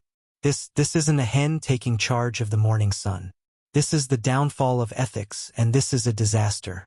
Pai Lupi saw that these old teachers were becoming more and more unreasonable, and his brows furrowed. Li Wangyu naturally didn't want to take the blame. He refuted, "Shut up. Is Her Majesty the Empress someone you can humiliate? Her Majesty the Empress and the other dukes are in my manor praying for the people of the world. Ruin dares to distort black and white like this and spout nonsense? Your Majesty, I want to impeach these people for harboring unfathomable motives. They even said something like a hen taking charge of the morning sun. This is comparing Her Majesty the Empress to Daji. Could Your Majesty be the tyrant King Zhou?" The earliest allusion to a hen taking charge of the morning sun came from Daji and King Zhou of Shang. It meant that once an old hen crowed, the family's situation would decline. Hearing Li Wangyu say this, the old teachers immediately realized that they had misspoken and hurriedly kowtowed to Pai Lupi. "Your Majesty, this old subject didn't mean that. This old subject was saying..." Without waiting for him to explain himself, Pai Lupi slapped the armrest of the throne. "Enough! The Empress is in Count Hu County's manor with the other dukes' wives praying for the people of the world. This matter has nothing to do with the construction of the women's toilets. I said that since there are no women's toilets in the toilets built by Count Hu County, this matter will end here and do not mention it again." Seeing that Pai Lupi was angry, the group of old teachers reluctantly closed their mouths. After bowing, they retreated among the officials. However, it was clear that this group of old teachers didn't intend to let the matter rest. After the Chang court, Li Wangyu acted as if he had nothing to do with himself. Every day he would play with the rich playboys. His days were quite leisurely. However, the nobles and officials of Chang, and gradually became restless. The officials and nobles didn't feel anything when their wives and daughters didn't return for a day or two. On the contrary, the business of the Peace Square and the Hu people's wine shops in Chang'an had become unusually good these days. Without the restrictions of their wives, many of the officials and nobles were happy to be at ease. Every day after the court was closed, they would call their friends to drink wine. Their days were very comfortable. However, like the middle-aged men in the future, when their wives went on a business trip or returned to their parents' home, they would definitely feel very comfortable at first. They would play as much as they wanted every day. They would stay up all night drinking and playing online games. Just like the song "The Wife Is Not at Home" sang. Tonight my wife is not at home, I can wahahaha. However, after a few days, there was no one to wash the dirty clothes at home. When sleeping at night was lonely and cold, and there was no one to talk to at home, they would anxiously call their wives to ask when they would be back. Today, the officials and nobles of Chang'an were the same. After 2 or 3 days of fun, they found that the empress and their wives still had no intention of returning to Chang'an. They couldn't help but feel a little flustered. These officials and nobles naturally didn't lack people to warm their beds in their mansions. However, how could they understand the various internal affairs of this big family? How many things needed to be purchased? How much the businesses in their mansions had lost? Which mansions needed gifts for their weddings and funerals? What mistakes the maids in their mansions had made? When the housekeepers of the mansions reported these matters to their Langjuns, they finally began to have headaches. Compared to their own troubles, whether or not to repair the women's toilets was still a problem. Chapter 543. Li Wangyou's guess was right. Inviting Empress Zhongsun and the noblewomen in Chang'an and to Dingzhou village was the revenge planned by the beautiful boss.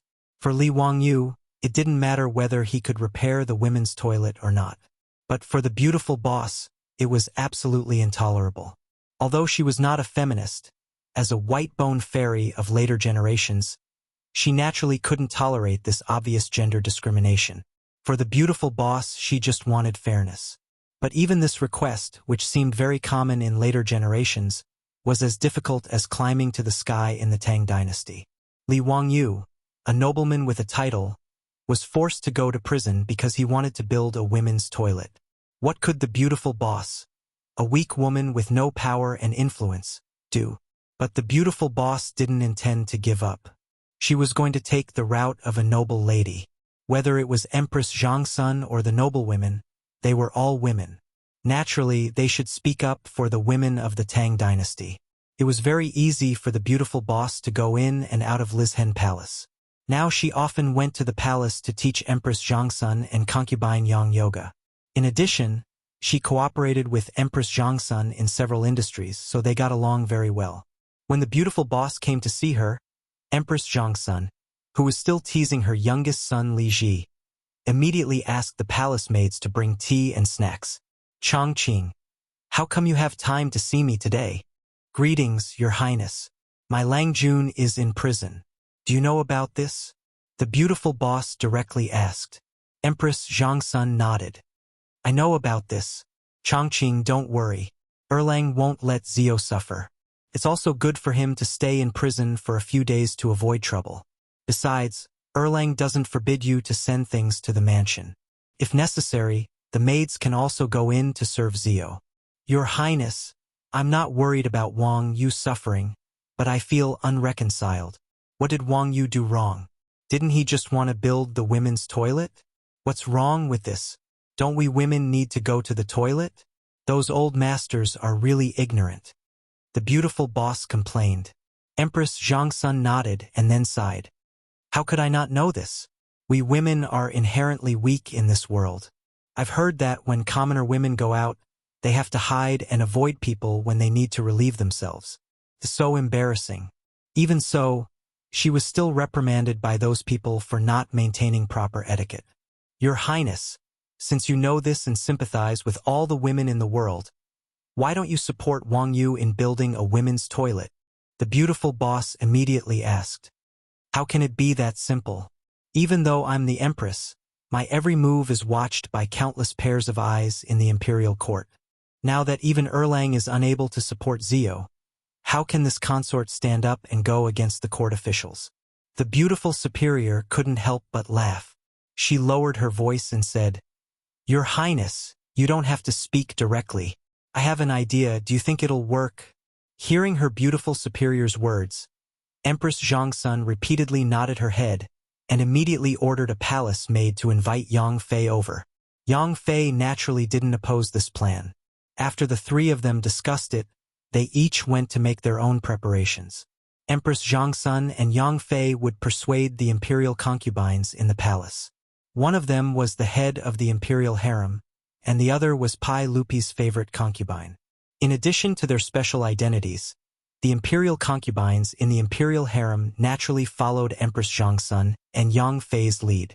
As for the madams of the officials and nobles, their beautiful superiors would persuade them. Nowadays, the underwear produced by the underwear shop could be considered luxury goods. Almost all the customers were the madams and young ladies of the officials and nobles. Underwear was popular among the noble women of the Tang dynasty as soon as it appeared. If anyone didn't wear underwear produced by the underwear shop, they would be too embarrassed to go out and greet others. The beautiful superior was familiar with the madams and young ladies of each mansion. She often went in and out of each mansion and participated in various gatherings of the noble women. With the support of Empress Chang'an and the persuasion of the beautiful superior, she easily obtained the agreement of the madams. They didn't necessarily value the well-being of the women of the common family. With their status, it was even more impossible for them to use those toilets. But to be able to do such a big thing, with Her Highness the Empress made these bored noblewomen very excited. So they hid it off and kept it a secret from their Langjun. They didn't reveal anything at all. And these secret plans all happened in the boudoirs of each mansion. No matter how powerful the 100 Horsemen department was, they didn't know anything about it. This group of top noblewomen and young ladies of the Tang dynasty were as excited as if they were going on an outing when they left Chang'an City. And the beautiful superior was worried that they would be bored in the mansion, so she specially arranged all kinds of entertainment. From mahjong competitions to board games, singing and dancing, cruising boats and rocking bridges, singing and dancing girls invited from Chang'an City with a lot of money, and performing tricks and acrobatics. There was no shortage of anything in the mansion of County Count Hu, and it was full of women. There was no need to worry. All the concubines and noble women in the harem had so much fun that they forgot about home. The hot springs and saunas in the mansion were loved by Empress Chang'an and the others to the bone. And the washroom in Li Wangyo's mansion was an eye-opener for Empress Chang'an and the other noble women. The washroom was covered with shiny tiles, and the ceramic toilet could flush automatically. Not only did it not have any smell, but it even smelled of incense. It should be known that even the top noblewomen of the Tang dynasty were not very high-end when it came to going to the washroom. There was an anecdote in history that the princess of Xiangqing in the West Jin dynasty married Wang Dun, her husband. After they got married, Wang Dun had to go to the washroom of the princess's mansion to go to the washroom. He saw a box in the washroom and opened it curiously. There were many dried dates in it. Wang Dun thought that they were snacks for going to the washroom, so he ate them all. At that time, Wang Dun knew that he had made a big joke. Those dried dates were used to block the nostrils when going to the washroom to isolate the smell. It was like that in the West Jin dynasty and in the Tang dynasty. So it was conceivable that the quasi-modern washrooms in Li Wangyo's mansion had shocked Empress Chang'an and the other noblewomen. All the noblewomen of the Tang dynasty, including Empress Chang'an, were secretly thinking about how to renovate the washrooms when they returned to Chang'an.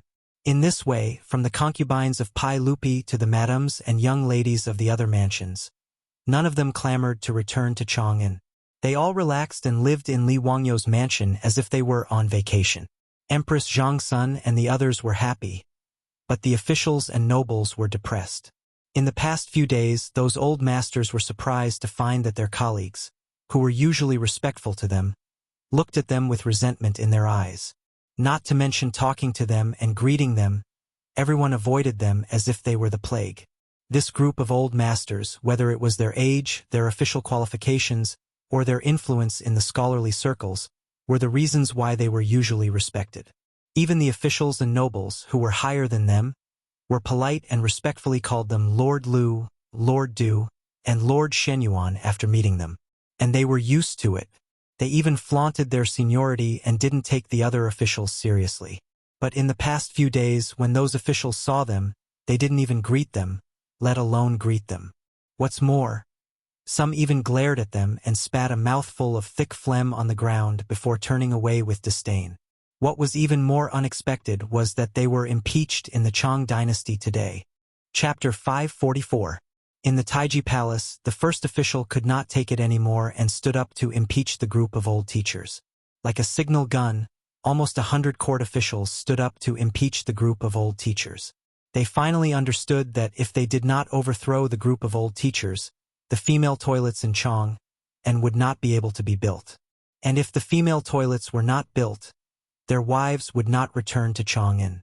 In this way, the choice was simple. What about the difference between men and women, the reversal of ethics, disrespect of etiquette and etiquette? These were all nonsense. Was it considered etiquette to have yellow and white things all over the street? Could it be that it was ethical to make young ladies and young wives act like thieves and hide everywhere to relieve themselves? The court officials went all out in order to drive the group of old teachers out of the court. They came up with all sorts of reasons to impeach them. Speaking of which, the group of old teachers, although their official ranks were not low, most of them did not have any real power. They were all officials in noble positions. If one were to say that they had taken bribes and perverted the law, that was true. Even when Pai Lupi asked the 100 Horsemen Department to investigate them, they did not find anything. But this was not a problem for the court officials. In order to bring back their wives, they racked their brains and began to find faults with the old teachers. There were typos in official documents, improper words and actions, and undamaged clothes. These were all child's play. Even the dogs of the old teachers who urinated and defecated on the road were grounds for impeachment. Pai Lupi was not surprised by this farce of impeachment. Instead, he sat on the throne and smiled as he watched the crowd perform. The group of old teachers was completely dumbfounded. Usually, they were the ones who impeached others from a moral high ground. When had they ever been treated like this? They were so angry that their faces turned pale. Their bodies trembled as if they had Parkinson's disease. "Your Majesty, I am innocent. Are these people crazy? How dare they humiliate me like this? Your Majesty, I have been humiliated by the court officials like this. How can I still stand in the court? I beg to be buried. Your Majesty, since you don't need me, I will return. I beg to retire and return to my hometown." The group of old masters was too lazy to say anything more. They could clearly see Pai Lupi's attitude. Thus, they all knelt down and took off their official hats with trembling hands. Naturally, they were unwilling to resign. However, in this great hall, they were being pushed down by so many officials. Even if they were attached to their positions, what could they do? If he didn't know what was good for him, he might end up like those old officials who had been taken down from the prison. That would be a fate worse than death. Pai Lupi pretentiously stood up from the throne and walked down the steps to help the old masters up. "You are all my trusted subordinates. How can you leave like this? Don't say such things again." However, even though he said that, he pretended not to see the official hats that were placed on the floor. He had no intention of picking it up and putting it back on for these old teachers. Pai Lupi's actions chilled the hearts of these old masters even more. Originally, they were just going through the motions of resigning. Now, they could only follow this path to the end. Disheartened, the old masters once again asked to resign. Their attitudes and tones were much more resolute. Pai Lupi was still unwilling. The old masters asked to be buried again. With 3 requests and 3 requests to stay, both sides had completed the ritual process. Both sides were so polite that it seemed like the ruler and his subjects were harmonious. This was also the proper procedure. To put it bluntly, it was just a polite gesture. Don't take it seriously. If Pai Lupi urged them to stay, the old masters would take it seriously and continue to wear their official hats with a clear conscience. Then they would have lived their lives in vain. Pai Lupi pretended to be regretful and sighed. "Ah, since you have already made up your mind, I can't force you. Although I am distressed, I can only follow your wishes. Pai Lupi pretended to wipe away tears that did not exist. I will grant each of you 100,000 gold for your return home. I will give you a full salary to comfort you for your many years of hard work. The full salary that Pai Lupi was talking about was the retirement salary of these old masters after they retired. It was not reduced by half, but full salary. After an official of the Tang dynasty retired, the salary was only half of what it was when they were still in office. Bai Jui once wrote a poem like this. 70 years of age, the full crown is hung up. Half salary and half carriage are hung up. The cook tells the court that he has run out of salt and rice. Wife and children are unhappy. Niece and nephew are bored. First, I will sell 10 mu of land in Nanfang. Next, I will sell 5 mu of land in Dongdu. It meant that after they retired, they would only have half of their salary. Their lives were bleak and they would have to sell their land to make a living. Pai Lupi's words made the group of old masters kneel down again. After repeatedly thanking him, they reluctantly left Taiji Palace with tears in their eyes. After the group of old masters left, all the civil and military officials could not help but breathe a sigh of relief. They looked at each other and smiled. No one mentioned this matter again. Pai Lupi was even more satisfied. He sat back on the throne and pretended that the previous matter did not happen. He changed the topic and began to discuss state affairs. Pai Lupi had long disliked these dozens of old officials in the imperial court.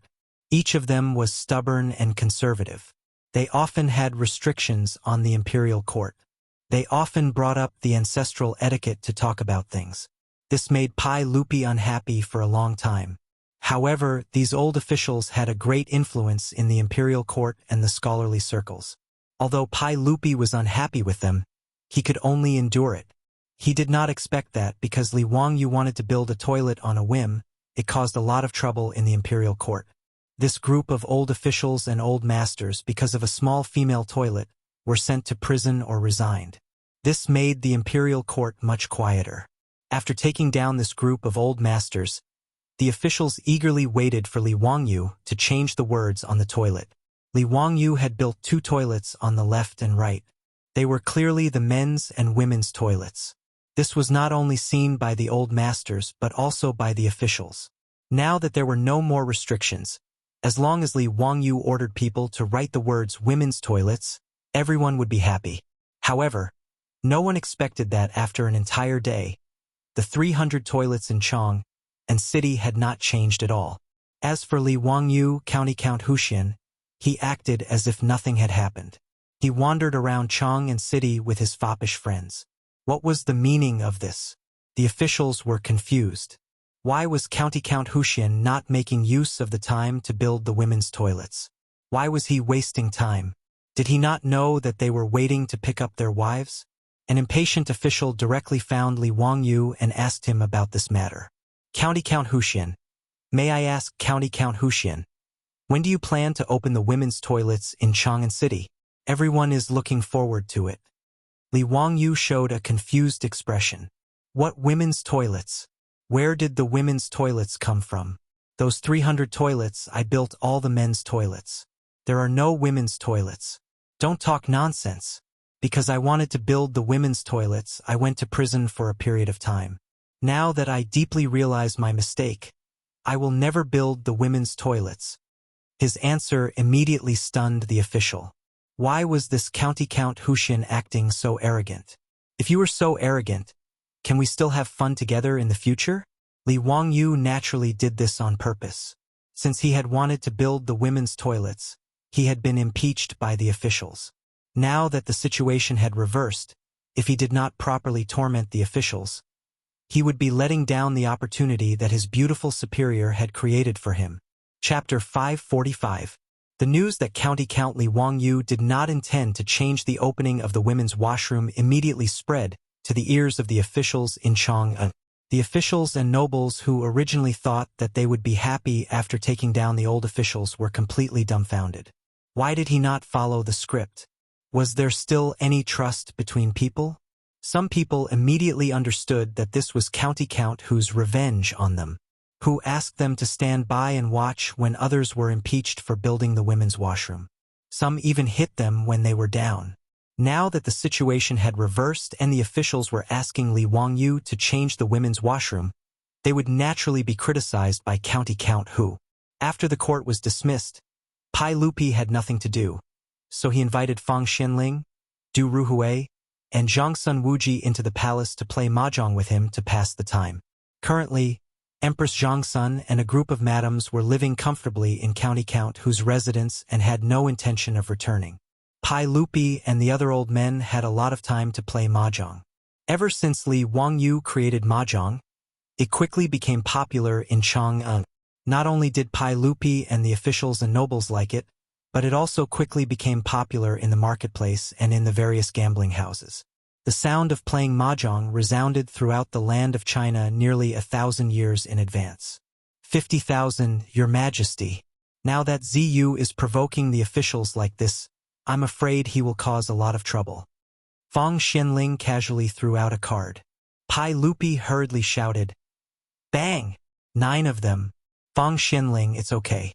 This kid must have some complaints in his heart. Let him vent his anger." Zhangsun Wuji looked at Pai Lupi and reached out to take the 9 of them. "Win. All of them. Your Majesty, you are very kind. In my opinion, it would be good to let County Count Huxin go and stir things up a bit. Although the Tang dynasty was established for less than 10 years, we inherited too many officials from the Sui dynasty and became depressed. Now that His Majesty was in the prime of his life, it was time for him to work hard. How could he allow these officials to hold His Majesty back? There was nothing wrong with Count Huxin building a toilet, but there were people in the court who stirred up trouble out of nothing and stirred up a lot of trouble. This is still a small matter. If Your Majesty wants to reform the old practices, I'm afraid it will be even more troublesome." Fang Xianling and Du Ruhui both nodded their heads in agreement. "Your Majesty, you really can't blame County Count Hu for this. Even though the old officials in the court who strongly opposed it are no longer here, there are still many people who have opinions about the women's washroom because of their instigation. This subject has heard that there are quite a few elderly people on the street with dove canes who are shouting that if a female toilet is to be built, they will go and destroy the toilet." Du Ruhui also laughed. Fang Xianling nodded. "These people are even more troublesome than the old officials in the imperial court. They are all very old and can't be beaten or scolded. If they really ordered people to push down the toilets, Ziyu really wouldn't be able to do anything. I'm afraid even Wanyan and Chang and counties would be at their wits' end." The elderly that the two of them were talking about were those above 60 years old who were highly respected among the people. The country would give them the king's staff, also known as the dove canes. The elderly who received the dove canes would not only receive a rank of 7, but they would also have the privilege of walking on the side roads of the emperor and entering and exiting the government offices. Even if they committed a crime, they would be given a lighter punishment. The 10 bamboo scrolls of the king's staff said, "When one is old and receives the king's staff, there is a dove on it. When the people see it, they will compare it to righteousness. If anyone dares to scold or beat them up, they will be considered traitors." This meant that the elderly who held the dove canes were like envoys. Anyone who dared to scold or beat them up would be heavily punished. These elderly were already very famous among the people, and with the dove canes given to them by the government, they were even more respected. These elderly also had the duty to help the government educate the people and promote filial piety. As for the construction of the women's washroom, apart from the old officials in the imperial court, the ones who opposed it the most were the elderly. Zhangsun Wuji also smiled. "I think that County Earl who knows about this matter, which is why he didn't make a move. He wants to use the wolf to swallow the tiger strategy. Haha, I'm really curious what the situation will be like when the officials and generals of the imperial court face off against these elderly." Li Er clapped his hands and laughed heartily. He threw a few chips to Zhangsun Wuji and said, "That makes sense. I want to see what Zio can do. Haha, come, let's continue. Since the madams of the various manors aren't here, we will light up the lanterns and fight. No one is allowed to leave." While the 4 of them were leisurely playing around in the governance hall, the officials couldn't sit still anymore. Many officials who were familiar with each other all invited them to discuss how to solve this matter.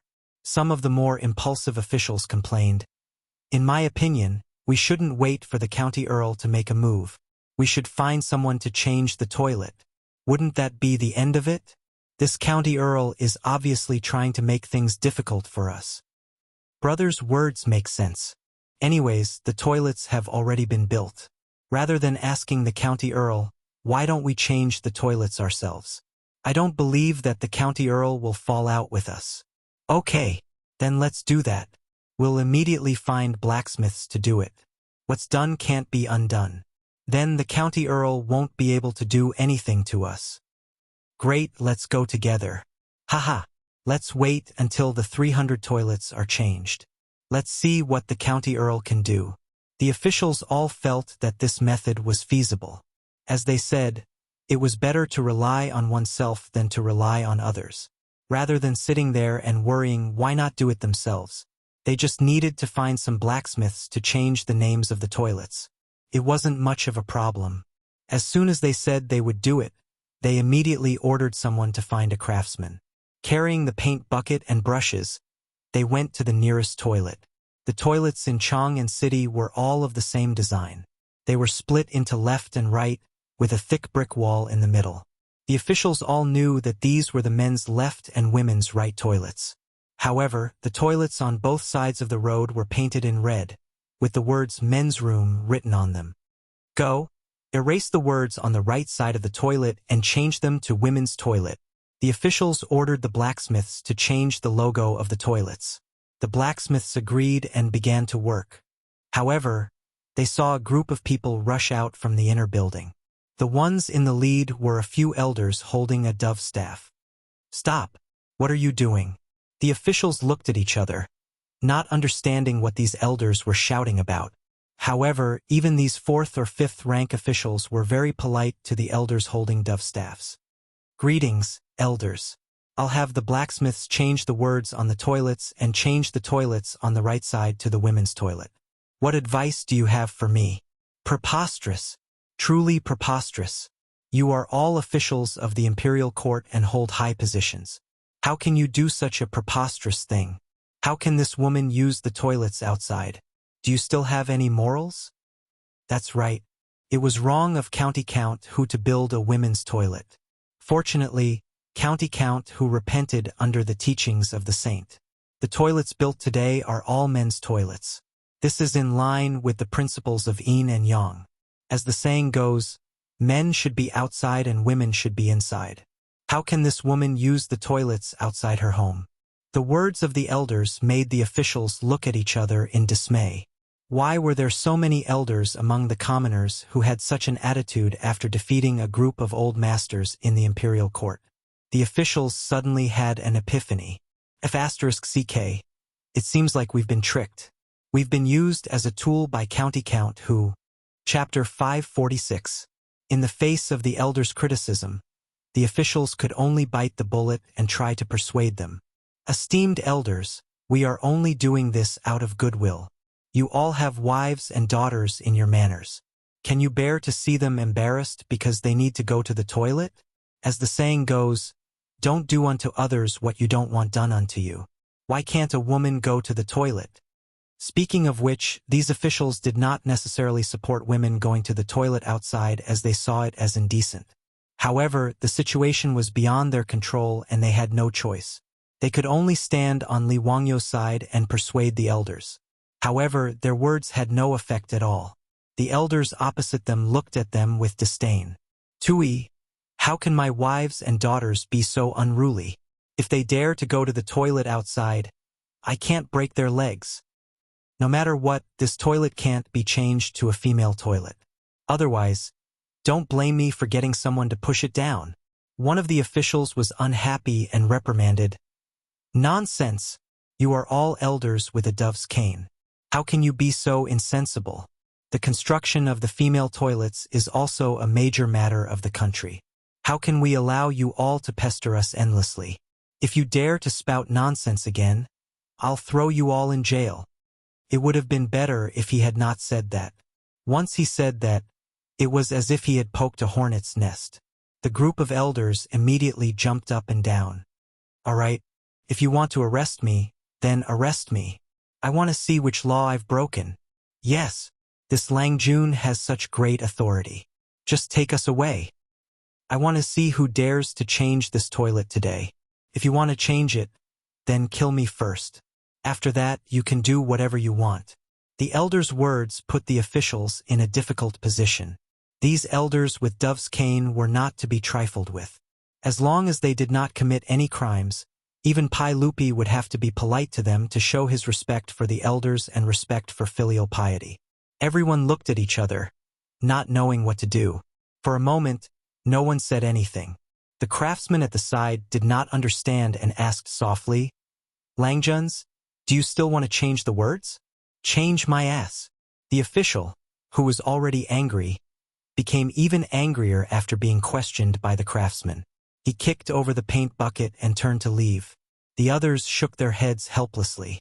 They were truly at a loss when encountering this group of venerable elders. Everyone turned around and left, leaving behind the blacksmiths who were at a loss. In fact, the reason why Li Wangyu refused to show himself, other than deliberately making things difficult for those officials, was also because of this group of elders. After he came out of the prison, he found out that the merchants of the east and west cities, in order to support him, actually held a strike against those officials who slandered him. This made him very moved.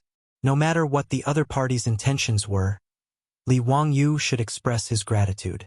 After visiting Chou Yuanliang, shopkeeper Ren, Milamon, and the others one by one, Li Wangyu suddenly realized that the biggest resistance to the construction of the female toilet was not only in the imperial court, but also among the people. Whether it was the Chou family or shopkeeper Ren, these merchants were the clearest about all kinds of things in Chang'an. After figuring out why this group of elders was difficult to deal with, Li Wangyu immediately dispelled the idea of going head-to-head with them. He knew how difficult it was to deal with these elders. They could not be beaten or scolded. They were stubborn and stubborn. In the future, there were many conflicts caused by the noise caused by the square-dancing aunts and uncles. However, even if the police were called to persuade them, these aunts and uncles were not afraid and did their own thing. The Tang dynasty advocated filial piety and respect for the elders. These elders with dove sticks were even more difficult to deal with. If something went wrong and there was a mass uprising, he would be in serious trouble. Li Wangyu was unwilling to do such a stupid thing. Therefore, when the officials asked him about the female toilet, he deliberately pretended to be ignorant and wanted to use the officials as tools. After the officials were rebuffed in front of the elders, they thought about it and could not think of any other way, so they simply brought this matter to the imperial court.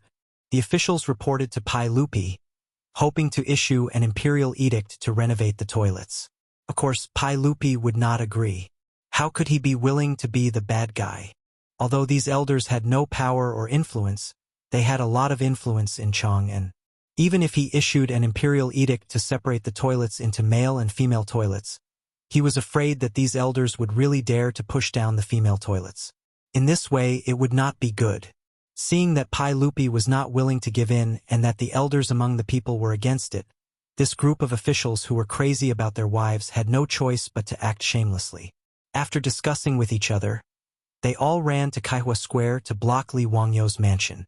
The old housekeeper, Li Hong, was scared out of his wits when he saw nearly 100 court officials wearing dark red and light red official robes blocking the entrance to his house.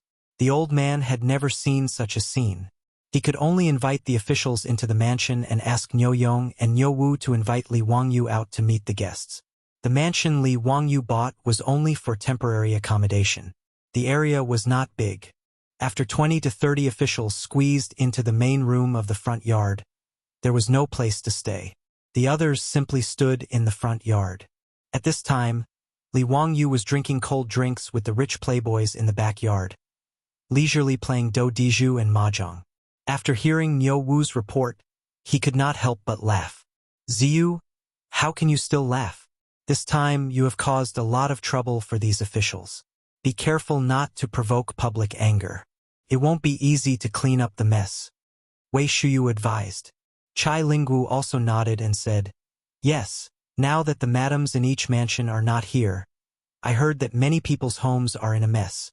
If you don't get the female toilets out, Her Highness the Empress will lose face and refuse to come back. Be careful that the officials and saints will settle the score with you." Chang Chumo and the others also nodded. They all felt that Li Wangyu had gone too far this time. Li Wangyu elegantly took out a folding fan from his waist and opened it with a swish. He shook his head and said, "No matter, I have my own plans. Wahahaha.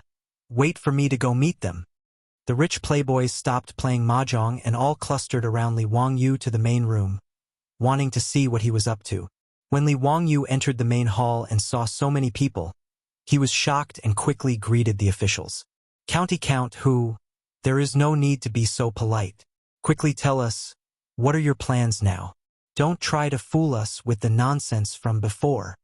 An impatient official did not wait for everyone to finish their greetings and impatiently asked. Li Wangyu, on the other hand, was neither hurried nor slow. After bowing to everyone, he opened his mouth and said, "Everyone, it's not that I'm trying to fool all of you. It's just that I didn't think that I would do something bad with good intentions.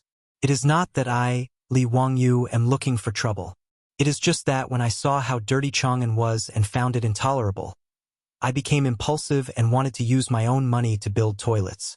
But who would have thought that for the sake of building toilets, I would be locked up in the prison by the saints? Everyone, I am also wrongly accused." No one could refute his words. This was indeed the case. Originally, building toilets was something that would benefit everyone. No one wanted to see such a situation happen. County Count Hu, we also know that we were in the wrong. If you have any complaints, this old man will apologize to you today. But this matter must be resolved. Otherwise, Her Highness the Empress will lose face, won't it? Yes, County Count Hu, we will apologize to you. But you have to think of a way. You were the one who built the toilets, so you can't just ignore it, right? County Count Hu, if you don't give me an explanation today, I will not leave. Yes, I will not leave. The officials were truly anxious. Some tried to soften their tone while others tried to threaten him. In short, they all had the same goal: to make Li Wangyu resolve the matter of the toilets. Li Wangyu was overjoyed at this. He revealed his pearly white teeth and smiled at the crowd. "Gentlemen, I have a plan. I wonder if you're interested." Chapter 547. Chang'an's morning drum, regardless of wind or rain, would always sound on time, waking people up from their dreams. Old Lu, who lived in Chang'an Lane, got up and changed his clothes with the help of his servants. He wasn't in a hurry to eat breakfast. Instead, he picked up his extremely precious dove staff and walked out of his house with the help of his servants. This dove staff, which was bestowed by the government, was old Lu's favorite. Even his eldest son couldn't touch it. As an elder of Chang'an Lane, old Lu was used to walking around the lane every day after getting up. He greeted his neighbors and received everyone's compliments. The gate of the lane hadn't opened yet, but there were already some neighbors who had gotten up early and were busy. When they saw old Lu, they would politely greet him with their hands clasped. As the oldest elder in Chang'an Lane, old Lu was used to this. He greeted everyone with a smile and then continued to walk around the lane. Old Lu walked to the toilet that was built by the county magistrate. He looked at the two toilets on the left and right. They both had the words "men's toilet" written on them. He nodded with satisfaction. Although the toilet on the left was still open, old Lu didn't care that much. If those officials wanted to change the toilet on the right into a women's toilet, he absolutely couldn't. If the government wanted to force a change, old Lu would rather tear down the women's toilet than compromise. In any case, as an elder, he wasn't worried that the government would do anything to him. Not to mention the fact that the county magistrate of Wanyan County was only at the 6th rank. Even those high-ranking officials in red robes would be polite when they saw him. With the help of his servants, old Lu went to the toilet to relieve himself. Old Lu had to admit that the toilet built by the county magistrate was a good thing. Ever since the toilet was built, the lane became much cleaner. The filth in the corners and alleyways of the past was gone. Originally, there were some people who were too lazy to walk to the toilet and wanted to relieve themselves as they did before. However, after these people were caught by the Marquis of the Lane or the bailiffs of Wanyan County, they were severely punished 60 times. After a few times, the situation of urinating and defecating in the lane stopped. Since there were toilets, Many people in the district were no longer willing to use the toilets in their own houses. After all, he had to find someone to clean his own toilet after using it. It was really troublesome. It was far more convenient to walk 2 steps to the toilet. Old Man Lu walked out of the toilet in a relaxed manner and prepared to return to his mansion with the help of a servant. He habitually cleared his throat and spat out a mouthful of thick phlegm. Just as the spit landed on the ground, 2 martial marquises from the Chang'an Square martial marquis shop appeared out of nowhere. "Stop! Elder Lu! Why are you spitting this filthy thing everywhere?" Old Lu was stunned when he heard this. He thought to himself, I just spat a mouthful of phlegm. How did it become something filthy? 2 martial marquis, did you see wrongly? Old me only spat out some phlegm. The 2 martial marquis nodded their heads. Since you admit it, then that's good. The Tang dynasty law clearly states that those who pass through the walls with filth will be flogged 60 times. Was this phlegm not filthy? Elder Lu, you are an elder. According to the law, your punishment can be reduced by half, but you still need to be flogged 30 times. Your old arms and legs will definitely not be able to take it. Since it's like this, then fine me with copper. Fine me with 5 pounds of copper. Take out the money.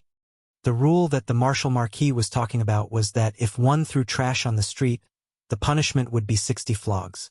And the penalty of 5 pounds of copper was a copper coin. How could Old Man Lu bear this? Furthermore, he felt that he only spat a mouthful of phlegm. How could it become throwing trash? He immediately started arguing with the 2 martial marquis. Nonsense, old me only spat a mouthful of phlegm. How can it be filthy? The martial marquis grinned. How can it not be counted? This is naturally filthy. Elder Lu, we respect you as an elder, so we are being polite. If you are so stubborn, then we will go to Wanyan County to talk. Humph, let's go. Old me does not believe that the Lu Ming house can sit by and watch you act so recklessly. Old Man Lu said angrily. Their argument naturally attracted the attention of the neighbors in the square. Everyone was discussing, but they did not dare to say anything. After all, they were not as old as Old Man Lu. They were still in awe of the martial marquis. This argument did not end, and it really went to Wanyan County's yamen. And the neighbors who were watching immediately ran to Old Man Lu's house to report. This scared Old Man Lu's few sons. They quickly followed the neighbors and rushed to the yamen. Chang'an Lane and Wanyan County's Shenyang Lane were only separated by a large street. By the time Old Lu's several sons arrived, Wanyan County's county magistrate Lu Dehang had already begun the trial. As an elder, Old Man Lu did not need to bow when he saw an official. He just casually stood in the main hall and casually cupped his hands towards Lu Dehang. Lu Ming House, Old me wants to ask you to give me justice.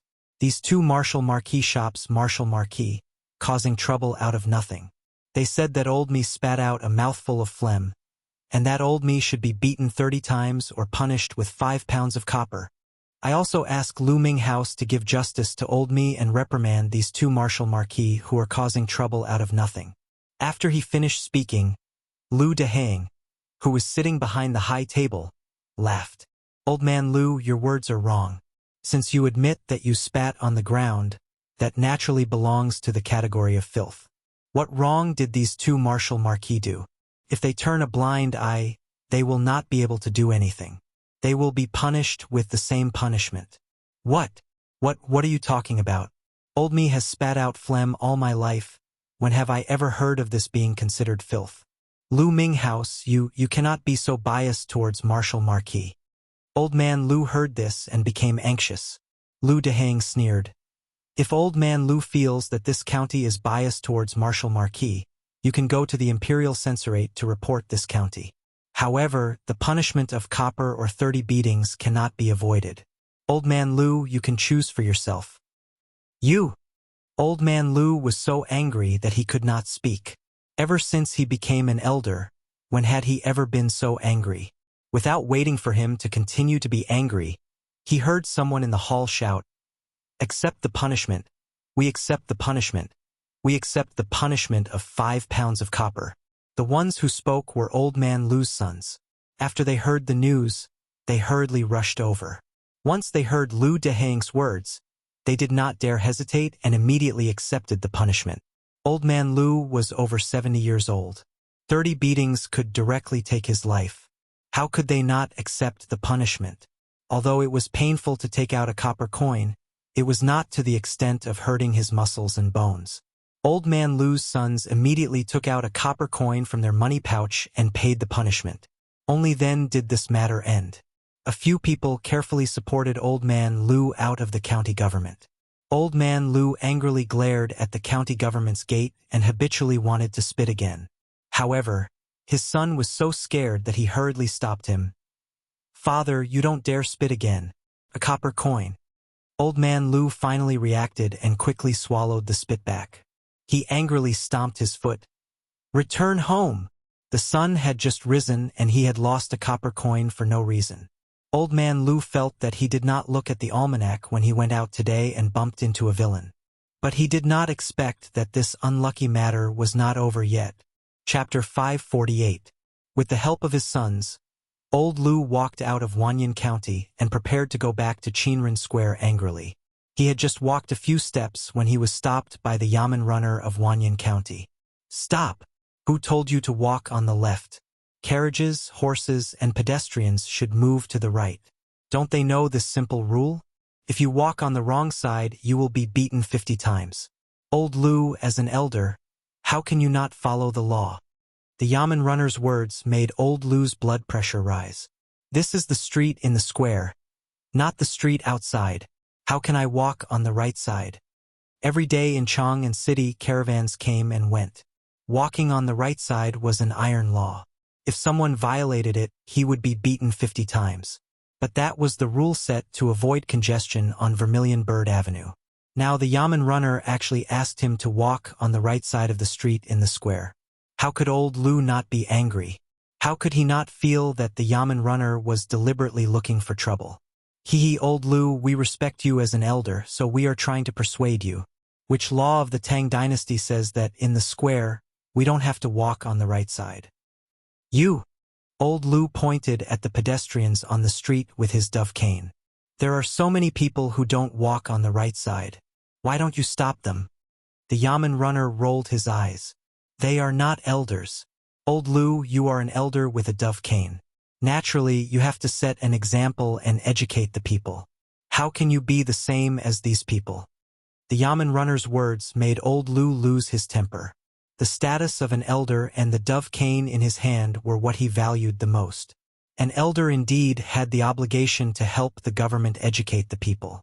He could only be silent. Supported by his sons, he walked to the right side of the street and slowly walked to his own mansion. When he arrived at the gate of his mansion, he found that a group of people had gathered. Seeing that Old Lu had returned, they hurriedly made way. "What's the commotion now?" Old Lu was already fuming with anger, and questioned in an unfriendly tone. Blocking his door were a few martial marquises from Chang'an Square. After seeing Elder Lu, the few martial marquises did not lack etiquette.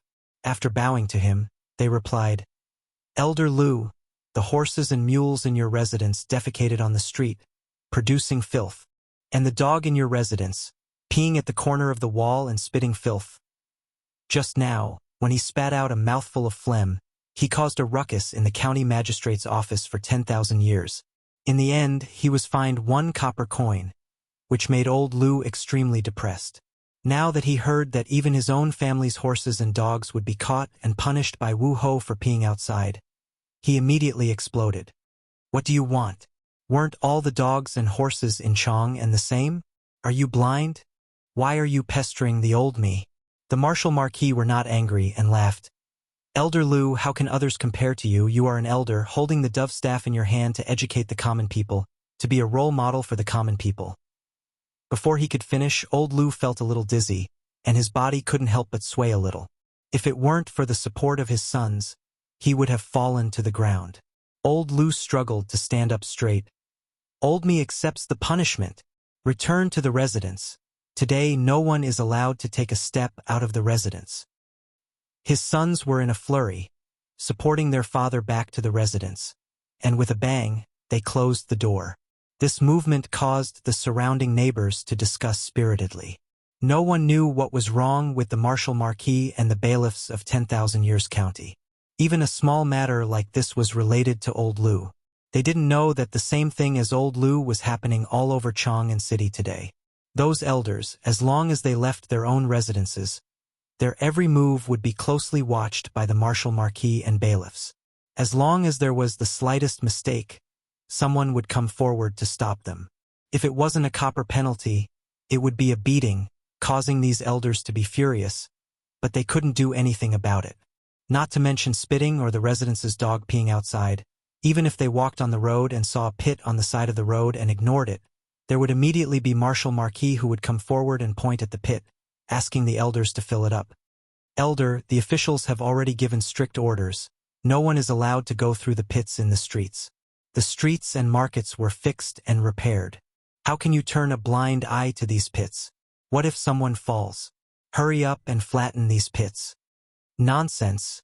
How can this be done by old me? Why not? You are an elder holding a dove staff, you should educate the people. Seeing these pits, why is it unfair? These words made the elders speechless, and they could only obediently lower their heads.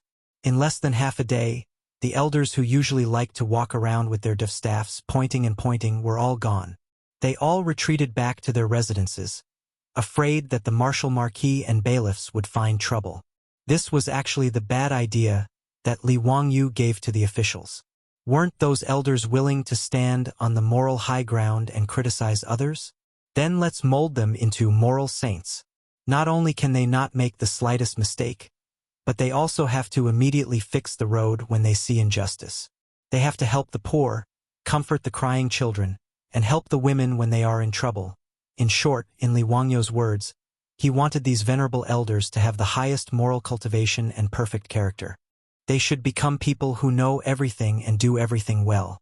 After listening to Li Wangyu's words, Cheng Chumo couldn't help but click his tongue.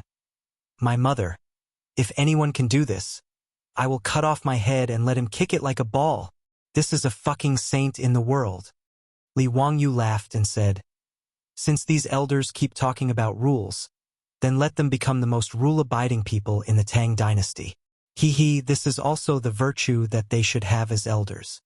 Li Wangyu didn't have the slightest sympathy for these moral saints. Just like Tolstoy, after he found an older and cheaper woman and ended his virginity, he cursed in his diary and cursed women. Who is the source of our licentiousness and indulgence? Isn't it women? Li Wangyu despised this method of attributing all the mistakes to others. These elders could go to the toilet themselves, but they couldn't bear to see women use it. Forcing some bullshit morality on people was also shameless.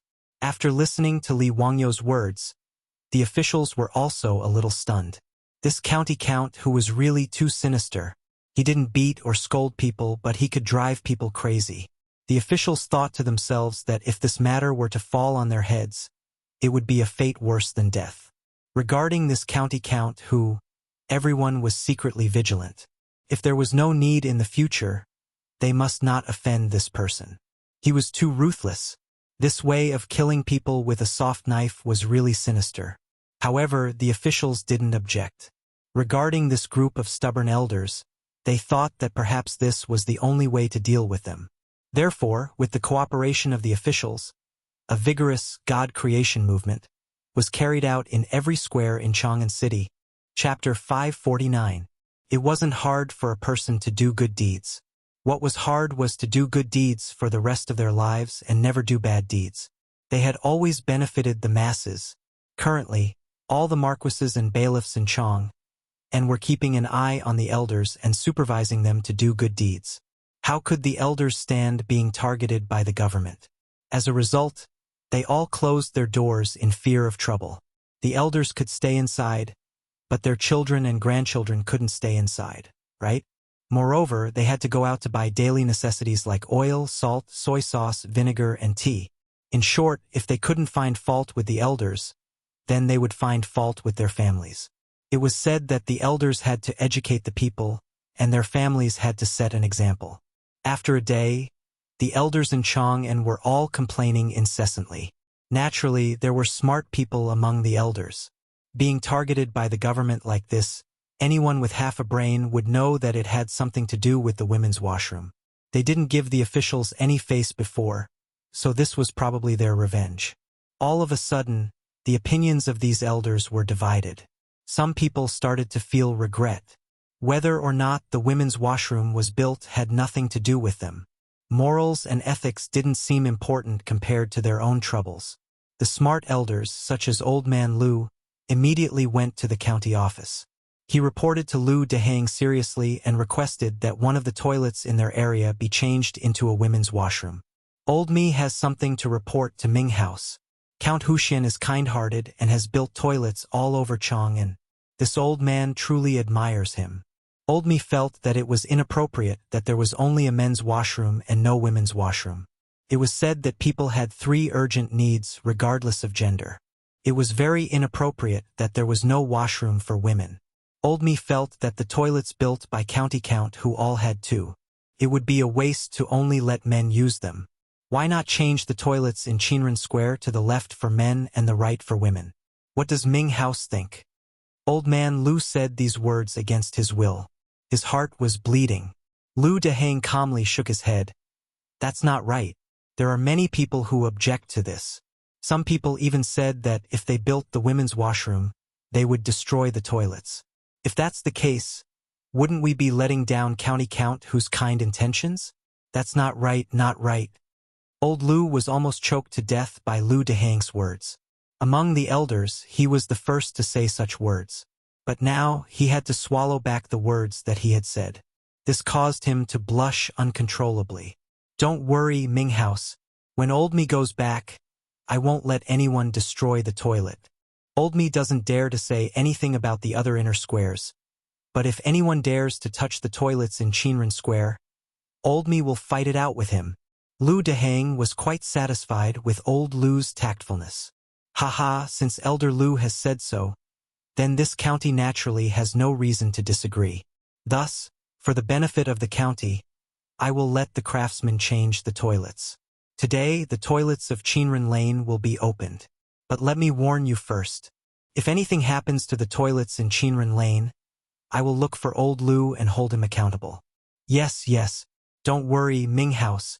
Old Me's words still have some effect in Chang'an Lane. At this point, Old Lu had completely thrown caution to the wind. He really couldn't stand being watched by a group of officials at any time. If he made the slightest mistake, he would be severely punished. His children and grandchildren also complained about this, so naturally, he had no choice but to lower his head. Moreover, there was no way to reason with this matter. If Wanyan County's yamen or bailiffs deliberately bullied him, Old Lu would dare to take his dove cane to the censorate to complain. But others wanted him to set an example and do good deeds. How could he complain? Could he tell the censorate that he didn't want to do good deeds and didn't want to educate the people? Wouldn't that be asking for a snub? Therefore, Old Lu tactfully lowered his head and admitted defeat. Chang'an, the first toilets for women in the entire Tang dynasty, appeared in Chang'an Lane after Old Lu lowered his head. Seeing the craftsman erase the words men's on the right side of the toilet and write the words women's in big letters, Old Lu felt very uncomfortable. But not only could he not show it, but he also had to rack his brains for the sake of the officials. Old Lu cupped his hands toward Lu Dehang, who came to watch and said, In Lu Ming House, most of the people are illiterate. I'm afraid it's not appropriate to just write men's and women's. If they go the wrong way, wouldn't it be a disgrace to the women's reputation? Old Me thinks that it's better to let the craftsmen draw the portraits of men and women next to the doors of the men's and women's toilets to avoid mistakes. Lu Dehang nodded repeatedly. Old Lu's words are very good. This is the words of an old man. Come, immediately let the craftsmen draw the portraits on both sides of the toilets according to Old Lu's words to show the difference. After he finished speaking, he thought for a moment and stretched out his hand to summon the Wu Ho of Chang'an Lane.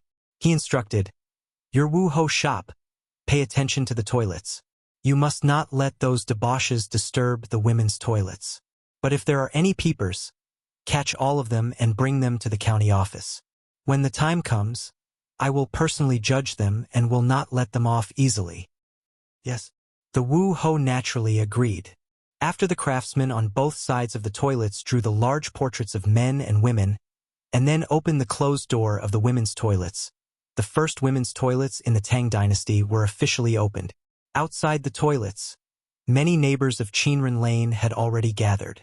Many young women and aunts were pointing at the toilets, but no one dared to be the first to eat crabs. Even if they had long wanted to go in and take a look, with so many people looking at them, naturally no one had the nerve to enter the women's toilets. What old Lu wanted to see was exactly this effect. He couldn't help but sneer in his heart. So what if the women's toilets are open? I can let people keep an eye on them every day. I want to see which family's daughter-in-law and young lady can pull their skin to go to the toilet. Just as he was feeling proud in his heart, he saw a middle-aged woman with a big waist. She didn't care about the gazes of the people around her. She snorted coldly and swayed her fat waist as she walked into the women's toilets. Old Lu's eyelids twitched when he saw this, but he could only sigh silently in his heart. He couldn't help but clench the dove cane in his hand a little tighter. This woman was famous for her toughness in Chang'an Lane. No one dared to quarrel with her. Even an old man like old Lu wouldn't provoke her for no reason. With this woman taking the lead, naturally, there would be others following. One after another, several women walked into the women's toilets, which made old Lu very melancholy. He kept saying in his heart that the etiquette was broken. The etiquette was broken. The etiquette was broken. No matter how sullen and depressed old Lu was, the first women's toilets in Chang'an city were finally opened. With his precedent, the other old men were not stupid. They all ran to the county government and asked to change the toilets in their shops into women's toilets. And those stubborn old men could only swallow their anger and pretend they didn't see it at this time. The appearance of the women's toilets was naturally unstoppable. Soon, all the toilets in the 106 shops in Chang'an city were divided into men's and women's toilets. When the first women's toilets in Chang'an Lane were opened, Empress Zhongsun, who had lived in Li Wangyu's county government for 7 or 8 days, finally got tired of it. After getting the news, she immediately led a group of noble women back to Chang'an city. Chapter 550. Li Wangyu heaved a sigh of relief when the matter of the toilets was finally settled. He really didn't expect that such a trivial matter in the future could cause so much trouble in the Tang dynasty. If Li Wangyu had to choose again, he probably wouldn't consider building toilets even if he was beaten to death. So what if it was dirty? It had been like this for thousands of years. But since it had already been done, there was nothing to regret. After the toilets were opened, Li Wangyu had another very important thing to do, and that was to recruit people to clean excrement. Cleaning excrement didn't sound good because it was dirty, smelly, and tiring. But in the Tang dynasty, it was a job with a golden collar. When Cheng Chumo and the other playboys heard that Li Wangyu wanted to organize people to clean excrement and sell excrement, they were so surprised that their mouths were wide open as if they had seen a ghost. "Zio, are you crazy? Is it not enough to just build toilets? You actually want to do business?" "Yes, Zio. Aren't you afraid that others will say that you are a count selling excrement? This name is too unpleasant to hear." "Zio, don't worry about those toilets. In Chang'an there will naturally be people to clean them up. You are a county count who founded the country. Why do you want to do such a bad thing? Are you crazy? Zio, do you still lack money? The four-wheeled carriage company, the brewery, which one of them doesn't make a lot of money every day? Do you really need to do this?" The playboys all tried to persuade Li Wangyu, thinking that he was crazy. Li Wangyu already had a plan. When he first discussed this matter with his beautiful boss, he already had a plan. "Hey brothers, isn't it too easy for those people to clean excrement? Giving 300 toilets to them for free, this little brother will not do such a thing. Besides, I'm not going to clean excrement myself. I plan to recruit 300 people from Hu County to come to Chang'an every day to clean excrement and sell it in the surrounding areas. As for the income from cleaning excrement, I don't plan to pocket it. I want to use it to help orphans, widows, and children in Chang'an and Hu County." Fang Yai didn't understand. Didn't the sage take out 20% of the lottery income to protect the people? Why would I need you to meddle in my business? Nowadays, Chang'an City issued a lottery every 10 days, and the profits were getting higher and higher. The Minister of Civil Affairs, Dai Zhou, was already grinning from ear to ear. According to the current trend, the income from this year's lottery would not be less than 250,000 strings of cash, and 20% of it would be 50,000 strings of cash. Li Wangyu only curled his lips and said, "That amount of money is just a drop in the bucket. Brothers, do you know how much of an impact the locust plague has had on the people of Hu County? And how many people in Chang'an were short of food and clothing? Not to mention the income from the lottery, even the annual income from the toilets might not be enough to help the orphans and widows." Cheng Chumo, Fang Yai, and the others were speechless. Although they were dandy, they were not the kind of selfish second generation. He understood the hardships of the people. Caring for the young, providing for the elderly, helping the poor, supporting the poor, and providing relief for the sick, all of these required a huge amount of copper coins. And the annual revenue generated by these 300 toilets could save countless lives. Ziyu, you don't have to do this personally, do you? Why don't you let your enemy or someone else do it? Why dirty your own hands? Cheng Chumo advised after thinking about it. Li Wangyu stared at Cheng Chumo as if he was looking at an idiot. "Brother Chumo, are you stupid? You want to push this kind of good reputation to someone else? This little brother is prepared to bring all my elder brothers to do this together. Think about it, if we set up a charity hall, we can take out hundreds of thousands of strings of cash to help the orphans and widows every year. How big of a reputation can we have? At that time, who would complain about the bad reputation of picking feces? If all of you are not interested, then I will find someone else." Cheng Chumo was stunned by his words, and his mouth opened wide. "Ziyu, what did you say? Hundreds of thousands of strings of cash? Just by picking feces?" The group of dandies swallowed their saliva.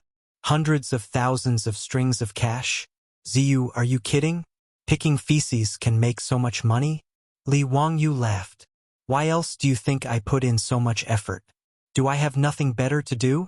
I have calculated that the profit will only be high, not low." Back then, the junior supervisor of the junior supervisor's office suggested to Pai Lupi that he hoped to sell the officials cow and horse feces. He estimated that the annual income would reach 200,000 strings of cash.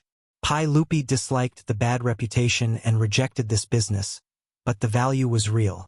There were millions of people in Chang'an City, so the toilets naturally accumulated a lot of feces every day. Li Wangyu estimated that one toilet could make about 2 strings of cash by selling feces every day. 300 toilets would be 600 strings of cash, and this was just one day's income. In a year, it would be 200,000 strings of cash. Excluding the expenses of hiring people to pick feces, it would not be a problem to make more than 100,000 strings of cash by selling toilets. After Li Wangyu explained the benefits to the silk pants, the silk pants' eyes lit up.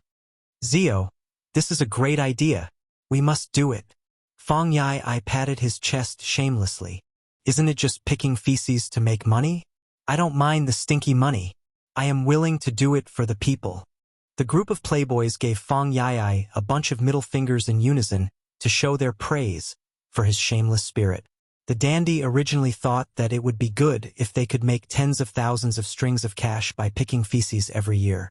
They did not expect that there would be such a huge profit.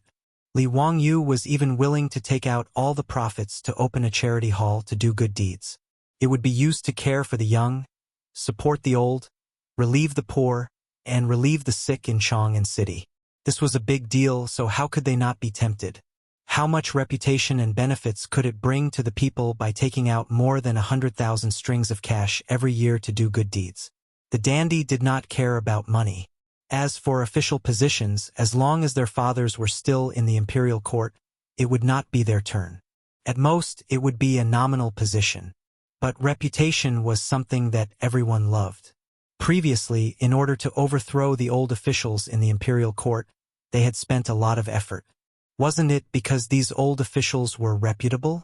But when the charity hall was opened, wouldn't the dandy be worshipped by the people of Chang'an City as living bodhisattvas?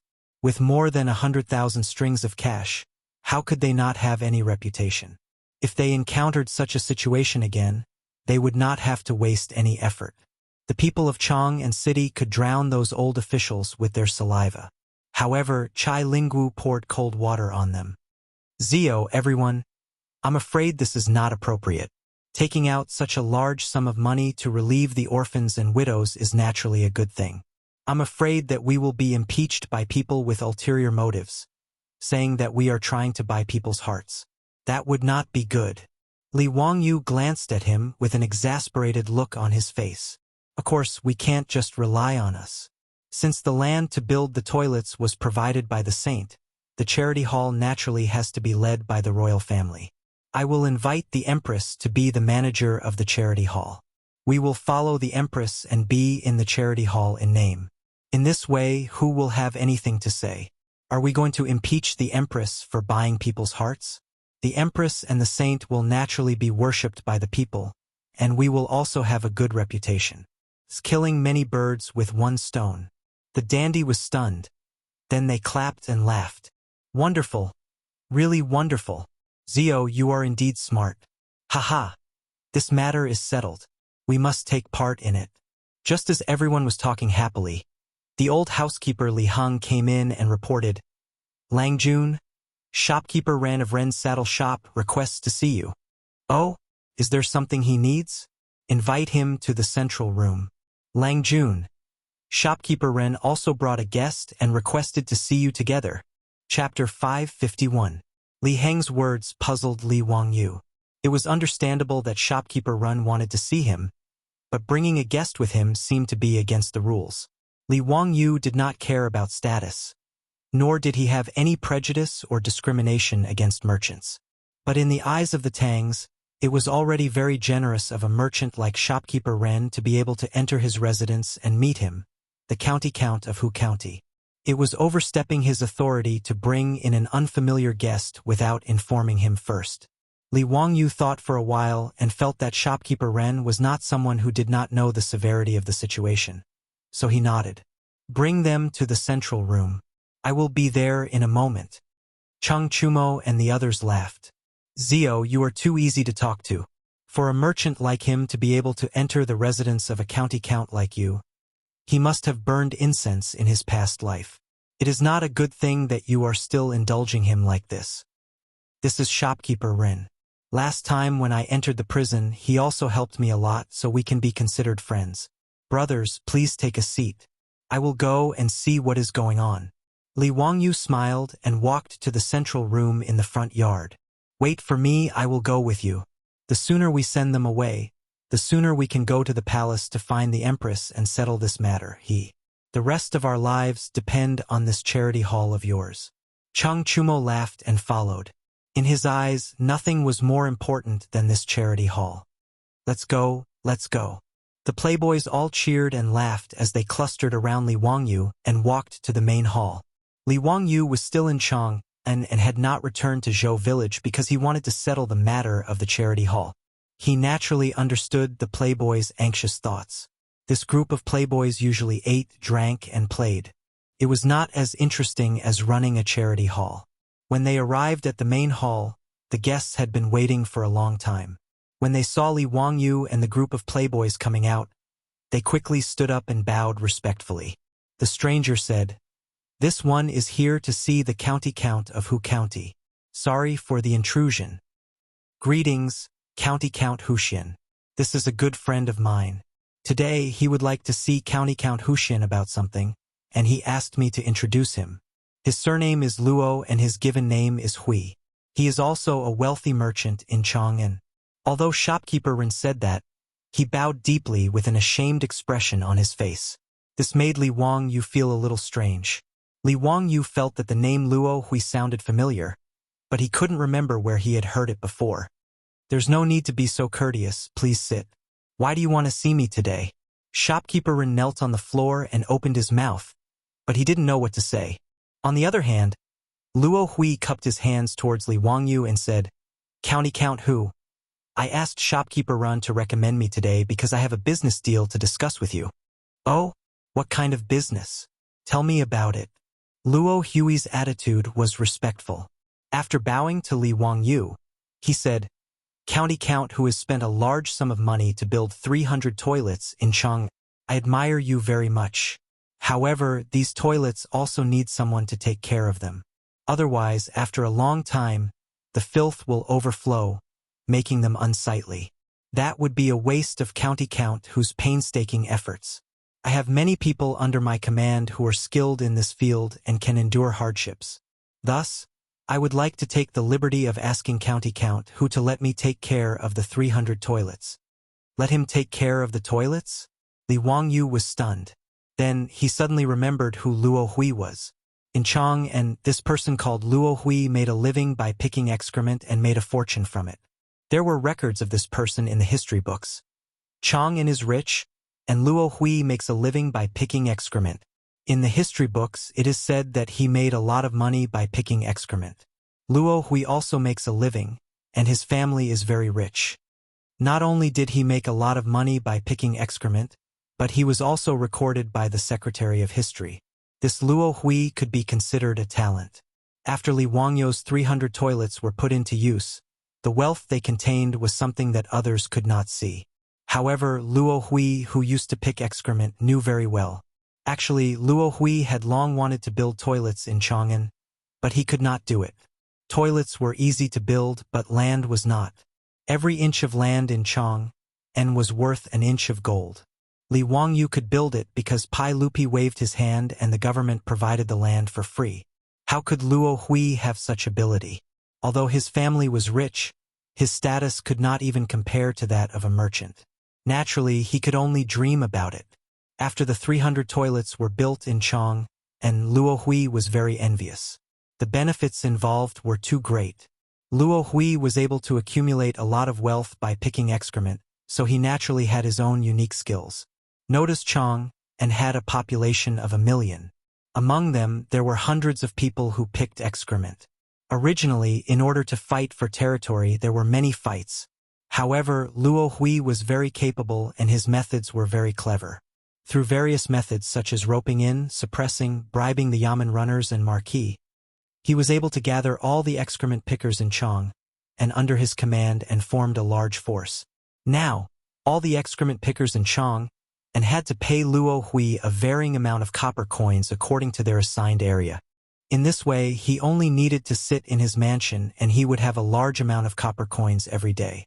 Moreover, he had gathered a team of hundreds of people. These excrement pickers were strong and listened to him. This made Luo Hui's ambition expand a lot. However, Chang'an was the heart of the Tang dynasty. There were nobles everywhere in Chang'an. Whether it was the princes and princesses, hundreds of officials and nobles, aristocratic families, eunuchs, imperial guards, or playboys, they were not people that Luo Hui, who used to pick excrement, could provoke. However, the ordinary merchants in Chang'an became the target of his humiliation. He used excrement pickers as an excuse to collect high fees from them. Naturally, the merchants did not want to pay such a high price. As a result, Luo Hui did not allow anyone to pick excrement in the merchants' manors and shops. No one picked the excrement, and Luo Hui and the others did not allow excrement pickers to enter Chang'an. In the end, the merchants had no choice but to bow their heads and admit defeat. They obediently handed over large amounts of copper coins and begged Luo Hui and the others to pick excrement. As a result, the ordinary merchants in Chang'an were all polite to him and did not dare to offend him. Luo Hui was jealous of Li Wangyu's 300 toilets, but he did not have a way to get along with Li Wangyu, the county earl who founded the country. Later, he heard from somewhere that shopkeeper Ren of the Renji saddle shop had a relationship with county earl Hu. As a result, Luo Hui brought gifts to visit shopkeeper Ren and asked him to introduce him to county earl Hu. He had a business deal to discuss with county earl Hu. Shopkeeper Ren naturally did not agree. However, he was threatened by Luo Hui and had no choice but to give in. In shopkeeper Ren's opinion, no matter how unreasonable Luo Hui was, in front of Li Wangyu, he was nothing more than an appetizer and would not cause any trouble. He did not believe that a lowly person like Luo Hui could mess around in front of Li Wangyu, the county earl who founded the country. However, shopkeeper Ren still felt very guilty about bringing Luo Hui to county earl Hu without permission. Hearing Luo Hui's words, he could not help but stand up and bow to Li Wangyu. County earl Hu, I made a mistake. Actually, I am not familiar with this Luo Hui. Before he could finish, Li Wangyu smiled and waved his hand at him. No matter, shopkeeper Ren, I know your character very well. There is no need to say more. He turned his head to look at Luo Hui with a faint smile. How do you plan to cooperate with me? Tell me. Chapter 552. Li Wangyu's words stunned Luo Hui. He didn't seem to understand the meaning of Li Wangyu's words. After a while, he replied, Naturally, I will ask the county count for permission to help you take care of the toilets. That's all. And then, Li Wangyu's face was about to turn black. You don't plan on taking away my 300 toilets just because of this, do you? Did this Luo Hui really think he was an idiot? He actually wanted to take away the 200,000 strings of cash every year? In fact, it wasn't impossible to give these toilets to a professional like Luo Hui to take care of. In any case, the goal of Li Wangyu and the wastrels wasn't to remove excrement, but to make money from this business and use it to open a charity hall. As for whether to recruit people from Hu County or give them to Luo Hui, it didn't make much of a difference. If Luo Hui knew what was good for him, this person who delivered himself to his door could save him and the wastrels a lot of trouble. However, Luo Hui's words just now made Li Wangyu a bit angry. Did this Luo Hui think he was an idiot who didn't know anything? Even the wastrels on the side couldn't help but laugh when they heard this. Chang Chumo was rocking back and forth with laughter. Wahahaha! You scoundrel, you're quite good at scheming. Luo Hui originally had this idea. In his mind, how could a noble like Li Wangyu understand the benefits of removing excrement? Moreover, he shouldn't be interested in this stinky business. He thought that Li Wangyu was only building toilets on a whim and would dislike them for being filthy and too lazy to take care of them. With his silver tongue, it would be very easy for him to trick the young county count into giving him the right to take care of the 300 toilets. However, when he heard Li Wangyu and Chang Chumo's conversation, he immediately understood that the county count knew the benefits involved. Ha! This humble one didn't explain clearly and caused the county count and the young dukes to misunderstand. What this humble one meant was that the county count and this humble one would each take half of the earnings from removing excrement. County count who didn't need to worry about anything. All the dirty and tiring work was taken care of. Every month, the profits would be sent to county count whose residence on time. What do you think, county count who? After Luo Hui finished speaking, before Li Wang you could say anything, Chang Chumo grabbed Luo Hui's collar and said, You bastard, what a good plan! You actually want to take half of the profits? Do you have such a big appetite? Laozi can answer you on behalf of County Count Hu. Those toilets can be handed over to you, the Tianxi Nu, to take care of, but I will give you 10% of the profits, and the remaining 90% will be sent to County Count Hu's mansion. What do you think? Are you going to do it or not? Chang Chumo's words made Luo Hui's face turn ugly. How could 20,000 strings of cash a year be what he wanted? Even if he were to sit at home and do nothing, he would still earn tens of thousands of strings of cash a year. Naturally, he would not be interested in a mere 20,000 strings of cash. This young duke is making things difficult for me. Picking excrement was also money earned through labor. It was smelly and tiring. The young duke was kind-hearted. How could he bear to let those who worked hard suffer losses? This portion is really too little. Chang Chumo spat at him. Bah, you bastard. You really have a big appetite. 20,000 strings of cash a year. What kind of person can't ye invite to pick excrement? In short, are you going to do it or not? Luo Hui's face became uglier and uglier. Young duke, forgive me for not being able to comply. He wanted to continue complaining, but he heard Chang Chumo directly ask Li Wangyu to leave. If you don't want to do it, then don't be long-winded. Get out. Niu Yong, Niu Wu, help your Lang Jun throw this guy out the door. Regarding Chang Chumo's decision, Li Wangyu did not even lift his eyelids, silently agreeing with his words. Niu Wu and Niu Yong naturally understood. They walked forward with a smile and patted Luo Hui's shoulder. Go. Don't annoy the young duke. You won't have a good time. Luo Hui did not dare to say anything more. His face turned red, and he could only obediently stand up. He bowed to Li Wangyu and the others before turning to leave. However, before he left, he was still very unwilling. He turned to Li Wangyu and said, "County Count Hu, I am leaving sincerely and sincerely. I want to help County Count Hu with your worries. Otherwise, those 300 toilets will not be cleaned and will be filthy. At that time, I'm afraid that County Count Hu's face will not look good. I ask County Count Hu to reconsider." Li Wangyu did not even raise his eyebrows, and he was too lazy to say anything more to Luo Hui. He could also see that Luo Hui's appetite was not small. He was surprised that he could not be satisfied with 20,000 strings of cash a year.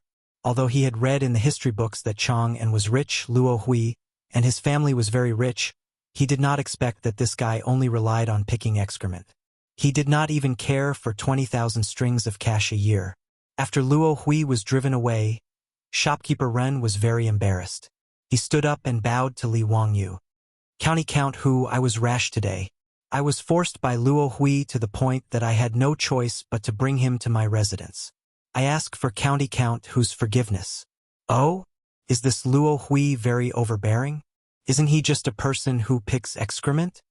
Fang Yi asked curiously after hearing shopkeeper Ren's words. Shopkeeper Ren smiled bitterly and told them everything about the Luo Association. Li Wangyu and the group of silk pants shook their heads repeatedly when they heard this. "Damn it, if I had known, I would have beaten him up to vent my anger. A person who picks excrement actually dares to bully others like this. Does he really think that Chang'an City is his?" Cheng Chumo was furious. He slammed his fist on the table, causing the teacups to clatter. "Brother Chumo, he's just a local tyrant. What's there to be angry about?" Li Wangyu smiled. "I originally wanted to save some trouble and just let Luo Hui take care of the toilets. Since he's so ambitious, then forget it. We'll just recruit people from Hu County. Each person costs 200 copper coins a day. If we recruit 300 people, we'll only earn 20,000 coins a year. It's not much trouble." The wastrels all nodded. To them, this wasn't much. On the other hand, shopkeeper Ren cautiously said, "County Count Hu, everyone, I'm afraid that Luo Hui won't let this go. He's rebelling. What does a lowly person who picks excrement want to do? It's fine if he's honest, but if he has any other ideas, I'll send him to the Golden Guards to loosen his bones." Cheng Chumo glared. Shopkeeper Ren naturally didn't dare to say anything else. He apologized to Li Wangyu again and again before leaving. Li Wangyu and the others naturally didn't take Luo Hui to heart. They discussed how to operate the charity hall again. Li Wangyu rode out on his horse and went to the East Market to find his beautiful superior. They went together to Lijian Palace to meet Empress Zhongsun. Empress Zhongsun was full of praise for the matter they proposed and agreed without hesitation. Previously, she had cooperated with her beautiful superior to create a storm of "Madam abandoning home." Originally, she just wanted to vent the anger of all the women in the world. She didn't expect that the toilets would contain such great benefits.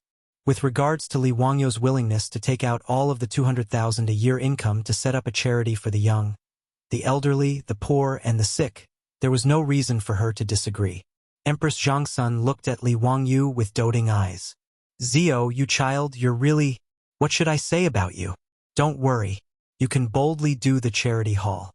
If anyone has any complaints, I'll go and reason with them." Empress Zhongsun naturally understood why Li Wangyu and her beautiful superior had pulled her in. Of course, they were worried about being impeached and wanted to buy people's hearts. With Empress Zhongsun's support, Li Wangyu and his beautiful superior were naturally at ease. The name of the charity hall was also decided by Empress Zhongsun. It would be called Wangyu Charity Hall. First, it was to let the lonely and distressed forget their worries. Second, it was to affirm and reward Li Wangyu's good deed. Li Wangyu smiled bitterly at using his name to name the charity hall. However, he could only thank Empress Zhongsun again and again for her good intentions. The wastrels began to recruit excrement pickers in Hu County. They rubbed their fists and prepared to do something big. But they didn't expect trouble to come again. Chapter 553. The wastrels were now fully invested in the charity hall. They even padded their chests and offered to hire manure pickers in Hu County. In the past few days, Li Wangyu had been leisurely running back to his own manor. On the other hand, the foppish young masters were busy with their hot-blooded work. They recruited people, built manure carts, bought horses, and contacted the various counties in Chang'an to sell jinkala. With the wastrels around, the surrounding counties naturally had to give them face. Not only were they in charge of purchasing the manure, but they also sold the manure to the various villages. Moreover, the price they offered was quite sincere. In fact, to be able to provide a steady supply of jinkala every day was something that the officials of these counties could not ask for more. In an era without fertilizers and pesticides, jinkala was an important resource that affected the yield of every mu. Jinkala could not be used as fertilizer immediately. It needed to be composted and fermented, otherwise it would burn the roots of the crops. Every state, county, and county had a site dedicated to composting. After fermenting, the jinkala would be sold to the various villages as fertilizer. After solving the problem of sales, the wastrels were even more motivated. It was even easier to recruit manure pickers in Hu County. Originally, Li Wangyu wanted to pay 200 copper coins a day, but he was stopped by the wastrels. It was not that they were unwilling to pay, but that the money was too much. The average monthly income of the people in Chang'an was only about the same. However, if they were to pay 200 copper coins a day, that would be 6 strings of copper coins a month. Even if manure pickers were hard work, that was too much. In the end, the salary for manure pickers was set at 100 copper coins a day. Even so, that was 3 strings of copper coins a month, which was comparable to the monthly salary of a 5th-rank court official. The wastrels asked Yang Quan to let the bailiffs go to the various villages to inform them. Hearing that they would be paid 100 copper coins a day and 3 strings of copper coins a month, even the bailiffs were tempted. They could not wait to take off their clothes and sign up themselves. This news shocked more than 100 villages in Hu County. On the day of registration, thousands of people rushed to the county office to sign up. If it weren't for the fact that Yang Zuo was prepared for this and told the bailiffs to only recruit middle-aged men with strong bodies who knew how to drive carriages, and that those who were poor would be given priority, there would be even more people signing up. After being busy for a few days, the arrangements were finally almost done. The first batch of nearly 100 farmers to remove manure was also arranged and ready to drive the manure cart into Chang'an and to remove manure. However, something happened to these farmers on their first day in Chang'an, and when they drove their dung carts into the city. On this day, Li Wangyu slept until he woke up naturally. Since he had nothing to do, he simply called Niu Wu over. The two of them rowed a small boat and leisurely fished in the lake of his mansion to pass the time. As soon as he caught a lively red carp, he heard someone shouting for him from the shore. "Zio, something's happened. Don't fish anymore. Come back quickly. You brat. We're worried sick. And you're still in the mood to fish? Come back quickly. Something's happened." The ones jumping and shouting on the shore were precisely the group of silk pants. Li Wangyu was baffled. What had happened all of a sudden? Seeing how anxious the silk pants were, he didn't dare to delay.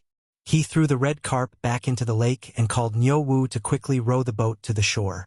As soon as the boat reached the shore, Chang Chumo directly jumped on. "Zio, you're still in the mood to fish? Something's happened. Come with us to Chang'an." Li Wangyu hadn't steadied himself on the boat yet. The boat immediately swayed left and right as Chang Chumo jumped on. If it weren't for Niu Wu's quick reflexes, he would have fallen into the lake. "Brother Chumo, why are you panicking? The sky won't fall. Tell me what's going on." Li Wangyu rolled his eyes at Chang Chumo. Chang Chumo's face was full of anger, but before he could say anything, the group of dandy gathered around and began to explain to him what had happened that day. Li Wangyu's head started to swell as he finally understood what had happened to make the dandy so angry. Today was the first day the farmers from Hu County entered Chang'an and to remove manure. More than 100 farmers drove 40 to 50 dung carts into Chang'an and early in the morning. These dung carts were modified based on 4-wheeled carriages by the silk pants craftsmen. 2 farmers were assigned to each dung cart. Not only did they have to remove manure, but they also had to clean the toilets. Then they had to drive the dung carts to the counties around Chang'an and sell them to the farming officials. It wasn't complicated, so the farmers naturally didn't think it was a hard job. Compared to lying on the ground with one's back facing the sky and a drop of sweat falling into 8 pieces, it was a really easy job. Removing manure was smelly and tiring, but compared to their monthly salary, the farmers didn't dislike it at all. Instead, they enjoyed it. Being selected to remove manure in Chang'an, and these farmers were envied by many people. There were even many who couldn't find a wife because of their poverty. After being selected to remove manure for Hu County, there were many who took the initiative to propose marriage. This made the simple farmers of Hu County so happy that they couldn't close their mouths. Many farmers couldn't sleep last night because they had to drive into Chang'an and to start work. Although Hu County was right next to Chang'an, many farmers were nervous because it was their first time entering Chang'an. 40 to 50 manure carts lined up for inspection and entered Chang'an and through the illustrious Virtue Gate. Then, they dispersed according to the areas assigned to them by the rich playboys, preparing to remove manure from the toilets in the alleys and streets. But before the farmers could drive the dung carts to the toilets, something happened. Lu Shi was the 11th child in his family. He had 10 elder brothers and sisters above him, so he was named Lu Shi. Most commoners in the Tang dynasty were illiterate, so they gave their names like this. They gave their names casually. They even thought that the more lowly the name, the easier it was to raise them. Lu Shi was the youngest child in his family. But after the chaos at the end of the Sui dynasty, only his crippled elder brother and his 4 married sisters survived. His parents had passed away, leaving Lu Shi and his crippled elder brother to rely on each other. They were very poor. Although the 4 sisters often subsidized their younger brother, their own families' living conditions were also tight, so they couldn't help much. This time, Li Wangyu had asked the Silk Pants to recruit manure pickers in Hu County. Lu Shi had signed up with a fluke mentality, but he hadn't expected to actually be selected. This made his family overjoyed, and they felt that there was finally hope for their good days. Today was his first time entering Chang'an, and to remove manure. Lu Shi was excited and nervous. He was so focused on driving the dung cart that he didn't even dare to talk to his companions for fear of an accident. But the more he was afraid of accidents, the more accidents happened. The dung cart had just turned a corner and was about to drive into the inner district when Lu Shi heard a scream coming from beside the cart. He was so scared that his heart almost stopped beating. He quickly pulled the reins and stopped the cart. He and his companions looked in the direction of the sound. They saw an old woman lying beside the dung cart. Her head was covered in blood and she was holding onto the shaft of the cart tightly, as if she was afraid that they would run away. Lu Shi's heart skipped a beat. He thought to himself, "We've hit someone." Chapter 554. In the Tang dynasty, there were clear laws and regulations regarding traffic accidents. In the Tang dynasty's law, it was clearly stated, "In the streets and alleys of the city, anyone who drives a carriage without a reason shall be whipped 50 times, and those who kill for a reason shall be reduced by 1 level. Killing for a reason was intentional murder, and the highest punishment was death. 1 level lower than that was banishment for 3,000 miles. This was the highest level of banishment, one of the 5 punishments in the Tang dynasty. Generally, there were additional punishments such as 3 years of housework, which was 3 years of labor in shackles. In other words, if there was a traffic accident in the Tang dynasty, the driver of the carriage would be whipped 50 times. If someone was killed, then he would be banishment for 3,000 miles and work in shackles for 3 years. The punishment could be said to be quite severe. Lu Shi's whole body trembled when he saw that the carriage he was driving had actually hit someone and caused her head to bleed. He couldn't even speak. He didn't know how he bumped into this old woman. He had been very careful when he turned the corner of the dung cart. The other companion on the dung cart was also frightened to the point that his hands and feet were cold. However, he was still somewhat calm. He quickly jumped off the cart and supported the old woman. "Granny, how are you? Are you okay?" "Granny, I'm sorry. We didn't mean to. We really didn't see you." This commotion naturally attracted the attention of the surrounding crowd. It was not that they wanted to watch the fun, but in the Tang dynasty it was also illegal for passers-by to turn a blind eye to what was happening around them. In the Tang dynasty's law, it was clearly stated, Those who can help but don't do so will be whipped 80 times. There were many similar laws, such as when people see a fire, they should report it but don't report it. They should save but don't save. When people in the neighborhood are robbed and killed, they should report it but don't help. They should be whipped 100 times. If they hear it but don't help, they should be reduced by 1 level. If they don't have the strength to help, they should report it to the nearby court. If they don't report it, they should also be considered as not helping. In the face of fire, crime, and other situations, passers-by had the obligation to help in time, otherwise it would be illegal. The laws of the Tang dynasty punished those indifferent people who could have helped but turned a blind eye to it in times of crisis. Therefore, when they saw the old woman knocked down by the dung truck, many passers-by immediately gathered around and asked if they needed help. The old woman's head was bleeding profusely, and she seemed to be severely injured. She pulled on the shaft of the carriage and shouted, "Someone! We've hit someone! That damned coachman had hit someone! Help!" Lu Shi and his companions were so scared that they didn't know what to do. On the other hand, some passers-by quickly found a nearby Wu Ho and escorted Lu Shi and his companions to the county office to await their punishment. The old woman was also sent to the nearby hospital for treatment. Lu Shi and his companions failed and were locked up in the prison of Chang'an County, awaiting Cui Zhu's trial. However, when Lu Shi was thrown into the prison by the bailiffs with a long face, he was shocked to find that there were already several companions who had been recruited to scavenge excrement in the prison. After asking around, he learned that the farmers in Hu County had encountered the same thing as Lu Shi after entering Chang'an. If it wasn't the dung truck that had hit the old man, it would have hit the children and women.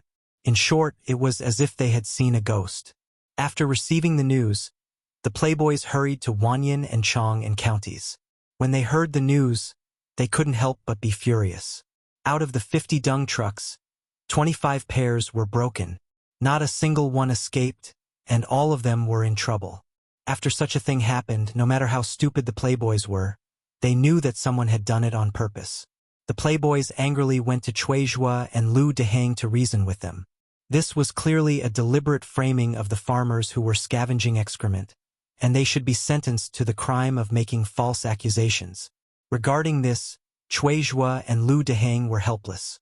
Cui Zhu and Lu Dehang didn't believe that the people who had been hit by the dung trucks hadn't done it on purpose. How could there be such a coincidence that all 50 dung trucks had gotten into a car accident and injured people? However, those injured people were real. It could only be said that the other party had really gone all out, and those people were willing to do it to themselves. For those who had been hit by the dung trucks, bleeding from their heads was already considered light. Those who were seriously injured even had their bones broken. It was very miserable. These injured people insisted that they had been hit by the dung trucks.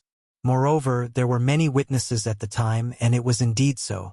As for distinguishing whether the dung trucks had hit these people or if these people had deliberately hit the dung trucks, in an era without traffic cameras, it was difficult for Cui Zhu and Lu Dehang. It was difficult for even the gods to determine this.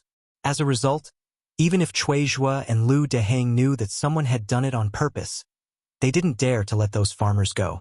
Otherwise, if they were accused of negligence, it would be difficult to explain.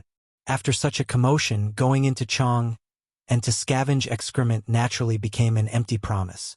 Even the 50 dung trucks were temporarily detained by Chang'an and Wanyan counties, and could only be returned after the case was over.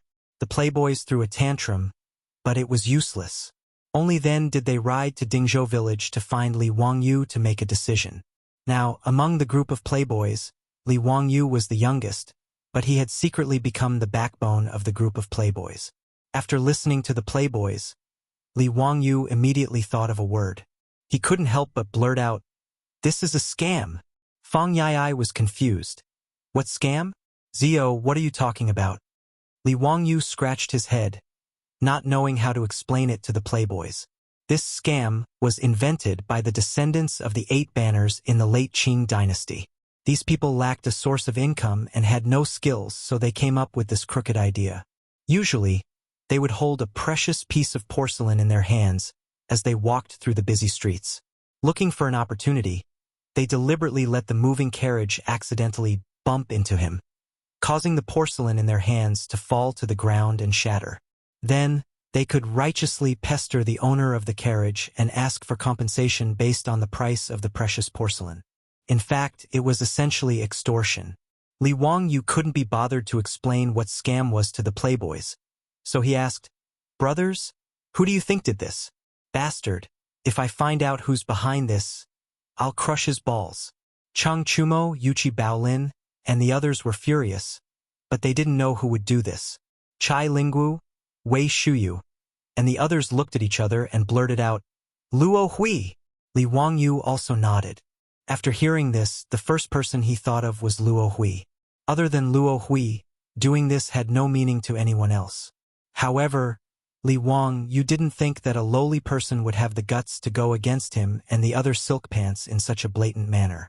This person must have eaten a bear's heart and leopard's guts. Chang Chumo roared, "It's him? Why didn't you say so earlier? I'm going to beat this bastard to death right now." He turned to leave, but was stopped by Chai Lingwu and the others. "Brother Chumo, we were afraid that you would be impulsive before, so we didn't tell you. Think about it, what's the use of beating up that Luo Hui? Do you have evidence that these things were ordered by him? It's easy to catch Luo Hui, but it's easy to give people a reason to talk about it." Li Wangyu also nodded. "That's right. This matter was most likely ordered by Luo Hui. Haha, I underestimated this Luo Hui. I didn't expect that for the sake of 200,000 strings of cash a year, this person would be so crazy. But Brother Chumo, if you want to beat up that Luo Hui, I'm afraid it won't be of any use. This kind of lowly person, when the time comes, will definitely bite you back, and the censorate will accuse you of malicious injury. He dares. I'll kill him." Chang Chumo cursed, but he was no longer in a hurry to leave. Chang Chumo seemed to be reckless, but he wasn't stupid. He turned to Li Wangyu. "Zio, what do you think we should do about this?"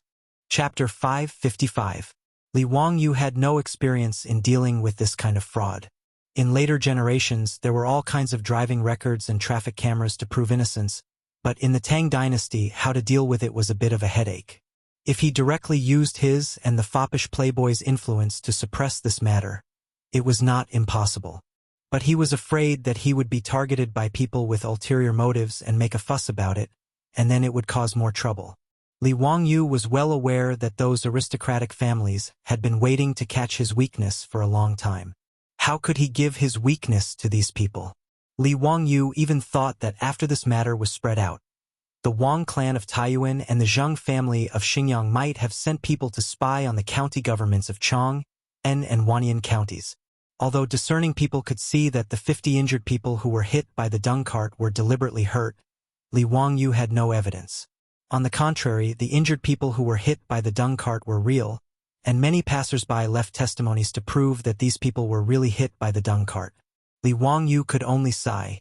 This Luo Hui was really **King genius. He could actually do something like this and incite so many people to work for him willingly. If this matter was not solved, the 300 toilets could not generate any income.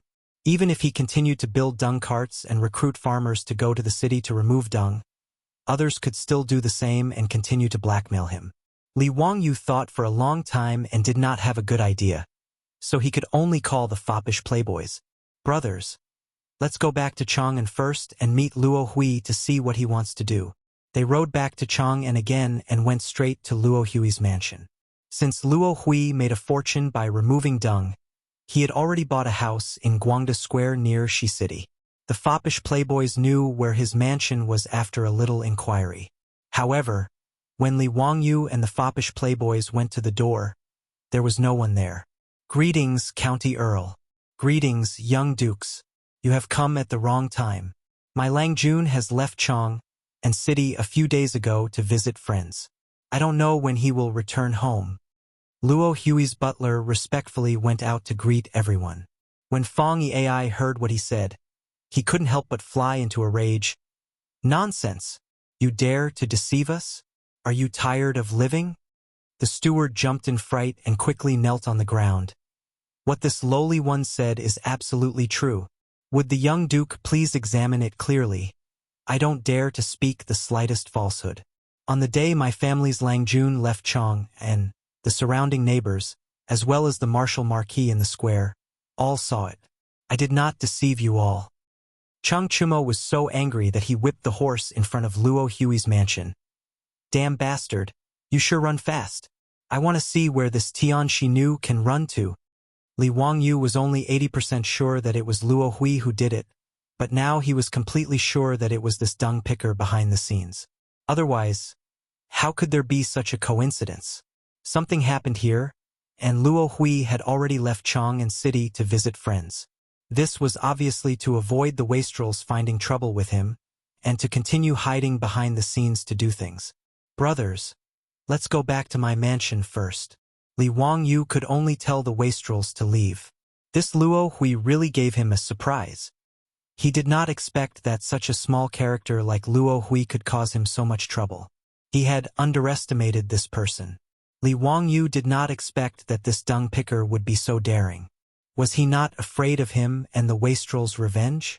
Thinking of this, Li Wangyu felt that this matter was not so simple. There must be something fishy about it. As he pondered, he followed the debauches to his own residence in Kaihua Square. The group of people entered Kaihua Square. Before they reached Li Wangyu's mansion, they found that the road ahead was blocked. Several hundred commoners had blocked the street in front of Li Wangyu's mansion, making it impossible to pass through. Chang Chumo was in a bad mood. He impatiently shouted from his horse, "Out of the way! Out of the way! What are you all doing here? This is the Hu County Count's mansion. You think you can come here?" It would have been better if he had not shouted. Once he finished shouting, the crowd of commoners in front of Li Wangyu's mansion all began to crowd around them. "Hu County Count, your carriage hit my aunt. Is a noble person like you going to do nothing? We are looking for you, Hu County Count.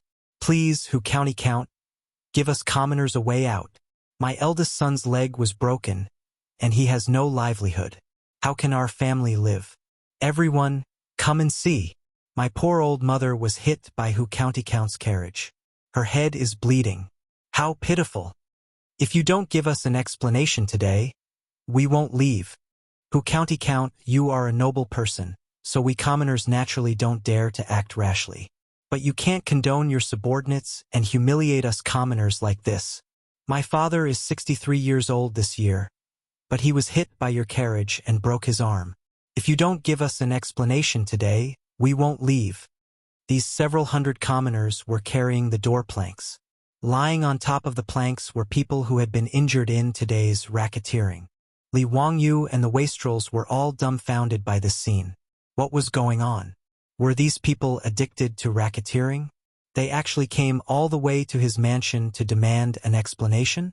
But in the face of these several hundred agitated commoners, Li Wangyu was also a bit flustered.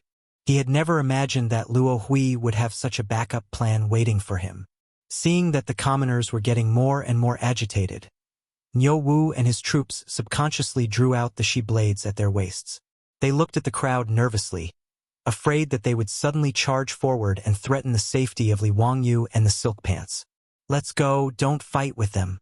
Let's go back to the mansion first," Li Wangyu shouted. At this time, he didn't dare to let Niu Wu and the others attack. If they accidentally killed a few more people, then it would really be a big joke. After hearing Li Wangyu's order, Niu Wu and his troops did their best to separate the angry crowd and escorted Li Wangyu and the wastrels into the mansion. After Li Wangyu and the others entered, the mansion's gate closed with a bang, leaving the crowd of commoners outside to continue their clamor. Chang Chumo was so angry that he kicked over a flower pot in the courtyard. "Bastards! Are these people crazy?" Fang Yai was so angry that he almost rushed out to beat them up, but he was stopped by the wastrels. Li Wangyu didn't say anything. His mansion being surrounded was really out of his expectations. But this matter confirmed one of his conjectures. Behind Luo Hui, there was definitely another faction causing mischief, a mastermind behind the scenes. Otherwise, how could a lowly person like him dare to oppose him, the county count who founded the country, and a bunch of wastrels? Li Wangyu didn't believe that he had such guts. Not to mention that he had incited these commoners to cause trouble in his mansion. Moreover, He didn't see the marquises of Kaihua Square or the bailiffs of Wanyan County come to drive these people away. He didn't believe that Lu Dehang and the marquises of Kaihua Square didn't know that so many people had gathered here. It was clear that someone was exerting pressure on Lu Dehang and the colonel of the marquises to make them stand by and allow these commoners to surround his mansion. Li Wangyu thought to himself, the Wang clan of Taiyuan, the Zheng clan of Xingyang, the Duke of Luhou Junji, and the Duke of Chongping Zhongliang. In this half a year, the only people who had enmity with him were these few. Any one of them, or even several of them, could have instigated Luo Hui to do this. This was interesting. It seemed like these people had suffered a loss and were very unwilling to accept it. Chapter 556. The commotion in front of Li Wangyu's mansion lasted for more than 2 hours before a martial marquis finally came to disperse the crowd. After the crowd surrounding his mansion dispersed, Li Wangyu ordered people to open the mansion door. He walked out and looked at the mess on the ground, then looked at the group of martial marquis standing in front of the mansion door with their hands hanging down. He could not help but sneer.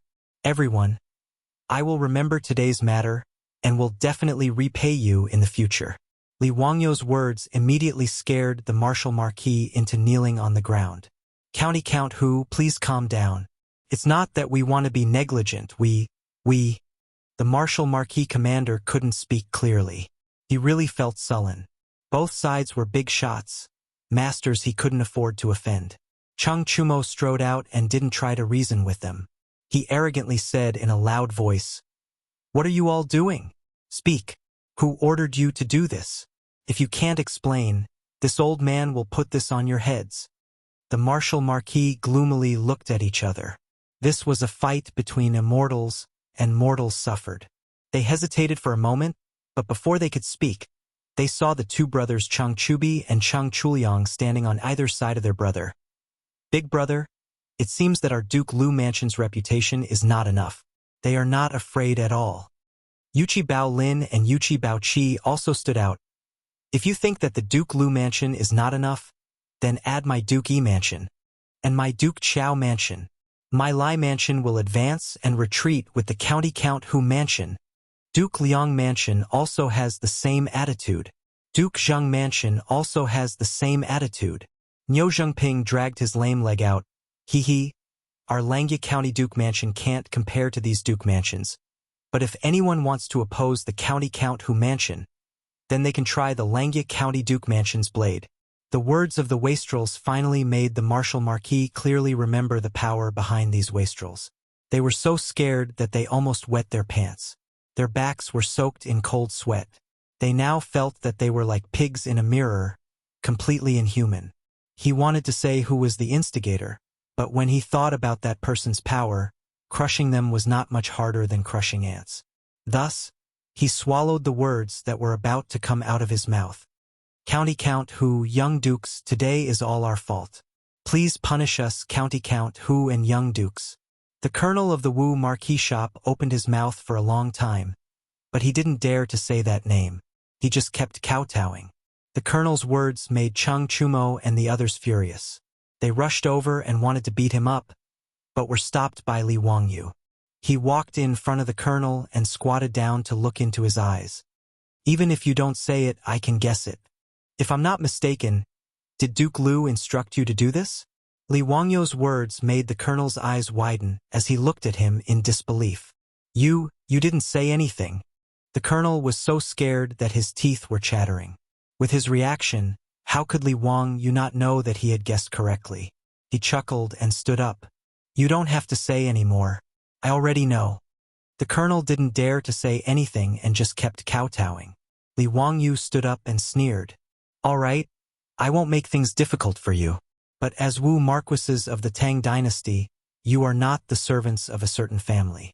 Don't make a mistake." After saying this, he turned and walked back into his residence. The wastrels coldly snorted and looked around at the kneeling Wu Marquises before following him back into their residences and slamming the gates shut. The Wu Marquises sighed and silently got up from the ground before leaving dejectedly.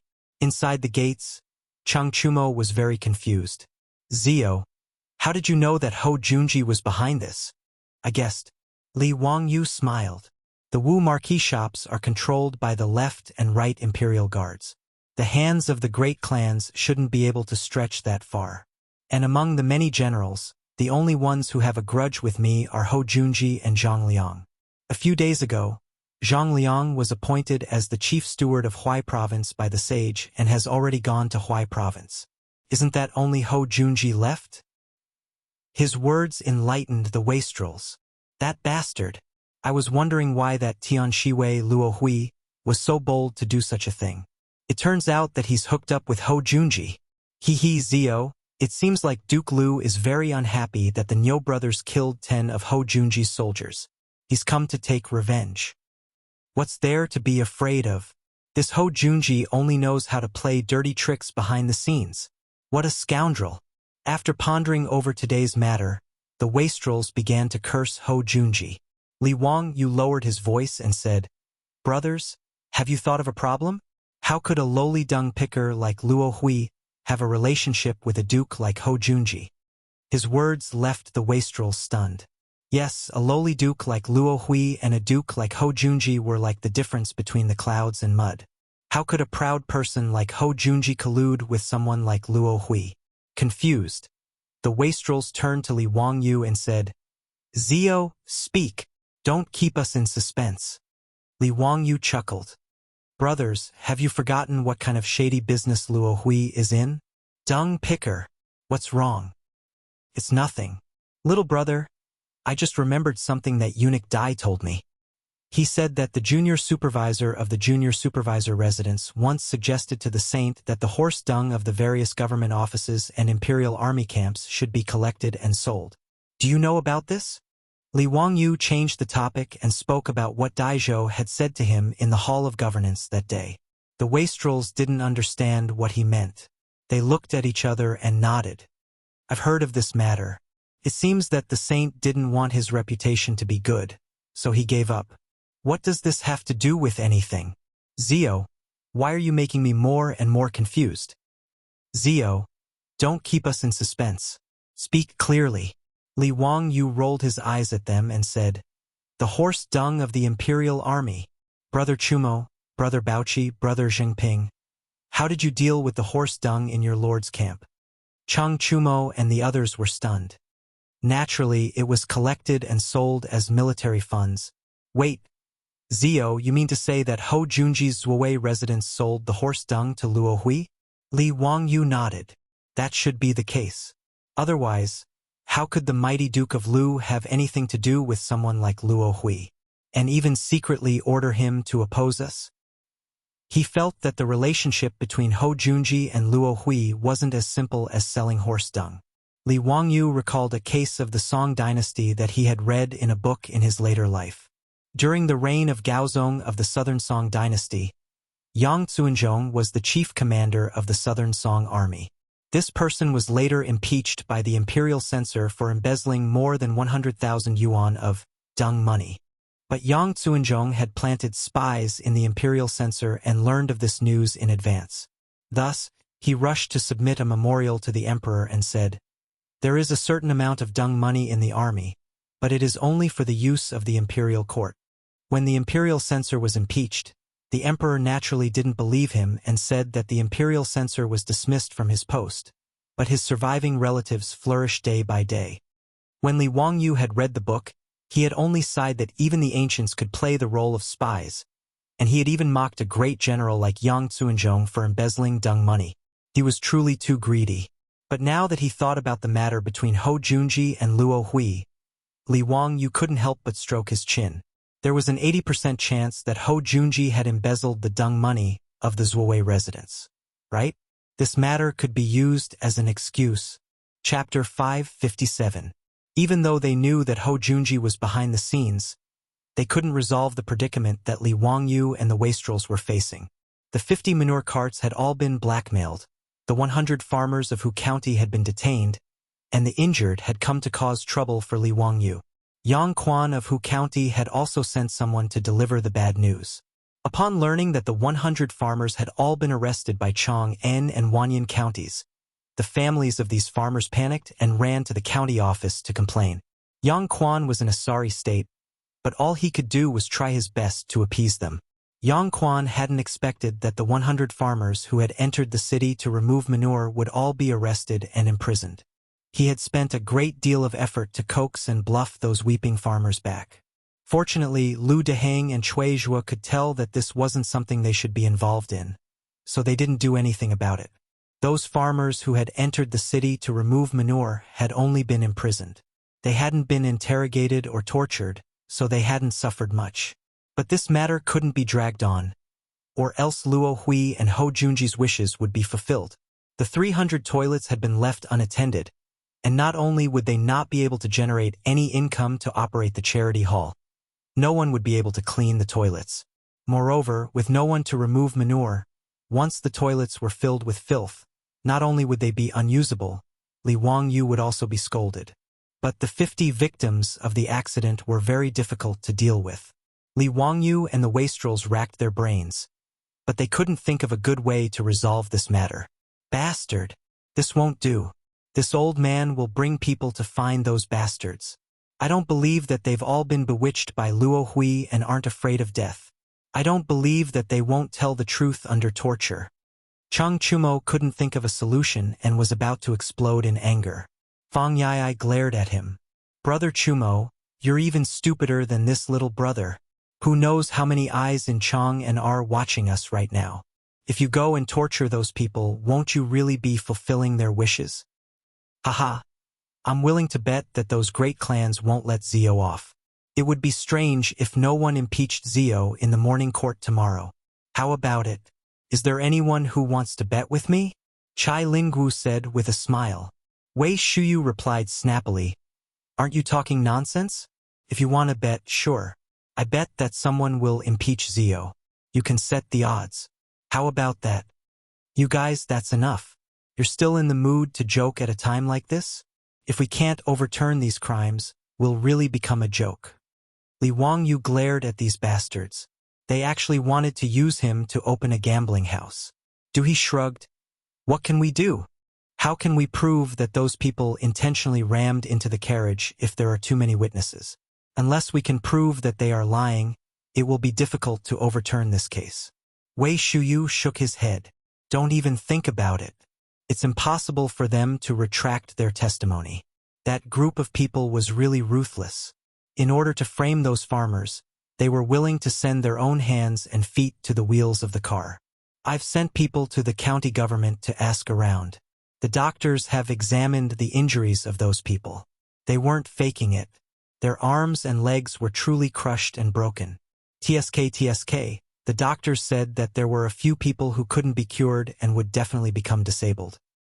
Yes, and it's even more impossible for them to retract their testimony. They would have to be flogged 80 times and pay a large sum of copper coins. That group of people, I think 80 flogs would be enough to kill half of them. Fang Yai added. Bah! It'll be a clean death. Chang Chumo spat angrily. Li Wangyu was also very speechless. This group of scammers were much more dedicated than those who pretended to lie on the ground in the future. They really dared to risk their own lives. Everyone was at a loss about this situation. Wei Shuyu, do go, and Fang Yai even made a trip back to their own houses to ask for their father's opinion. This bizarre carriage case had now been heard by all the civil and military officials in the imperial court. Wei Zheng, Du Ruhui, and Fang Xianling, these big shots, naturally also knew about it. But in the face of their son's inquiry, these top think tanks of the Tang dynasty could only smile bitterly and shake their heads. The other side was too willing to go all out. Even a discerning person could see that they were doing this on purpose, but there was no evidence. Unless they tortured these people to make them tell the truth, they didn't know what to do. But torture was even more impossible. In any case, there was no reason to torture the victims. Moreover, the vast majority of these 50 people were women, children, and the elderly. If they were interrogated by torture, they would probably be beaten to death. No one could bear the responsibility for that. In the view of Fang Xianling, Du Ruhui, and the others, the only thing they could do was to reconcile with Ho Junji. They were willing to be Li Wangyu's middleman.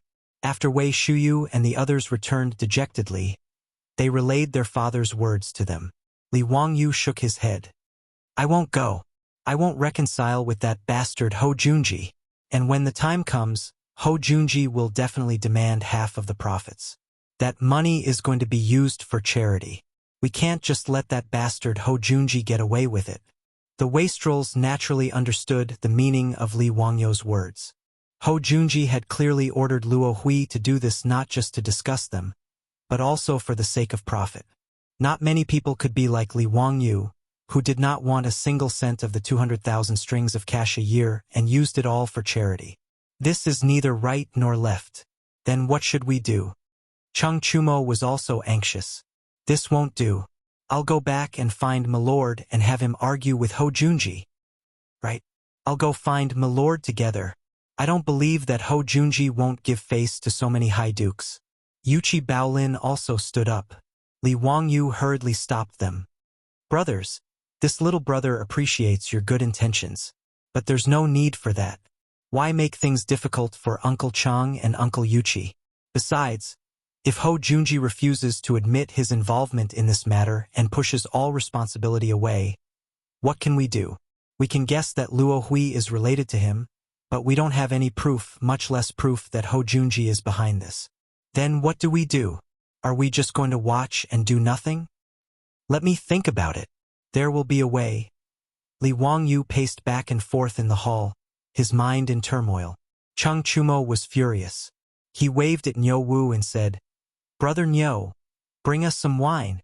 Bastards! Why doesn't the heavens just send down lightning and strike these bastards to death? Li Wangyu suddenly stopped in his tracks. Brother Chumo, what did you say? Me? I'll have the Nyo brothers send wine over. Cheng Chumo was confused. No, what did you say after that? I said, why doesn't the heavens just strike these bastards to death? After Cheng Chumo finished speaking, Li Wangyu slammed his fist against his palm. Wahahaha, this daddy has an idea. Zio, what idea? Quickly tell me. Hurry up and say it. What good idea do you have? Li Wangyu smiled mysteriously. Haha, brothers, there's no need to be anxious. This little brother can't explain it clearly in a few words. When I'm ready, I'll show you. Nyowu, hurry. I'll have to trouble you to make a trip back to Dingzhou village and retrieve something from Chongqing for me. Come back quickly. I'll wait for you.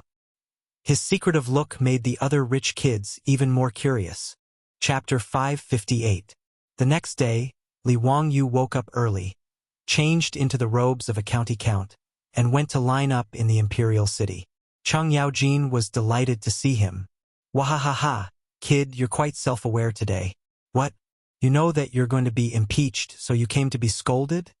Li Wangyu chuckled and whispered, Uncle Cheng, I'll treat you to a good show today. Humph, this old man knew that you wouldn't suffer a loss. It seems like you have a card up your sleeve, but this old man is very curious. How are you going to quibble? Those farmers that you and those scoundrels got to pick dung really did injure several dozen people. This old man had the estate's subordinates investigate, and quite a few of them had their arms and legs broken. Kid, you should be careful. There are quite a few imperial censors who are prepared to impeach you today. Li Wangyu only chuckled in response to Cheng Yaojin's words of concern. But Li Wangyu's heart was rather warm. This old hoodlum was rather concerned about him. He would just waive the money he owed him for mahjong. It wasn't just Cheng Yaojin who was concerned about Li Wangyu attending the court. Yu Shernan, Daizhou, and Kong Ingda had naturally come to inquire about him. His two disciples, Ma Zhou and Yen Liben, were even more worried about their teacher. But Li Wangyu only smiled in response to their questions, saying that he would prove his innocence today and telling them not to worry. As everyone was chatting and waiting for the court session to begin, Ho Junji strode over. When he saw Li Wangyu, he couldn't help but smile. County Count Huxian, long time no see. I hear that you recruited quite a few farmers to pick dung in Chang'an, but all of them came in carriages? TSK, how careless. Li Wangyu didn't even bat an eye at Ho Junji's jeering words. Many thanks for Duke Lu's concern. Those farmers truly are ignorant and don't understand the sinister nature of people's hearts. One can know a person's face but not his heart. Isn't that right, Duke Lu? Humph, Count Huxian truly has a sharp tongue. I hope you can do the same later. Li Wangyou's sarcastic words caused Li Wangyou's face to go stiff. With a cold snort, he left, not intending to waste any more words with Li Wangyou. Within his wide sleeves, Li Wangyou raised 2 middle fingers at Hou Junji's back. This hypocrite, I despise him. When it was time for court, the officials lined up and went up to the palace to pay their respects. Pai Lupi walked up the steps and sat on the throne. When he saw Li Wangyou among the officials, he couldn't help but frown. Pai Lupi naturally knew about the bizarre traveling horse case that happened in Chang'an yesterday. Of course, he wouldn't believe that all of this was just a coincidence. Only a fool would believe that there could be such a coincidence. 50 dung carts had entered the city, and within an hour, all of them had run over and injured people. This was a naked humiliation to the intelligence of the officials. But this laughable trick had become an unsolvable problem because of the infighting between the officials. Those imperial censors from the noble clans had even used this as a weapon to impeach Li Wangyou, not caring if this matter was absurd or not. Pai Lupi could only sigh in helplessness. Pai Lupi had also been racking his brains over Li Wangyou for a long time, but he still hadn't been able to find a way out of this situation.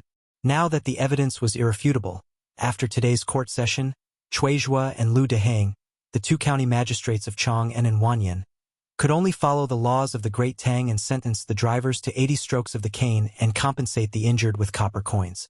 And now that Li Wangyou had been impeached by the imperial censors, Pai Lupi couldn't protect him in front of the officials. He could only reprimand him and add copper coins to the punishment. Li Wangyou had lost face and was fined some copper coins, but this wasn't important. What was important was that Li Wangyou's proposal of the charity hall to Empress Zhangsun might be aborted. Pai Lupi was actually very angry. According to the report from the 100 Cavalry Department, this matter was most likely done by a rich man in Chang, and who cleaned dung for a living, a man named Luo Hui. Hearing this news, Pai Lupi almost thought that the 100 Cavalry Department was spouting nonsense. How could a lowly person who cleaned dung for a living dare to do such a thing? He naturally thought that there must be someone behind Luo Hui. Li Er was so angry that he ordered the 100 Cavalry Department to arrest Luo Hui and throw him into the 100 Cavalry Department's prison. He wanted to interrogate him and find out who was colluding with him to do such a ridiculous thing. But the 100 Cavalry Department, like Li Wangyou, was a step too late. Now in Chang'an, they couldn't find any trace of Luo Hui. Pai Lupi even reprimanded me for half a day, but in the end, he could only helplessly give up. The court session had just begun when a few imperial censors stepped out and bowed to Pai Lupi. Your Majesty, we would like to impeach County Count Li Wangyou. Oh? What is it? Pai Lupi had to pretend to cooperate, but he was very tired of it. Yesterday, County Count who allowed his subordinates to drive carriages and horses in Chang, and for no reason, injuring more than 50 people in a row. This caused the people of Chang'an to feel insecure. We ask your Majesty to severely punish County Count Hu and order him to compensate the injured people. Pai Lupi naturally had nothing to say to the imperial censors. He could only look at Li Wangyou. Zio, do you have anything to refute the words of these imperial censors? Li Wangyou stood up and stepped out. Your Majesty, I have been wrongly accused. This matter has nothing to do with me. These imperial censors have wrongly accused me. Seeing Li Wangyou push the matter away, the imperial censors couldn't help but become anxious. They no longer cared about seniority and pointed at Li Wangyou angrily. County Count Hu, don't speak nonsense. There are witnesses and evidence in this matter, and you dare to deny it in front of His Majesty? Li Wangyou rolled his eyes at them as if he was looking at a group of idiots. What exactly are you accusing me of? You are accused of allowing your subordinates to drive carriages and horses without reason. Li Wangyou spread his hands and looked at Pai Lupi. Isn't this not a problem? Your Majesty, please investigate. Nothing happened to the carriages in my residence yesterday. The words of these imperial censors have really confused this subject. You dare to speak such nonsense in front of His Majesty? Do you dare to say that the carriages that injured 50 people in Chang'an City yesterday didn't belong to you, County Count Hu? A young imperial censor also became anxious and pointed at Li Wangyu angrily. Li Wangyu shrugged. They really didn't belong to me. Everyone, I'm afraid you've found the wrong person. You. County Count who? Do you dare to say that those manure carriages weren't going to your toilets to remove manure? That's true. Humph. It's good that you admit it. Li Wangyu smiled and waved his hand. Wait, are you all mistaken? It's true that those manure carriages were going to my toilets to remove manure. But those manure carriages and drivers weren't recruited by me, nor were they my subordinates. Everyone, please don't speak nonsense. His words stunned the imperial censors. They opened their mouths but didn't know what to say. They simply turned their heads and knelt before Pai Lupi. Your Majesty, those carriages that injured people belong to County Count Hu. Everyone in Chang'an City knows about this. Now, County Count Hu is actually trying to shirk responsibility. It's truly despicable. Your Majesty, please make a judgment. Pai Lupi also felt a headache coming on. He couldn't help but look at Li Wangyu. Zio, what's going on? Explain it clearly to us. Yes, Your Majesty. Those manure carriages were indeed going to this official's toilets to remove manure. But the manure carriages and drivers have absolutely nothing to do with this official. Li Wangyu smiled very easily. Oh, then these imperial censors have misunderstood you? Who did those carriages belong to? Li Wangyu smiled even more happily. He had been waiting for these words. Pai Lupi really was a good supporting actor. Reporting to Your Majesty, those carriages and coachmen were all created and recruited by Cheng Chumo, Cheng Chuliang, Cheng Chubi, Yuchi Baolin, Yuchi Baoqi, Du He, Du Go, Fang Jun, Wei Shuyu, Chai Lingwu, and Yo Zhengping. Li Wangyu's words instantly silenced the hall. Ho Junji, the clan officials, and the imperial censors who had impeached Li Wangyu all began to curse in their minds. Shameless. Truly too shameless. Since he could push the blame onto these debauches, Fang Xianling, Du Ruhui, and the others glanced at each other, wondering what Li Wangyu was up to.